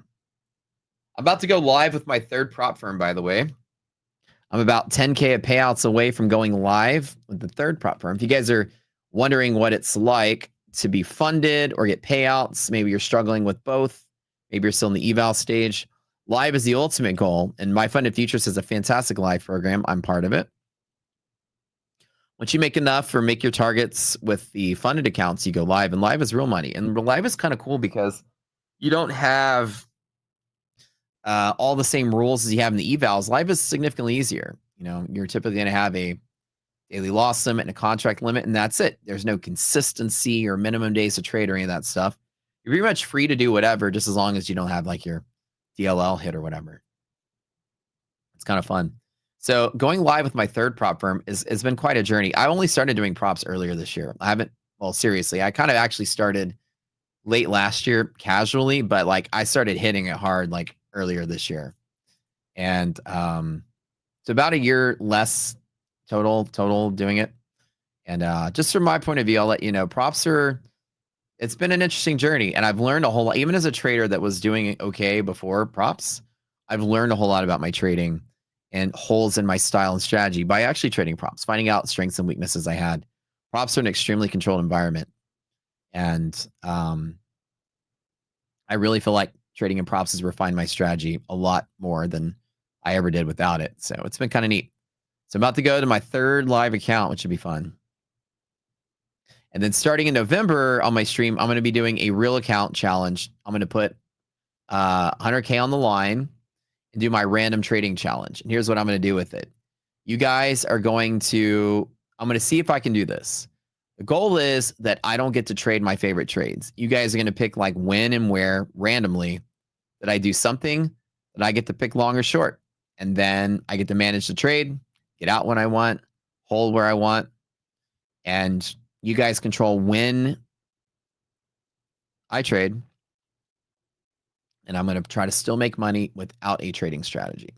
That's the new goal. To just show how much risk management can carry. I know for a fact it won't blow up the account because I can choose where I close the trade. But I can tell you, even with random trading, you guys might all, I'm trying a big publicity stunt to prove that risk management is the key to success. So you guys tune in for that when I do it. That starts on Monday. So that'll be fun. I'll be showing you guys, starting on Monday, I'll be showing you guys every step of the way, the full P&L of the account, the random trading account challenge. Just to show how far risk management can get you. To kind of disprove a lot of people's, beliefs that you're going to hang on to the right combination of indicators and tools for success. I'm going to prove that you can trade without any of it. That's it. You can make decisions based on P&L. You can gauge the market, but the most important thing you do is how much you trade, where you get out, how much risk you put on the table. I'm going to use my tools to make that decision at that point in time, but I won't get the effect of allowing myself to wait for a good setup. Somebody might say, I want you to long exactly or trade exactly now. And I look at it and go, I get the long or short at that moment in time. And when it gets there, I got to pull the trigger on something. So it'll be fun. Nobody's ever done anything like that before, but I'm trying to prove a really big point with a real account. So we'll see how bad I do. I'm pretty sure. Is there a contract limit on my own personal challenge? No. I'm going to allow myself to trade as much as I want or as big as I want. So that's part of the challenge, right? And I'm not going to limit myself to arbitrary rules. I'm going to give myself full freedom to blow it up, right? To just show that I'm going to set my own contract limits based on the perceived risk at that moment in time. So it'll be a pretty fun thing that I'm going to do. I've done so much. I've accomplished so much as a trader this is going to be something that I think is going to solidify a lot of what I teach. And I'm just going to see how well I can manage. If I don't lose money, I'll be happy. If I can make money, I'll be ecstatic. But I'm saying at the end of the day, I shouldn't be blowing up. That's the best part. To really show that most people are focusing on the wrong thing. The number one way to advance as a trader, number one way to win money as a trader is to not lose money. And this will be the perfect example of how to not lose money. How to jump into a random situation and then manage on the fly, which is what I'm going to prove. Now, you guys might get the opportunity to do that when you're in a trade and Trump tweets something or CPI happens or Fed happens and you're forced to make a decision on the fly. And every once in a while, you're thrown into that and you panic. Imagine every trade that you make will be like that. That's what this challenge is going to prove. Every trade to me is decisions on the fly. I won't get any control. You guys are going to throw the weirdest shit at me, and I gotta manage it on the fly with no pre-prep and no prep work to really show what good trader skills are like. So if you guys are definitely interested in checking that out, you're going to watch my stream on Monday. I'll do it for maybe a month. That'll be fun. And y'all are going to throw some weird stuff at me. Like, okay, Matt, now make a trade. Oh, I got a long or short from here. Okay. What do I do?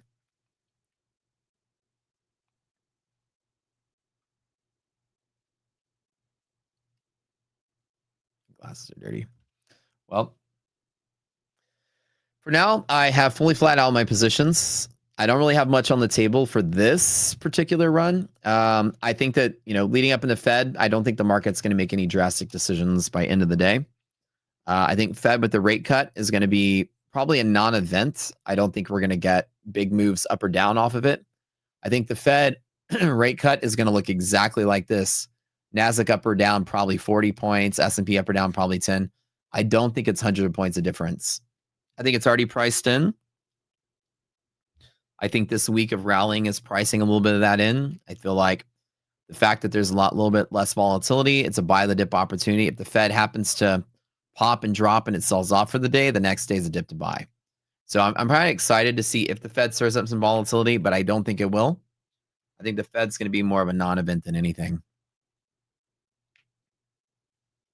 You see why people prefer to go live and see why people prefer not to go live. You'll put it that way. Okay.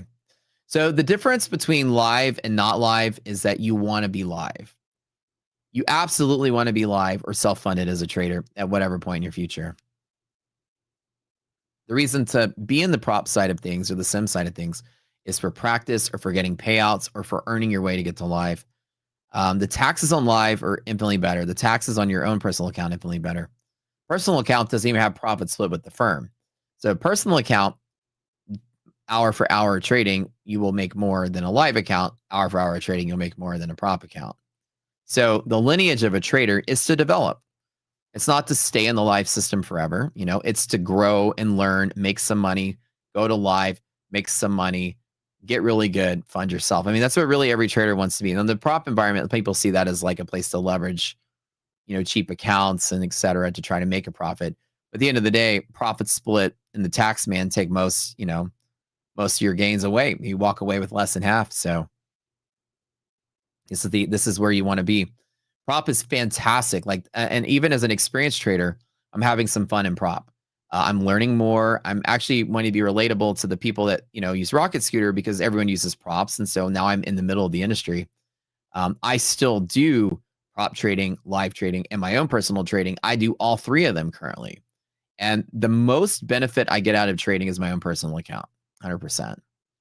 No rules, full freedom, no split, the best taxes. Live account, awesome as well. There are rules. It's slightly harder than your personal account, but it's not your money. So the pressure is off. So it's kind of easier in a live environment because you have that mentality of you're trading someone else's money, right? So you don't freak out as much as your own account on the line when you're watching your own life savings dwindle. You're in a live account. Now you're in the big leagues and you have zero risk at that point. It's like the perfect place to be as a trader that's just now getting over the hill. And like, all right, I'm finally starting to make some money there. Imagine you put it all on the line and quit your job and you got your savings. And now you're going to be a futures trader. And then you take that big ass hit and you lose 20% of it in a day and you freak out and you're gun shy and the rest of your trades suck for the rest of the month, right? You're not going to necessarily feel that way when you take a big hit with someone else's money when you're live, and you may still approach the market without being shaken up so bad. So in the live account, you're untethered risk, and you're going to feel a lot more pressure. The live account is that perfect happy medium to develop in. That's why I tell people, and the prop is for you to learn how to make money as a trader and learn how to manage risk. Because if you can make it in the prop environment, you can make it in a live, minus the psychology. If you can get over the pressure of the psychology of having full freedom and like the full fear spectrum of trading, then you're fine. But that's the skill you develop in the live account, because you're going to have to learn how to manage an account and keep it alive.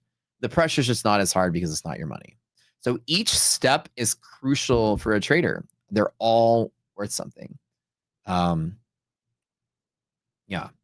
Some people say which is better. There's no such thing as better. I mean, what was better for you? Kindergarten, junior high, or high school? Well, kindergarten, you learn how to count. Maybe earlier, you learn how to add and subtract. You still use those skills to this day. I would argue that that's more important than the calculus class you took in high school. You ain't using calculus every day unless you're a nerd like me. You're using more of the skills that you learned at 6 years old than what you learned at 26 years old. So to say like which one's more important, I would not discount the fact that your experience in prop might be the most valuable experience you do have as a trader. Those fundamentals you build, the habits you build in the prop environment, it's a controlled risk environment. You're going to learn valuable skills that you'll carry with you all the way till the end. Oh, yeah. Yes, sir. Great conversation. On live, you pay for your data monthly. Right. When you are a live trader, you have to pay professional data feeds because now you are managing someone's account, and therefore you're classified as a pro, and the pro data feeds are like $75 a month. Keep that in mind. In a live account, you pay more for data feeds when you're trading a live prop account than you do on your personal account. You're not a pro. So you'll still pay your, $1 a month level 1 data or whatever it is. $3 a month for the full bundle or whatever. Taxes, prop payouts are 1099. So you're taxed at the level of your wage. It adds to your bottom line on your income. And so it's taxed at, wherever you are. You make 600 whatever thousand a year. You're taxed at 37%, whatever it is. 60-40 rule on futures trades on a 1256. If your prop firm is live on 1256, some of them I heard are K1s. But 1256 is futures income, just like your personal futures income, and it's taxed at 60-40 rule, which is effectively mid to low 20s taxes. So dollar for dollar at the upper tier, you're saving 10 to 15% on taxes trading a live account than on a prop account. But you don't normally think about that until you're profitable. When you're profitable, most people that are day traders tend to lean on futures to do bulk of their day trading over options and stocks for the same reason. Futures taxes are much better than stocks and options. Market go. I don't know how I can trade this. I don't even know if I should trade this. What do you guys think today? Is this a tradable day or what? From here. That random Trump tweet came out, or that not Trump tweet, but Wall Street Journal announcement came out the random time to kind of get this market going. At this point, you don't know. I mean, I'm fairly happy with whatever that is on the table, which is pretty good. Across the funded accounts, that's like 25, I think, 24. And then some of those are evals, brand new ones I bought. Close your eyes and go long. That's the spirit. Well, that's what I've been doing all month. Long. Not enough volatility to pull the market down lower, but we'll see. Where'd my mouse go? Here it is. Yeah, I'm waiting to see on this one.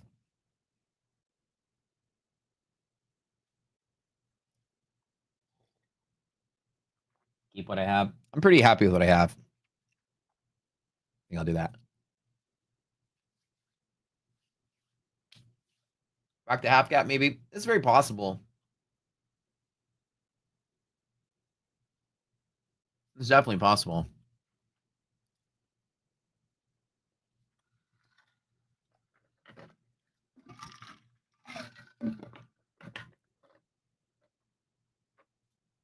Mm, mm, mm, mm, mm.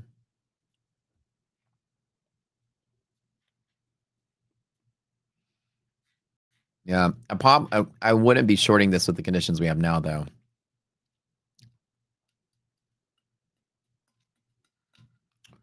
Question is, will I get a dip to buy? Not really sure. You're napping until boot camp. I feel the same way. Like, I don't even want to stream anymore for the afternoon. Would y'all be mad if I took the afternoon off? I don't think I want to trade anymore.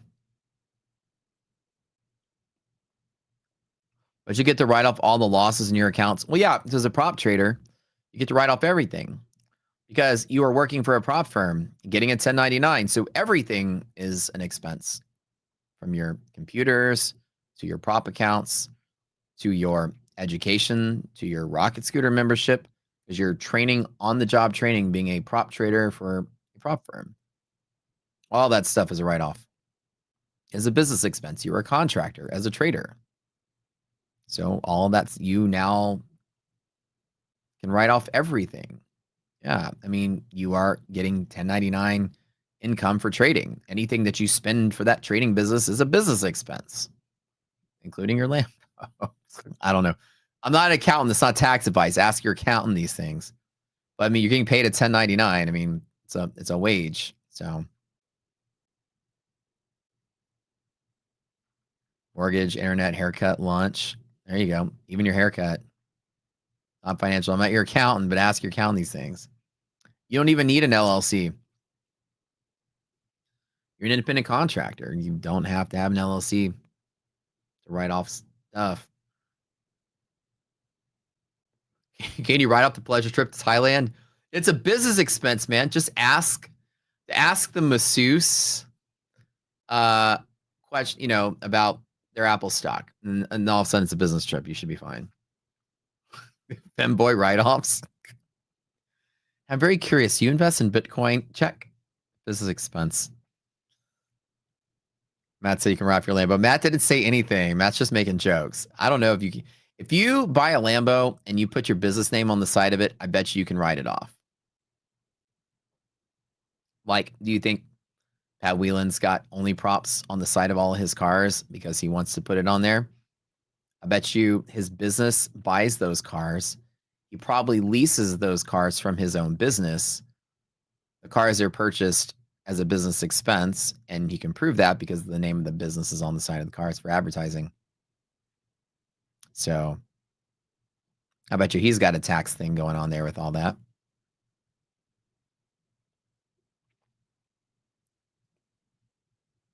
It's a marketing vehicle, like the Red Bull car. When the invoice says $30 extra for happy time, that's not the tax write-off, though. You can't write that off. You gotta pay for the handy at the end. You gotta pay full taxes on that one. Your accountant says, "Why did you visit happy time massage 27 times in October?" Because there's 31 days. They're like, why didn't you go the other 4 days? Is this a business expense? Yes, it is. And don't ask me any more questions. All right, guys. Honestly, I'm not going to lie. I don't know if this is tradable from here, other than I definitely would love to long this still, but I'm not going to. I'm going to actually sit out, and I'm probably not going to stream this afternoon. I'm going to go downstairs and help out with the project still. That they're finally fixing the project. The fence and all that's getting fixed. And I'll probably take the rest of the afternoon off because I don't feel like there's much more I want to do other than I could probably take a long from here to let it ride.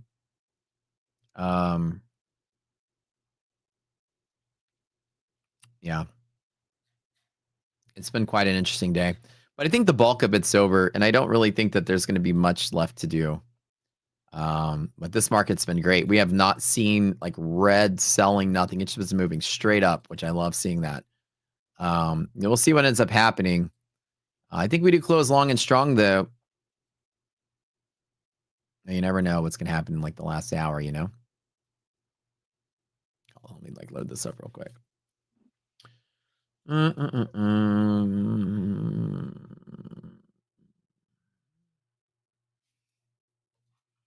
Get ourselves a little yellow line here from that day. I think we had that one that day. 193 was it. I have to come back and estimate that later.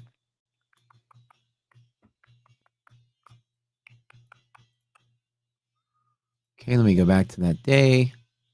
2 Fridays ago. I'm doing a calc, guys. Hold on. Math is happening. That's Friday. There she is, right there. Okay. Let's get that old magic number here. This is the trick to find the high. I teach us in the boot camp.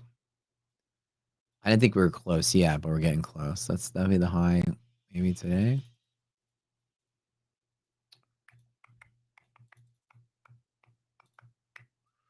$26,210. Let's do S&P real quick. This is a top secret math trick. I'll get to watch me do math real quick. What the heck? Oh.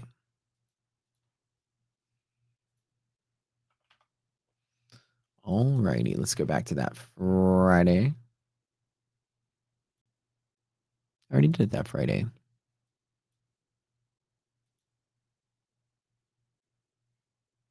Need to check that. Come on, buddy.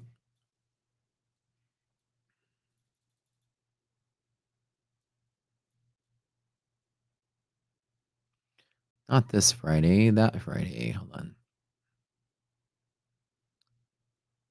What? Where is that day? Ugh.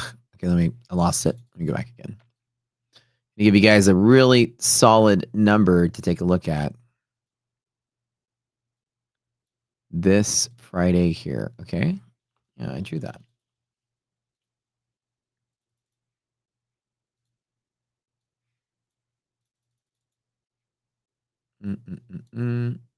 That's not this one. This is too far back. 1, 2. There it is. Okay.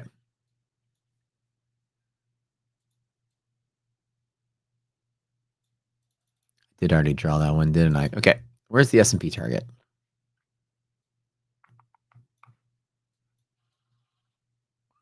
Oh, that's 7,000. That's like way up there. So Nasdaq is getting close. S&P's got a little bit of room to go. 69.64 today, S&P. And 26,210 on Nasdaq is like that high that I'm looking for.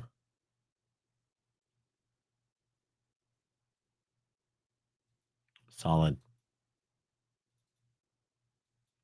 Sucks to be a bear today. The bull trade has been so strong, though. Man, you guys have thrown some decent advice in chat. Making an LLC for liability protection. Yeah, there you go. Got to share pics in Discord when the fence is done. Oh, dude, I got this. Yeah, I got these like before and afters that I'm going to continue to like piece together into this one video I'm going to make. I'll show you guys.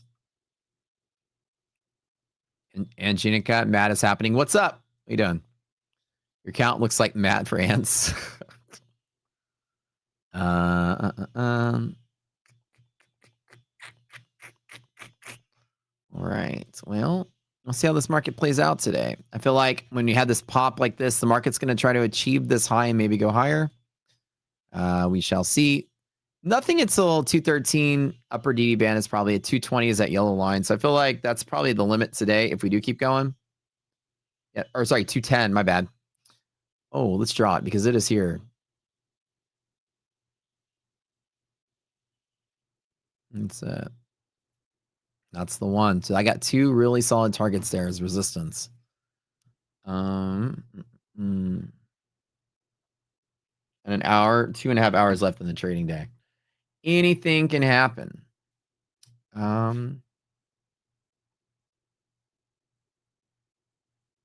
Better math than meth. There you go. That's the spirit. That should be the new slogan for DARE. You know, when you were kids and your elementary school was talking about DARE. Like better math than meth, kids. Yay! Dare, y'all remember that? Dare lied to all of us.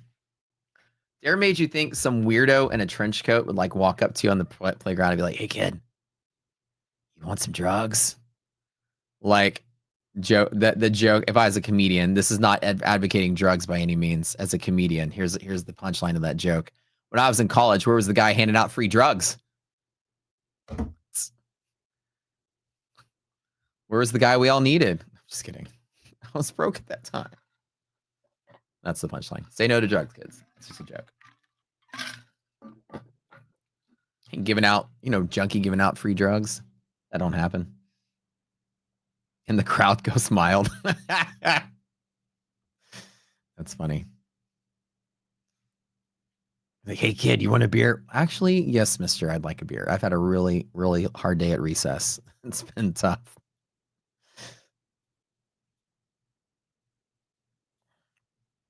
Trading can be like a drug sometimes. All right, so I feel like today, top line, 213, 210, NASDAQ, S&P 72. That's about it. And S&P's got a long ride to get there. NASDAQ has been pushing a little harder than the S&P has. The S&P is kind of delayed. I wouldn't be surprised if it bumps up one extra run here. You guys know the risk interval, 58 points, right? So right about 62 would be that risk interval move, which would be if we take a full RI off of the low, that'd be it.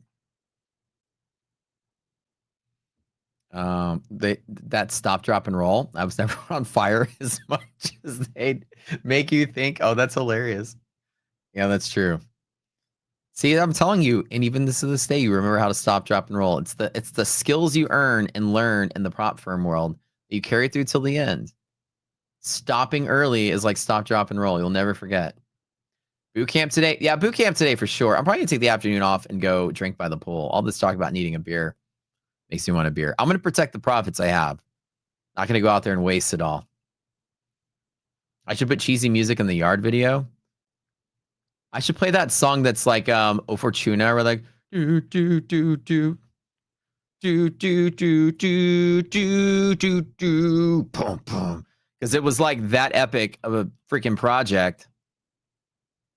I got to put in like like the horribleness that it was. You know that song, right? Oh God, I got to put that one in there. I got to show all the mistakes and problems. Yeah, the lady that came through yesterday, a new contractor, while they were still finishing the fence, she comes in and she goes like, "Oh dear." Like she kind of had this look on her face. She was probably in her 70s too. Very experienced contractor, project manager, runs all these groups and make all this stuff. She's like, "Oh my gosh." She's like, "I'm so sorry." The other crew was still there too. So yeah, that's kind of what it was like. She was like pointing out she was saying all the things I wanted to say. She's like, "Oh, they did this and they did this and this is wrong and that's wrong." And I was like, "See, I'm not crazy." Yes. Hello? Oh, 2 minutes. Thank you. The housekeeper is here, so she's gonna dust. So I gotta roll anyways in a minute. I think I'm done trading for the day, guys. I think I would call it a day. I'm gonna take the afternoon off. So no stream today. I'll let everybody know that.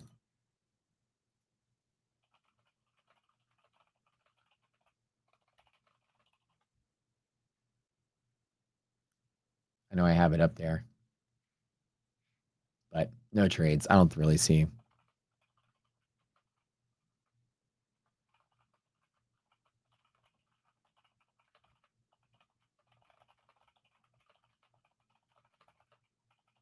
It's a nice day. I'm going to go chill by the pool. That sounds like a great afternoon use of my Tuesday. But tomorrow, full force, all day, Fed day. Say no to drugs, kids. Say yes to props. Life is good, and I'm good. We're having a great day today. Greens across the board. -1 account is red. It is now the end of my segment. I love you guys. I love that y'all tune in and hang out with us every day. Did you know? MyFundedFutures has 53,000.2 subscribers. Have you subbed to the channel yet? If you haven't, please do. Did you know the rocket scooter, as of this morning, had 49,820 subscribers. As of right now, 50,037, 50K on our channel as well. So that's really epic. And thank you guys. I know most of you guys are subbing to my channel. And if you're not, what the hell is wrong with you? It's definitely worth it. Maybe. I don't know. But I'd love you if you did. Thanks for the support. We're really happy you guys did. Thank you guys. It means a lot to me. Thanks for tuning in with us. We're going to get out of here. Don't forget to check out Steven later tonight, 8 to 10 p.m. Eastern. Steven Kalajian, the legend, the man himself, out there scalping for your entertainment. I'm sure you'll have tons to talk about later tonight, and y'all check it out. Don't forget FOMC day tomorrow. Tomorrow is going to be hot. It might not be a big FOMC move, but I'll be doing trading during it and showing you guys the tricks on how to trade FOMC, how I do it. I have a strategy for it. And we'll see you tomorrow. Thank you guys. I'm out. Yeah. Charts scribbled like hieroglyphs, secrets in the mist. Candlesticks whisper, every wick got a twist. Fibonacci spiral, price dance in a trance. Pyramids of profits if you catch the right glance. Inner circle move, shadows on the screen. Trading on the edge, chasing that dream. Cipher in the candles, fortune in the haze. The cipher in the riddle, money through the maze. Liquidity hunt, snipers in the dark. Stop.